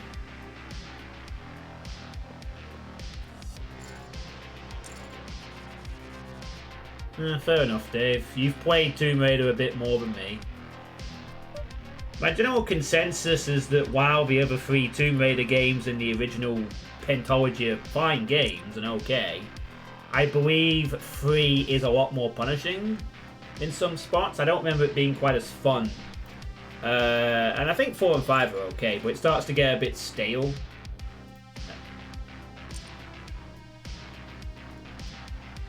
It's just 1 and 2. I have nostalgia for the first Tomb Raider game, and I never beat Tomb Raider 2 in my youth, so... Oh, if it was 7/8 suited, I would be able to proceed here, but it's off, so it's not in the range, unfortunately. And I think it's just at the bottom of the range, because it's one that could potentially get a... you know, connectors and all that stuff. There are a few connecting hands like that in the thing. 10-9 suited, 9/8, 8/7. And every single pocket pair is playable in this range, even the ducks. But obviously you wouldn't want to like go crazy with them. You gotta pick your spots with the hands. Tomb Raider Angel of Darkness is so bad. It's a company that made it. Your TR3 continues to be amazing in Soul King.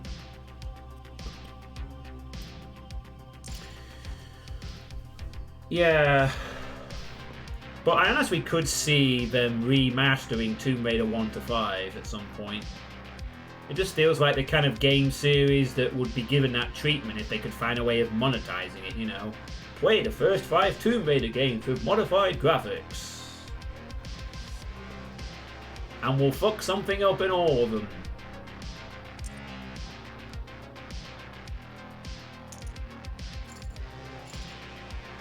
Very easy decision there.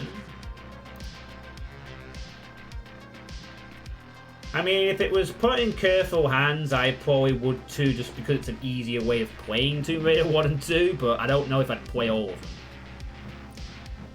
But again, it would depend on what developer was involved and stuff. Sometimes it's fine to get a remaster if it's for sake of accessibility. Although I don't think it's too hard to get Tomb Raider 1 and 2 running on PC. On a DOS box or some shit like that. I just have to actually do it.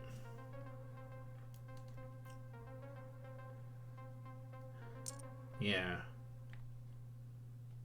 And I want to play a bunch of PS2 games as well. If I can get my PS2 going, I'd like to play a bunch of those kind of games at some point in the future.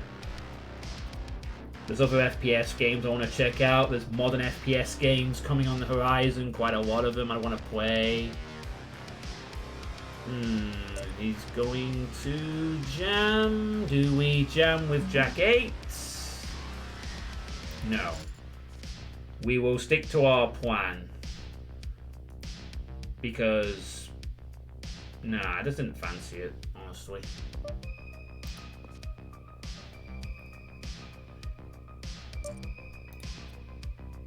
I just don't want to stack him up. If I had anything there, I'd jam on him. If I had one of the hands on the range, I'd jam. I could have jammed there and won, but he's so short stacked. Yeah, just a cold, you know.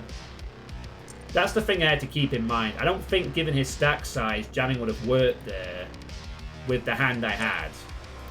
And what's the point of doubling him up and crippling myself? Just gotta pick a better spot.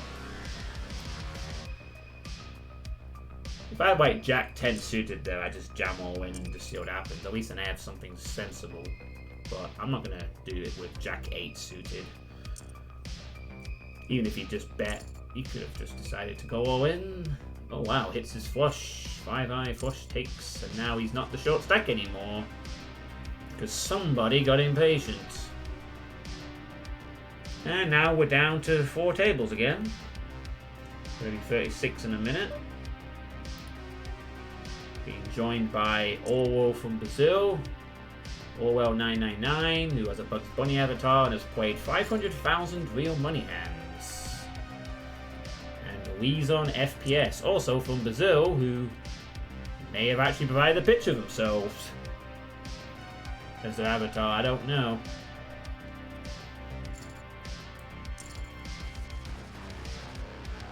Now, at this point, we need to start getting a hand soon. And this is where I get fed up with waiting. Sometimes. I need to... Having had a good start to this game, I've had nothing to work with. And when I have had a hand, I've had tight situations. Oh wow, that's a... Well, that's a flip. They had all 4 suits represented there, though, which is nice. TR1 and 2 have new source ports for now, I think, although not really source ports. Yeah, as long as I'm playing the game, I don't care.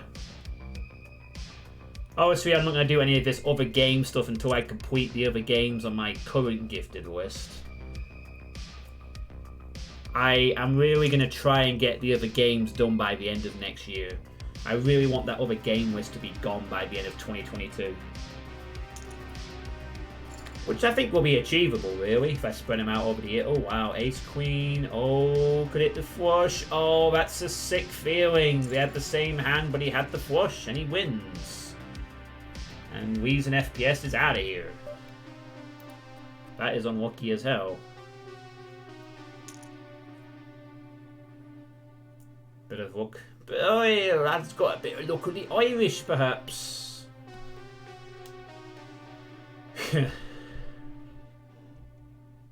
Yeah, I like live poker. It's a good social thing, Dave, you know. It's nice to win the occasional thing, but a live poker game where you got people talking, you have fun while you're around, it is fun. It's a bit of a, it's just fun. I mean, I'm trying to take it a bit more seriously and try to win, but you know, I enjoy the social element of it. That's why I like streaming these too. The social element of being able to talk to somebody while I practice. This is the most amount of time I've spent in online poker. Which is a shame, really, because I could have been doing this when it was at its boom and playing against a lot of fish. Maybe making a bit of money. But, oh well. I had an on-off affair with poker. And lots of other things to keep me busy. This feels like the first time I've really sunk my teeth into it. Really given it a decent crack, for now, anyway. The regional final result and outcome will dictate whether that continues after the next Sunday. If I have a really shitty regional final, I might not bother. I might get depressed and just go back to not caring, but we'll see. I don't think I'll do that this time, though. It might just spur me to go back to another regional final and qualify for the next one and try again. Could be a nice little goal for my hobby. Like with my hobby of streaming, where I want to get to 2,000 followers one day. You know, that's the current target of my streaming.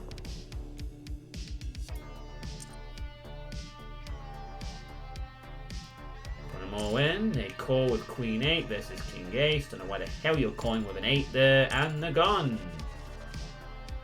How I'd love to have these good hands against the fish. But other players are doing the business for me, sadly. Meanwhile, I have fuck all, and I'm going to have to fold because here comes the 3x.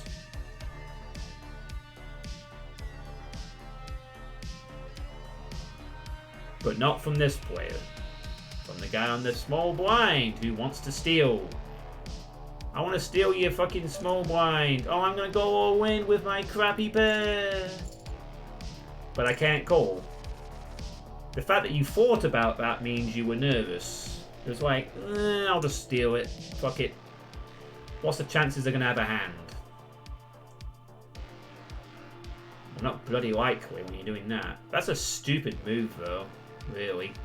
Although I suspect they did it because of position more than anything else. I suspect they figured, well, what are the odds that they're going to have a hand there? Yeah, okay, maybe. But that was still a stupid move, though. Your stack size isn't that great that if I call there, you know, if I call and you lose, you're down at 800. So that was a risky play, really. And people like that are just looking to get called. Unfortunately, I never have a hand when they do that. I seem to very rarely get into a position where a player jams all in and I don't have aces or something. Ah, it'd be nice to have that one time. Oh, he's gone all in on me. Oh, I have aces. Oh, fuck you. Thanks for playing. How I'd like to punish, but instead I'm being punished for the umpteenth time by getting fuck all for another 10, 15, 20 minutes. I'm sticking to my strategy, but I'm getting no cards to play. And I can't exactly play subtle poker because we're getting to auto poker mode already.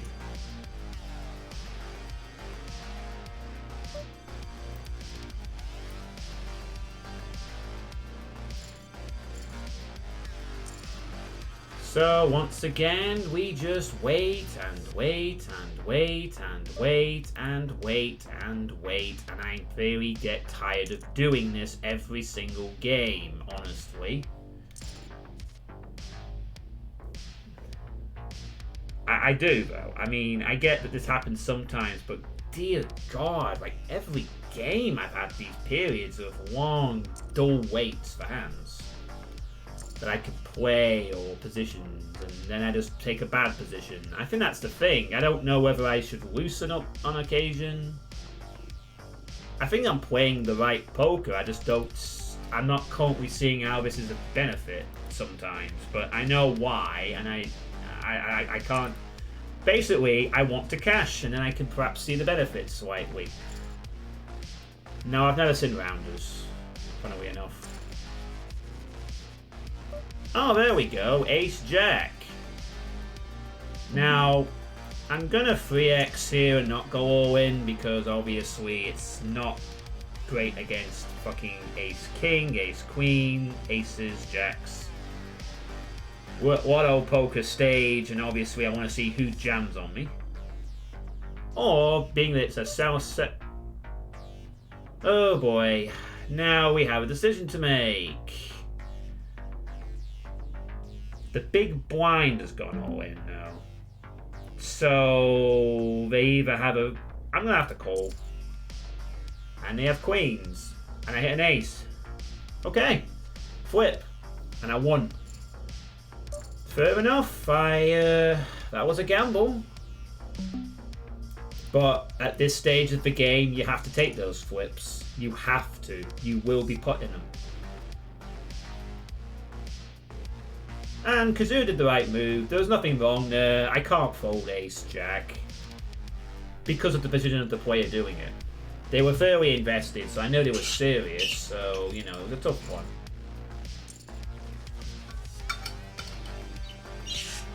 Yeah, it wasn't an easy call, though. I could have just jammed pre. Maybe I should have, honestly, but...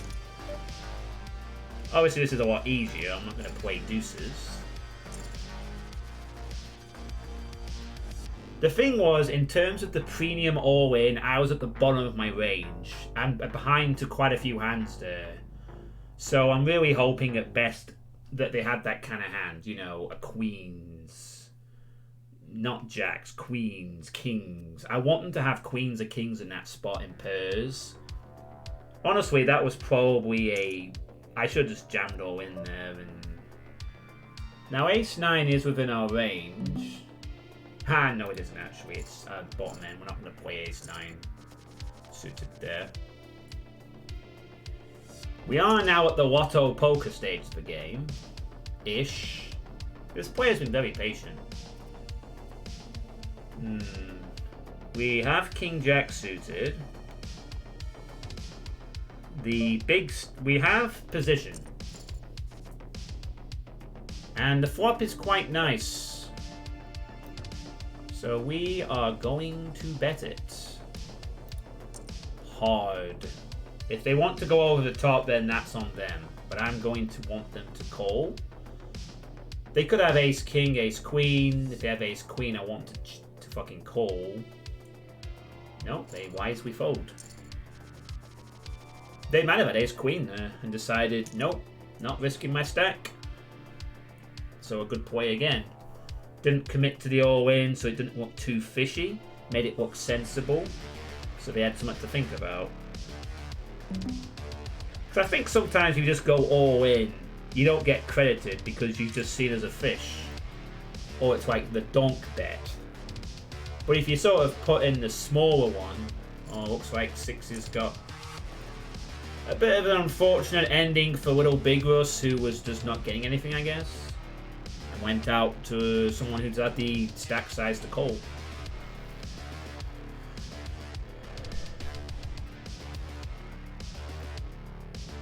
Anyway, thanks to the double bluff the Ace Jack, we are now in a healthier spot again for the time being.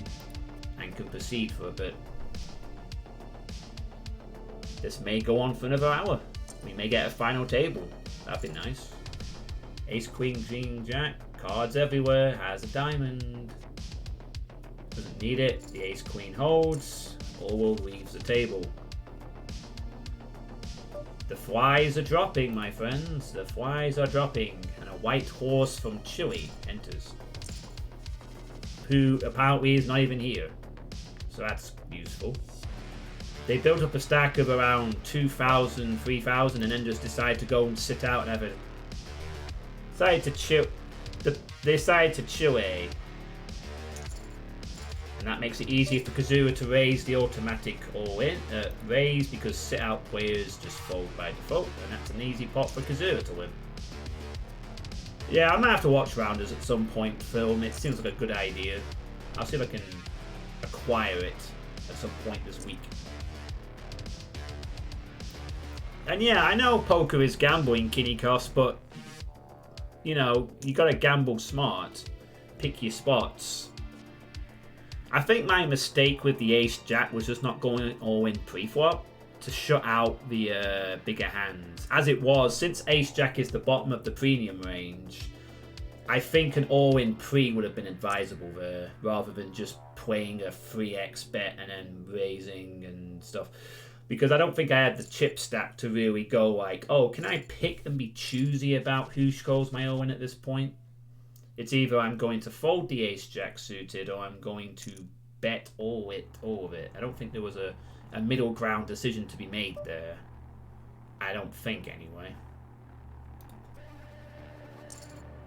I could be wrong. Maybe my play was fine. And I think my thinking for that hand was, I want to see who pulls the trigger and then make a decision based on the stack size. And it was big blind, so I thought they might be doing it a little looser.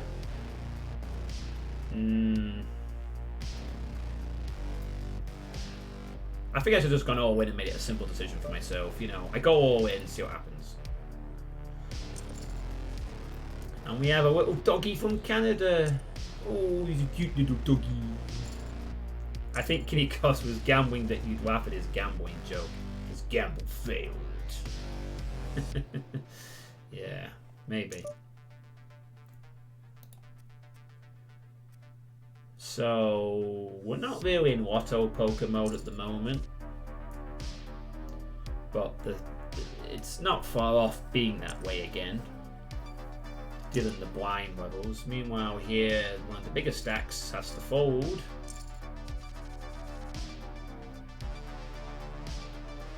One of the things that I'm taught is always have a plan when you commit to a decision. Don't just do it necessarily always on the basis of the hand. Always have a plan for what happens if someone raises and checks, all ins, etc.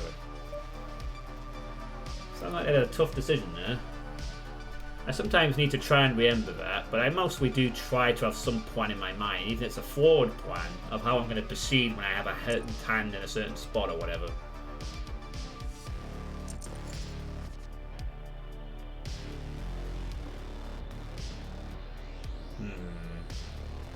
23 players left.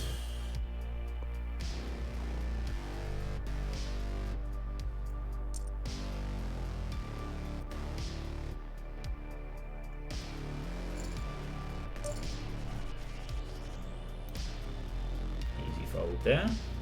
So with 120 we have over 10 big blinds. We actually have about, well, at the moment we actually have 20 big blinds. With the antes, it's a bit less, so it's about 19, 18, but it's still plenty. So we're not in bad shape here for now. we obviously need to continue to find profitable spots, but we're not in panic mode, so we are okay to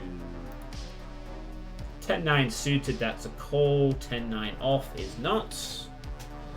And obviously I will just be calling there because it's not a hand that stands up to an all-in. It's not quite the re-raising type hand from under the gun at this level. This stupid sit-out is balking the game slightly, and essentially it's just free money sitting there. So I have to finish in top 7, Dave. Top 7 to make the cash. It does vary a bit if less players play, but these games always fill up to 45, so if I want to actually make some money, I have to hit 7th. Not too bad, but, you know, it's easier said than done. I got to a final table last night in the very late game, but I went out in 8th. I was short stack, and I had to go on with a raggy ace, and I ran into an ace-10, which was a bit unfortunate. Ace-queen off with good position. We'll need to be mindful if someone jams at this point, though. If they go all in, it's not an automatic call. In fact, if they go all in, I'm probably folding, to be honest, because this is not... But since they didn't do that, we are going to raise it up to 480. Hopefully this player... So naturally, the player with a big stack bets. Magnificent. I did not want that. Honestly, I'm giving up. I don't like this. I do not like this because they have position and they have a better stack size. I'm bowing out. There was nothing wrong with the raise, and I had to get out of that one because they had position. They will not fold ace king there. End of discussion. If their stack size was smaller, I could consider a c-bet, but because they called, they were in position, I did not want to proceed. And I think that was fine. I think that was a fair decision. I could have bet a bit less maybe, made it a 3x raise instead of a 4x, but obviously I did want to discourage blind value calls. Just a bit unlucky that the flop was garbage, but it's fine.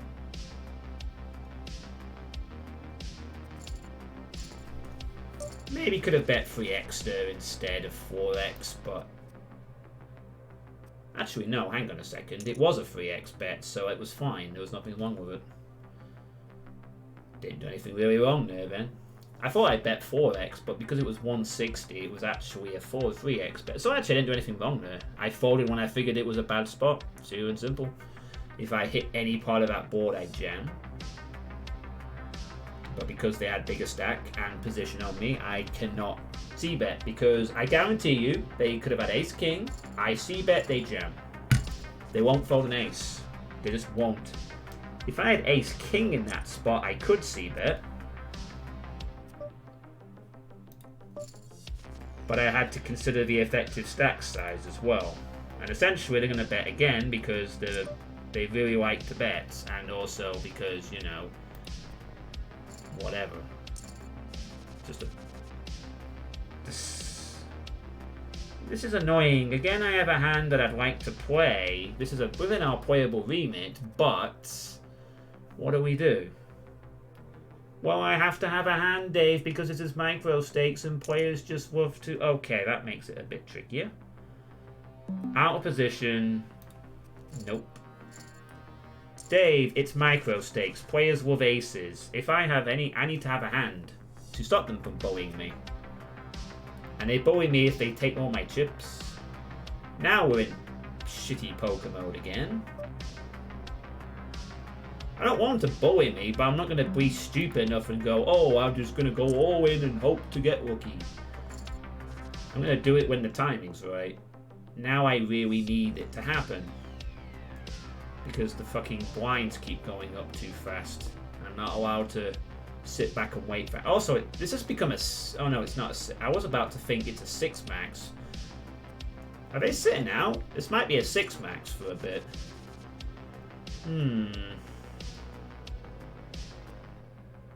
If they're sitting out, this has just become a 6 max, actually.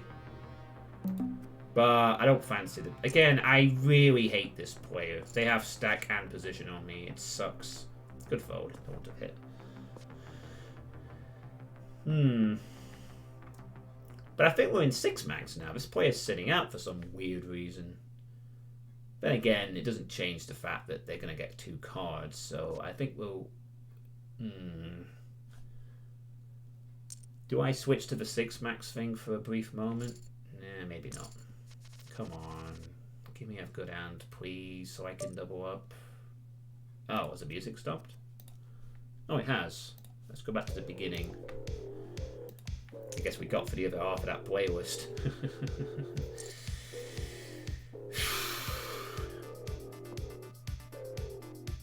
Although, given our stack situation, we are going to have to find a spot to double up pretty quickly. Jack 10 suited within our range.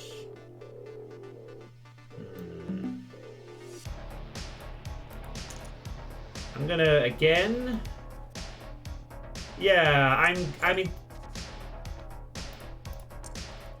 This is a simple decision. If they have it, they have it. But they didn't. Thank you, player. Thank you so very much for raiding. Wow, that was against someone who had way the step. That was an interesting one.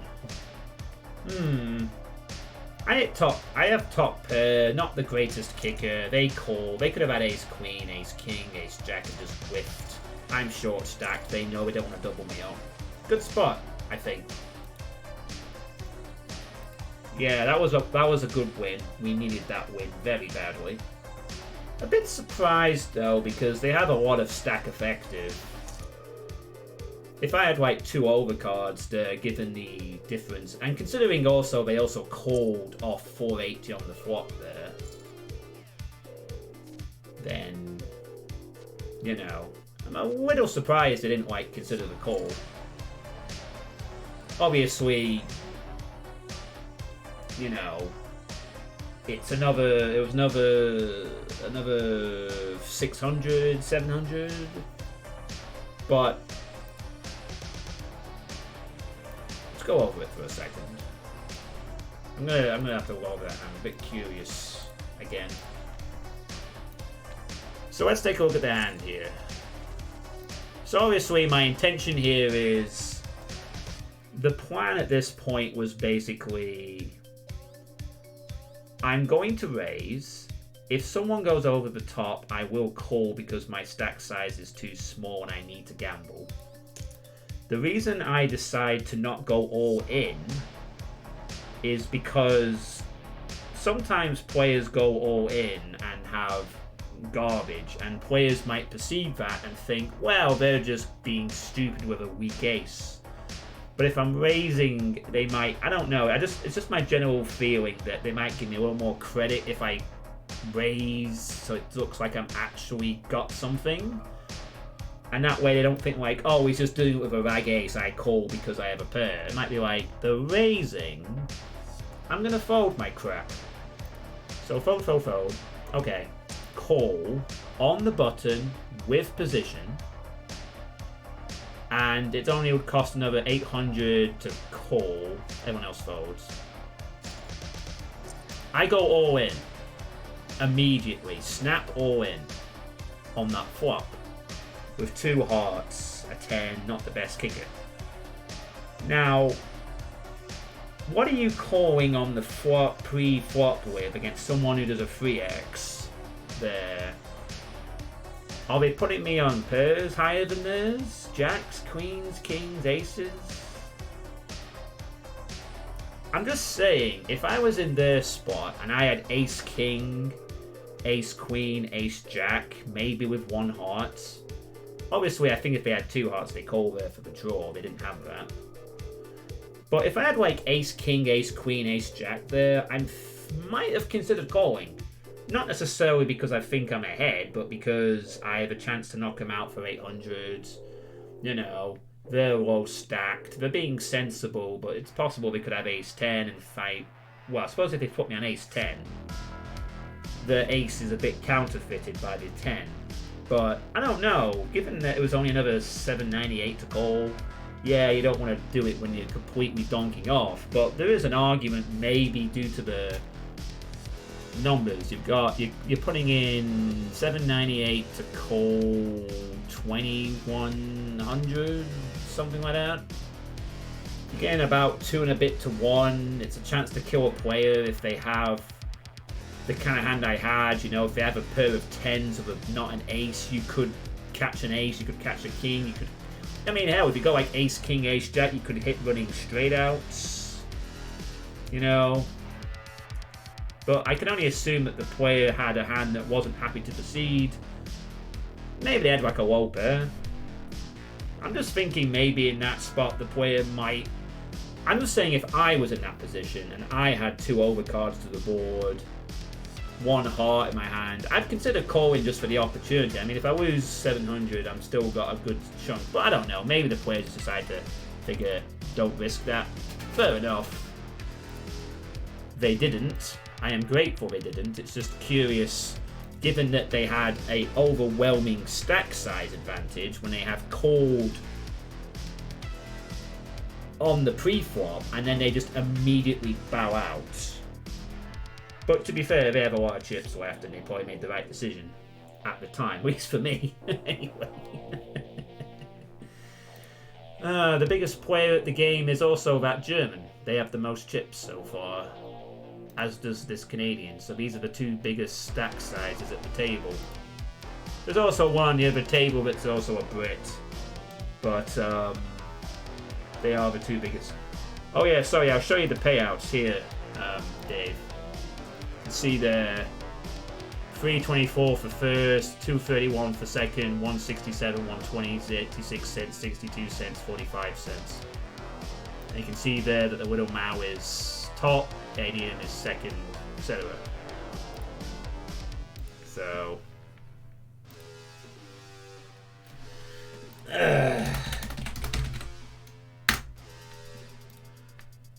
game resumes.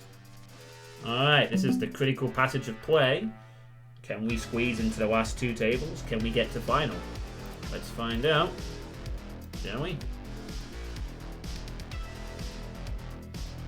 This player seems quite aggressive as well, so we gotta be mindful of that. This is the short stack of the table. Oh, we got a response from the Little Mao. Huh. We don't normally get people talking in the chat, actually. I've noticed. That's the first time someone's actually said something. Pays to be chatty, I guess. I think I'll mix up the music for the next one. I'll have a different jam set on for the next time I do this tomorrow. Because I'll be doing this tomorrow as well. I'm going to play the letter for a few more hours and I'm going to play another poker session. Got quite a few poker sessions in mind this week, live and online. Especially on Saturday. I might just play poker all day on Saturday. As much as I can get away with. At least I might do. I'll have to see. I certainly will be playing some poker on Saturday, although I can't do too much because I need a bit of rest time because I'll have to go quite early on the day itself, actually, for the regional. Because it starts at about 11, 12. I have to get into the city, so I won't be able to stay up too late that Saturday. And I'll probably want to rest and have my mind not focused on poker too much near the night. So we'll see. Okay, meanwhile, King Jack suited. We will be raising here, but a 3x. Obviously, we're gonna have to 3x this up. Not quite an all-in committal. They have massive stack sizes on these 2 parts, so I'm not really gonna get them off if we're gonna play for that. Big blind and a call. Oh boy, that is a horrible. I think we c-bet here and just hope they fuck off. Thank you. That was a c-bet follow-up. That's standard. That tends to win sometimes.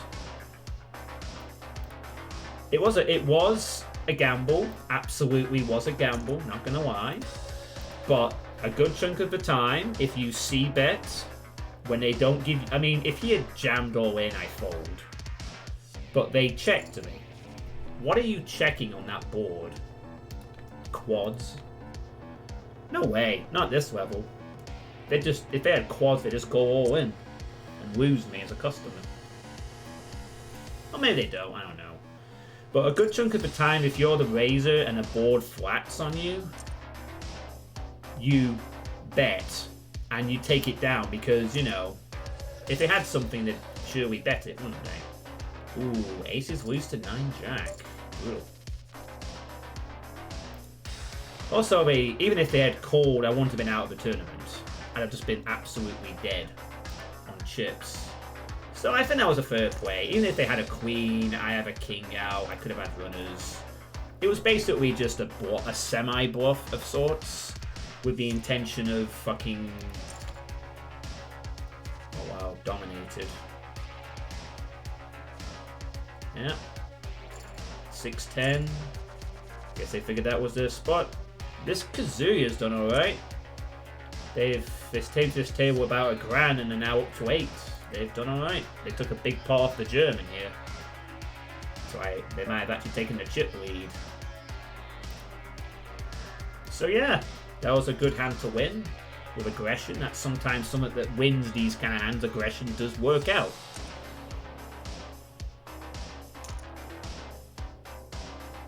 I mean, and that's something you have to do sometimes. You just gotta take the gamble to be aggressive. Obviously, if the chip stacks were different, I wouldn't have gone all in. I'd have raised a good amount to c-bet, but it was easy all in because of -600.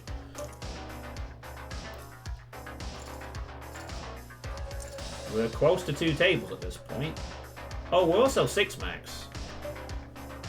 I'm gonna stick to my...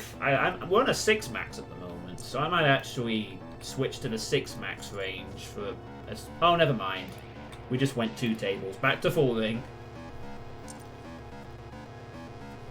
6 max has a few more hands in the range, but we're folding again, so back to our normal strategy. But we've made the last 2 tables, so we're doing good. It's 11 o'clock at night. Looks like this is going to be the one to keep me up for a bit, especially if I make final, which would be nice. We're now joined by Peripheral 8 from the UK, What a Fun from Germany, Mimi Miggle from Brazil, Jacks versus Ace-9, Jacks win, Ace-9 goes home. Actually, it was unfortunate did that, but anyway. Also note that while I did punish this player in the second hand of the tournament, they have stuck around a bit. Done alright for themselves. Got a bit lucky at one point, but I don't think they've played too badly.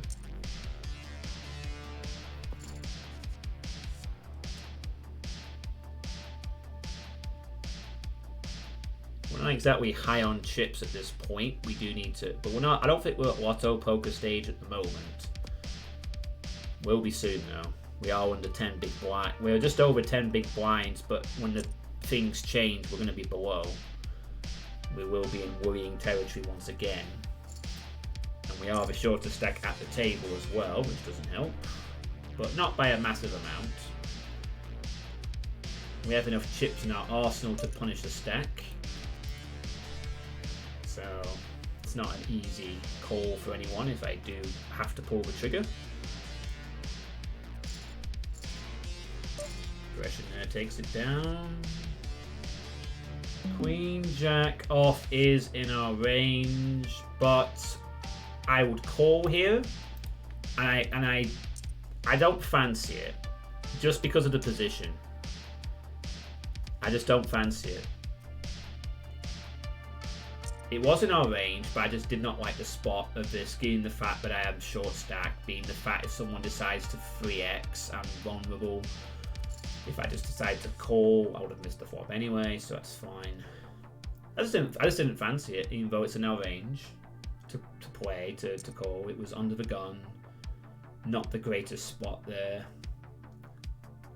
So I'm happy to just chuck that one. As it stands, with him betting, also being in mid position to this betting, I would have probably folded to that because it's early position bet to a player who hasn't really been crazy either. So I will probably give him some credit for having something there, even if it's just ace king. With draw, I am behind.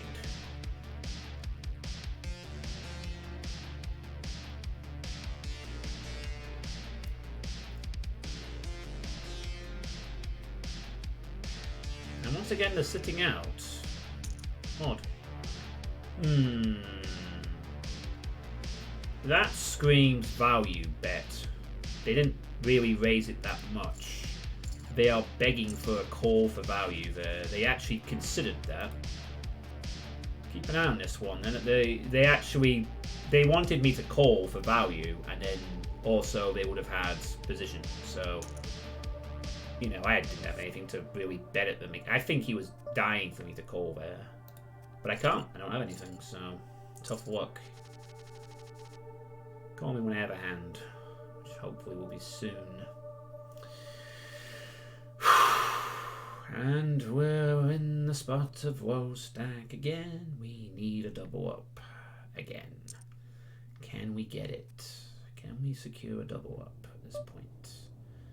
Ace 5 rag. Nope. Even though we have position, there's two players to act behind us.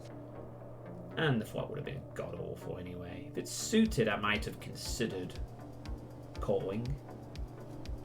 Maybe just play position one time, but and then committed to an all-in if they did jam. As it stands, ooh. Ace Queen versus tens. Good night, Irene. Ouch. The curse of the player who wished me luck is now to be at limit. At one point, they were the chip leader of the whole tournament. Now that guy is. The guy who took him out is now the chip leader of the whole tournament. That's how fortunes can change. 402 went from being a respectable player to Bowser's, to giving off their money to Kazura and 402S. And now they're out. I'd have hit 2 per on this flop, but that is a flop that is dying. Well, no comment. Does someone have a 4 diamonds? Oh wow, I would have made a full house on the river. Oh man, it would have been nice if I had a 4 diamonds there, huh? Obviously not going to do that because it's a terrible board and we would have been very... Yeah, I know, Francis, but it's 3-2. I'm in a position where I have to basically be looking for an all-in spot again. I'm not allowed to play... I mean, I could play a small pot, but players aren't going to give me that luxury. They're going to jam on me with their big hands.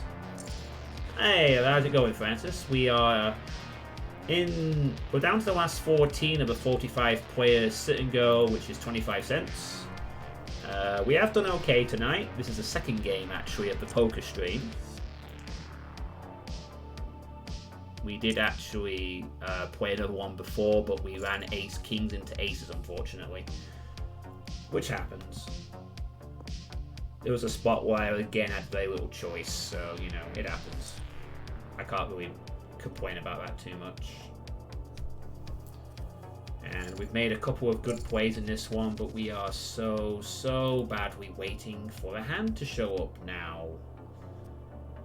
We're currently at 9 big blinds, but we're going to be crippled by a blind increase shortly, and then we really need to kit something. Oh, my booster went fine. I think I had a sore arm for about a day, and I was good. But not really much of a sore arm. The worst one I had was the first jab, and I was tired. That was back in February. So yeah, I mean, it's hard spot to dodge kings into aces. Again, really likes the value bet there. He is, again, he's also playing position at this point, which really sucks. Oh wow. Well, you've got you all in. Oh, he folded.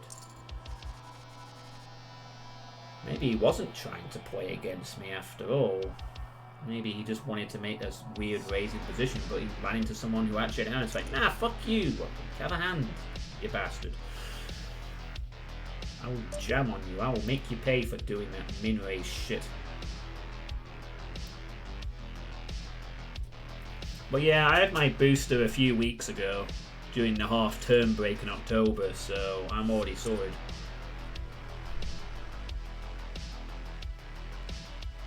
We really need a double up. We need it soon. Ooh, another shove. Cold. Ace queen, ace king. Ouch. Domination. Oh my god, they hit the fucking queen. That is so lucky. Outplayed and he just doubled up. And look at that stack size now. Ugh. Nah, I don't play heads up tourneys. Oh my god, is this gonna be the hand? Nines. Do we have to jam here? We have to jam. His range could include aces. Ace king, ace queen, we could be flipping for survival here. I mean, he calls with... Oh, of course, he has an overpair. Come on. Oh my god, we hit a fucking flush on him? I thought I was the end of the game. Wow. 4-card flush. Lucky me, I guess.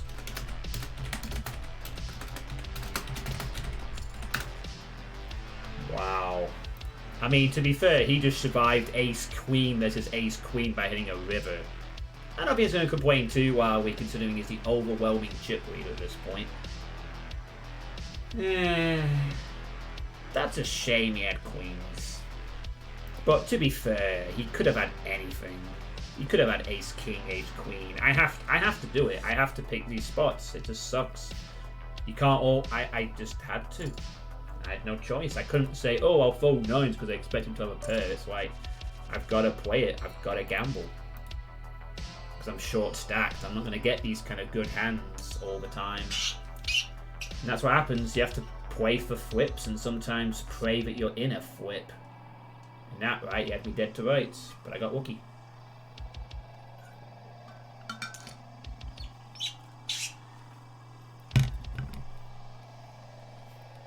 If I ever get a decent run of cashes going, I might consider playing a cash game from time to time. Just a small stakes one, just to see if I can get a double up through that. But I prefer tournaments, honestly. So, a little bit of luck on our side. Why is he going all in? Man, so impatient with the all in. Being that he's not a stupid player, I wonder if he's doing that to try and throw me in with nines again or something. Will I be streaming the big event live? I think he just wanted to have me go away with it. Wait, he probably had a decent hand and just wanted me to assume he was bluffing, but that's not going to work. Are you talking about the regional final, Francis? Do you mean the regional final next week? Oh, no, I won't be streaming it. No, sorry. I don't think I'm allowed to, anyway. But no, I won't be streaming it. I don't really have the mobile phone tech to do it, and I don't think I'm allowed to. So no, there won't be a live stream, sorry. I will, however, be giving updates on Discord and whatnot, so... You know, you're on my Discord, aren't you, Francis? I think. Are you on my Discord?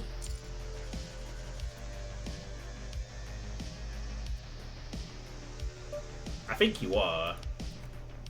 I need to make sure okay, that's good. I need to invite a few more people on there, I'm pretty sure, but I don't remember who it is I need to stick in. Because I am very active, especially with the poker discussion. I have been quite active recently with my Queens versus Ace-5. Queens holding for now. Queens hold, goodbye Sammy. Didn't really see much from you. Ace Jack under the gun. Let's consider stack sizes for a minute and raise to 3x. I really hope he isn't going to thinking of shoving here. He's thinking about shoving, isn't he? But he's also thinking of folding, and he folds. This player is not terrible, and they have a massive stack to be wary of too. But I think they must be playing the same strategy. I think they're playing tag too, a bit. They're not playing stupid bets. I mean, they all win there, but I think there's some. I think they're thinking about what they're doing. They are trying to play, and that makes them dangerous. Not least the fact they have 15,000s and can essentially call anyone at the table except 402 with comfort. But it's fine. We're doing okay. I just realised we're in a 6-max game. We should probably switch it up to a 6-max strategy at this point. So I'm going to switch to my 6-max range since there's only 5ers. You'd limp this? We're switching to a 6-max range since there's only 5 players in at the moment. You're on the red wine. Jack 7 off is not in our range, so we fold.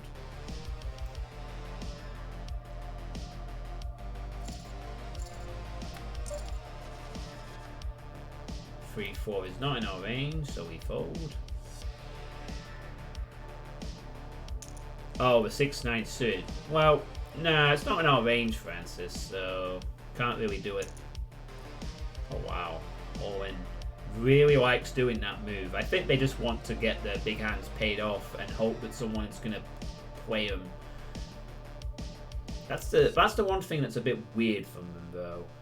I don't think they like to. I think they're just playing that with good hands, though. That being said, I don't think they're doing it lightly. They're playing it with like pairs or something. Now, if he does this against me, I have a bit of a decision to make. Because I have Ace-Jack. It's not an easy decision, though, because he's not an idiot, and he could have Ace-King... No. No. Not when he's doing that, I'm afraid. He could very easily have Ace-Queen, Ace-King. I am behind... Assuming he's playing top end of his range... Now this is different because he's bet differently, so I'm gonna jam here. Seriously, what the fuck?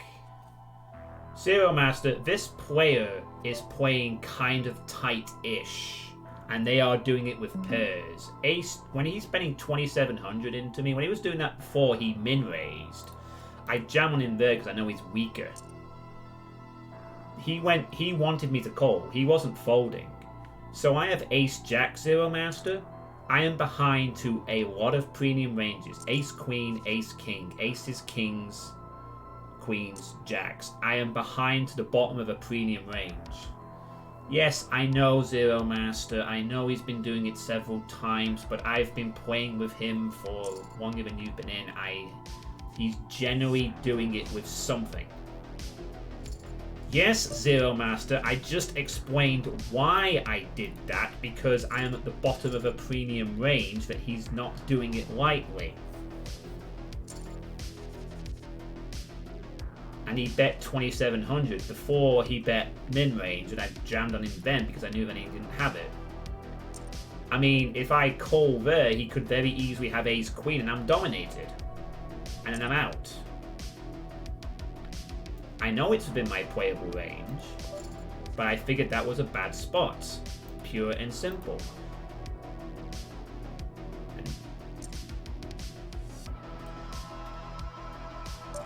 If I had Ace-King or Ace-Queen or Kings or Queens or some other hand, I have a decision to make there.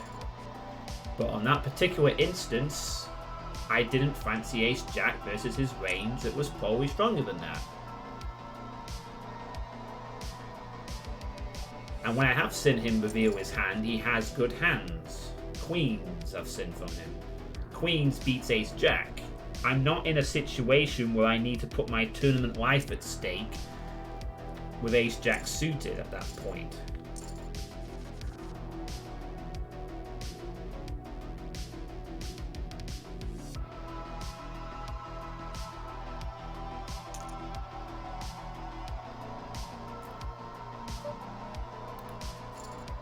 I can understand what you mean, Zero Master, but I've been playing this longer. I've sort of generally got a sensible read on him.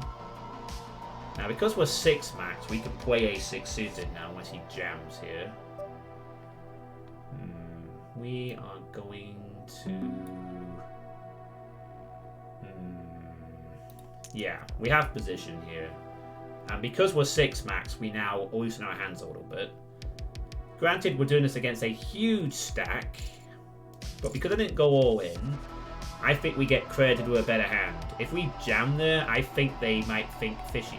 Because I made a sensible raise, they credit it a tad more, I think. Anyway, how you doing, Zero Master? How's your day going? Poker aside, how's things going, man?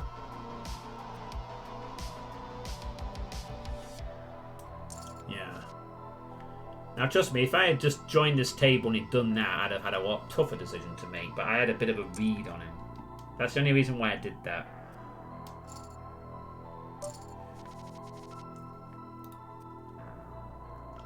Otherwise, I'd agree with you. I'd probably would have called and try and double up, but I figured he had better there. Simple as that. Zero Master, the legendary runner. 10-8 suited is not in our range. 4-6 max, which we're playing.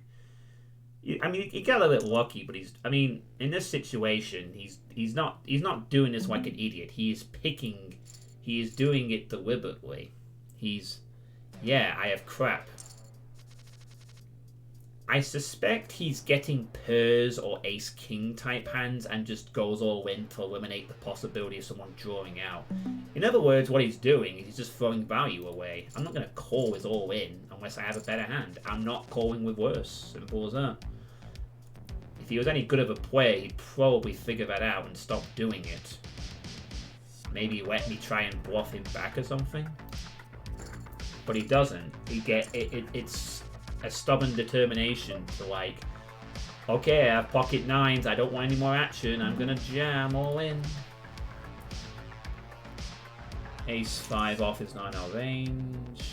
For 5 players, I really would like someone to go out so we can get to a 6 max. Who's the shortest stack right now? Oh, there's 2 on 2K and on the other table. So I'm the shortest stack on this table. There's 2 before me on a 2000. It says 9 out of 10, but apparently I'm 8th. Oh, now I'm 8th, yeah. It's close though. And this is the final table bubble, so it's going to take a coup or some ridiculousness to get someone out at this point. I am running out of chips though. Well, it's the final table bubble first. That really sucks. I'd like to shove, but I don't have a hand to do it with. And they will have no, if they're raising, they have no arm calling 2K at that point. I'd like to jam and steal there, but I can't. They have us better. Okay, this is a good hand. Now let's see what Kazura does here. We're all winning, even though they have queens in their range. The last... Alright, ace-3 rag. Wow. Did I give him too much credit there? Oh my god, he hit a fucking 4-card flush. What a fucking idiot. You know what, Zero Master? I take everything back. Although to be fair, that was when he was min-raising.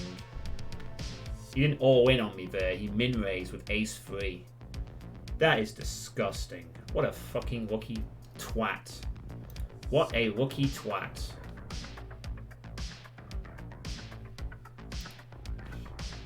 I got lucky against him once, to be fair, but come on. 4-card flush against him after I 4-card flush him back. Where he calls all-in with ace-3. Well, there's nothing I could do there. My call is 100% correct in that spot.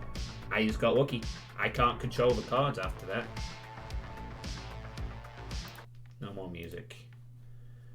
And this is what I'm dealing with. This is why I'm glad I'm playing at 25-cent stakes. You know, I've just spent 2 hours trying to get to the final table, and I got a bookie once or twice, and then I get the spot I want. This is what pisses me off, guys. I want to see this strategy get me a cash spot, and I can't get the cash spot because I have to play against people who will not fold ace-3 off. I mean, I know that he had a lot of chips behind him, but I've gone all in. Why are you going with ace-3 off when you've been shoved back on? Why don't you fold your ace, you fucking idiots? Because no one at micro stakes folds fucking aces. Ever. At least not when they have 17,000 chips, and not even if they don't. And then he beats me with a flush. You see, this is what's annoying me, right? I get that this is all about variance, and I get this is all about the long term. But here's the thing, guys. If the long term is I'm just going to lose my money because I cannot win a single 25-cent game, why would I play anymore after that point if I'm just going to lose more money? I want to start seeing some cashes. I want to start seeing some results. I want to win, or at least make the last 7 and keep a bankroll going. So far, I haven't won anything, and it's... Wait, where's my webcam gone? Oh no. Oh no. Guys, have I had my webcam off for a bit? Did I not turn my webcam back on afterwards? You could have told me. I mean, it doesn't really matter, I suppose, but you should have said something. I didn't realise it was off. Sorry. Okay, well, it's fine. Whatever. Doesn't matter too much. No. I keep the webcam on all the time. It's fine. It's not a big deal, really. Yeah, it's 45 players, you know. I mean, the idea of this is that if you keep doing this long enough and you grind, you will eventually see results come your way. You'll get the fucking final table cash. You will get the wins that you want. But, dear God, this is so painful. You know, so not fun. At least I had a few hands and a few bit of excitement, but I've played these kind of 25-cent games, and sometimes I just get card dead for an hour, and then they get ace-king, ace-king, you know. I want the variant to say, give that player aces. Give them aces twice in a row. Give them pairs a bit more often. It always feels like other players seem to get strings of rookie hands or something. So tonight, my 2 poker games have been, I ran kings into aces in an unavoidable short stack situation, and I ran jacks into ace-3 who makes a 4-card flush when I 4-card flushed their queens after they had rooked out an ace-jacked against ace-king and got a double up to become chip leader. Yes, I know it's on. It's supposed to be on, Dave.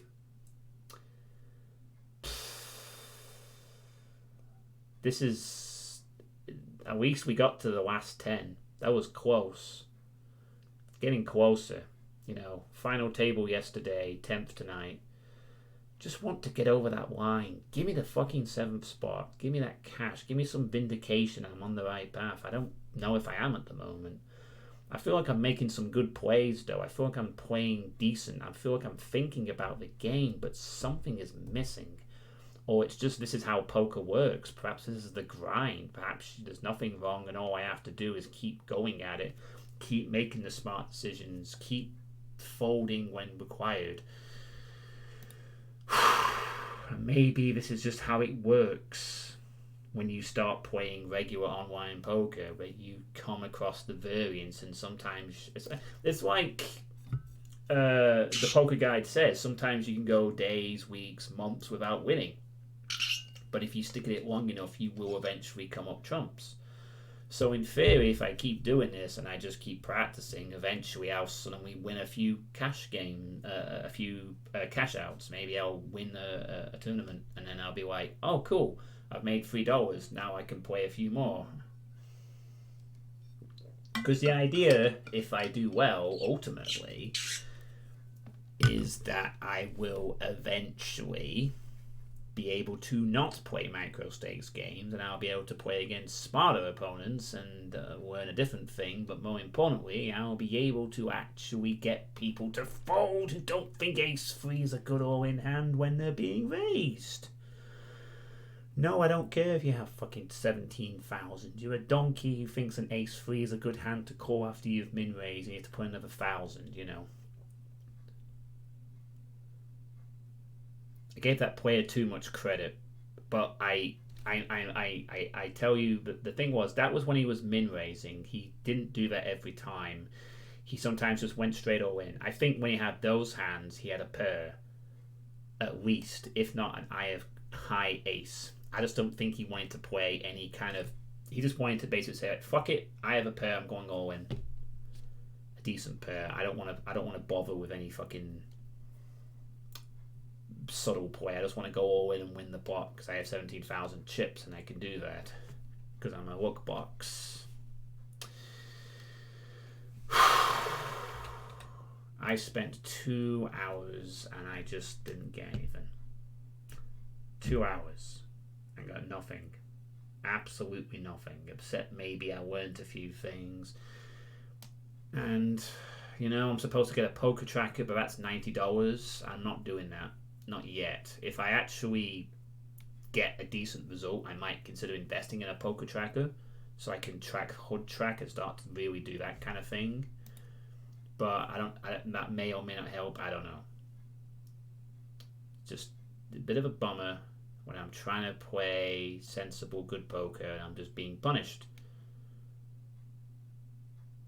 It's like a thing you place over the HUD. It tracks like how each player is playing, you know, like how much they enter the pot, what's their free bet range, how often do they free bet. The idea is that you use it to categorize players. You know, you get a bunch of stats and you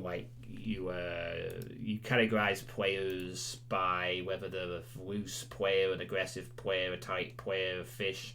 And the idea is that when you're playing against them in a poker game, you know what they're going to be like, so you can play off their expected ranges. So, for example, if you know someone raises and they're a fish, you know their range is wider. Whereas if you label them as a tight and aggressive player, you would be more careful with how you perceive because they have better range. For example, I'm playing the tag strategy, so if I'm raising, you know I have a decent hand. You don't want to be doing it lightly. And you have a loose and aggressive player, but that's not recommended for micro stakes. Tight and aggressive is. I see why. When players refuse to fold aces, because at this level, players aren't really thinking too much. You do get the occasional player that does think about things and does make somewhat smart decisions, but it's rare. It's a lot of time it's just, I have an ace in my hand, and therefore I shall never fold it unless I really feel like I'm going to be dead. And I need to be punishing these players, and the only way to punish them is not to bluff them, not to play too loose, but to get a big hand and fucking stack them. And repeat that process until I have 15,000 chips and I'm the chip leader. Unfortunately, that's the part I struggle with. It seems that most games I'm in, I am short-stacked most of the time and waiting for cards to come. I fear if this is a long-term trend and I'm doing something wrong. Maybe. Although I don't bluff that much, but at micro stakes you're not encouraged to bluff that often.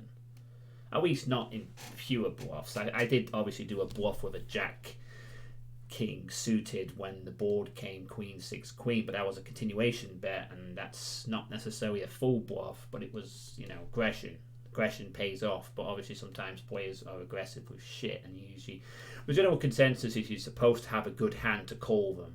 Because these players aren't going to think of ranges, they aren't going to fold aces, they aren't going to fold pairs. If they catch a top pair, they're not going anywhere. And your idea is that you outthink them by knowing that they're never folding the top pair, but you'll get a better hand and you'll beat them because they will refuse to fold like ace-9 on a 9-7-3 board. They won't fold the ace-9 no matter what. And the idea is you have pocket sevens and you stack them. That's the plan. But so far, I've had nothing like that. It has literally just been either mistakes on my part of going all in at poor times or bad luck. kings against aces, jacks against ace 3, 4-card flush. At the wrong time. I mean, we traded a bit of luck back and forth, but, you know,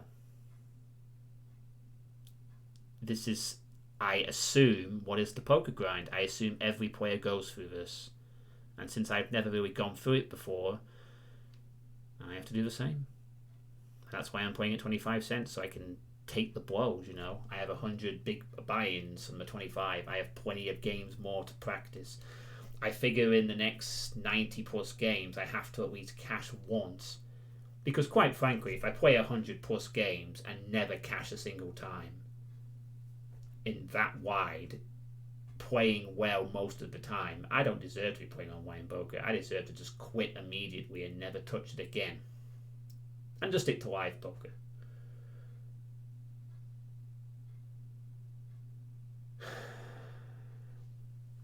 But we'll see how it goes. We'll keep going. We'll keep going. Eventually, we've got to hit a cash. We've got to.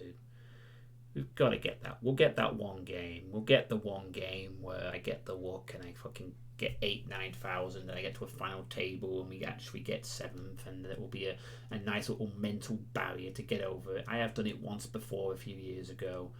That's the only time I've ever cashed. I think I came 3rd and I got about $4 or something. I think I came, actually I don't think it was 3rd, I think it was like 5th or something, 6th, but I cashed. But that was a few years ago. You should play a bit of small stakes poker, but right to read a book or two to learn the basic strategies, know the rules, that's about it really, yeah.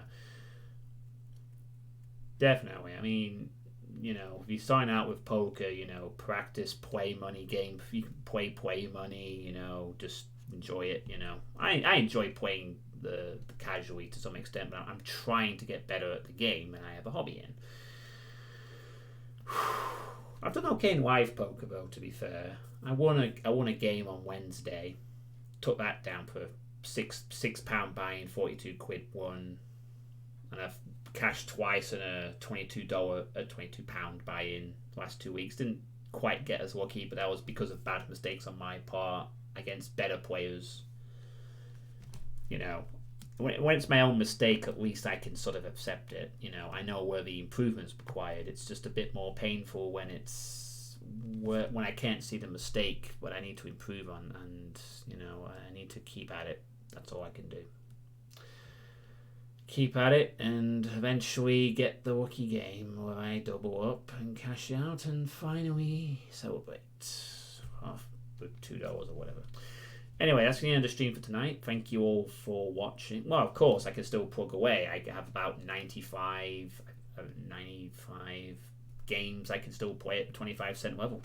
You know, if I win a sports bet, if I get a nice sports bet or a bit of luck, I can play a few more, but we'll see.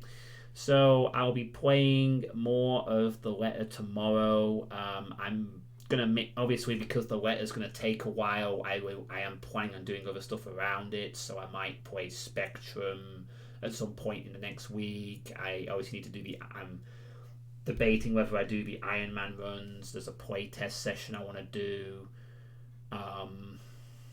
but tomorrow I will play more of the letter, and then there'll be another poker stream after that. So the plan tomorrow is going to be letter for a couple of hours, then a poker game afterwards to keep practicing. I need to try and play at least one poker game every day now until Sunday. So yeah, that's the plan. So we are going to can we raid? Vortal's playing. Oh, he's playing Jazz Jackrabbit, so we'll raid Vortal and maybe he's speedrunning it, which would be nice.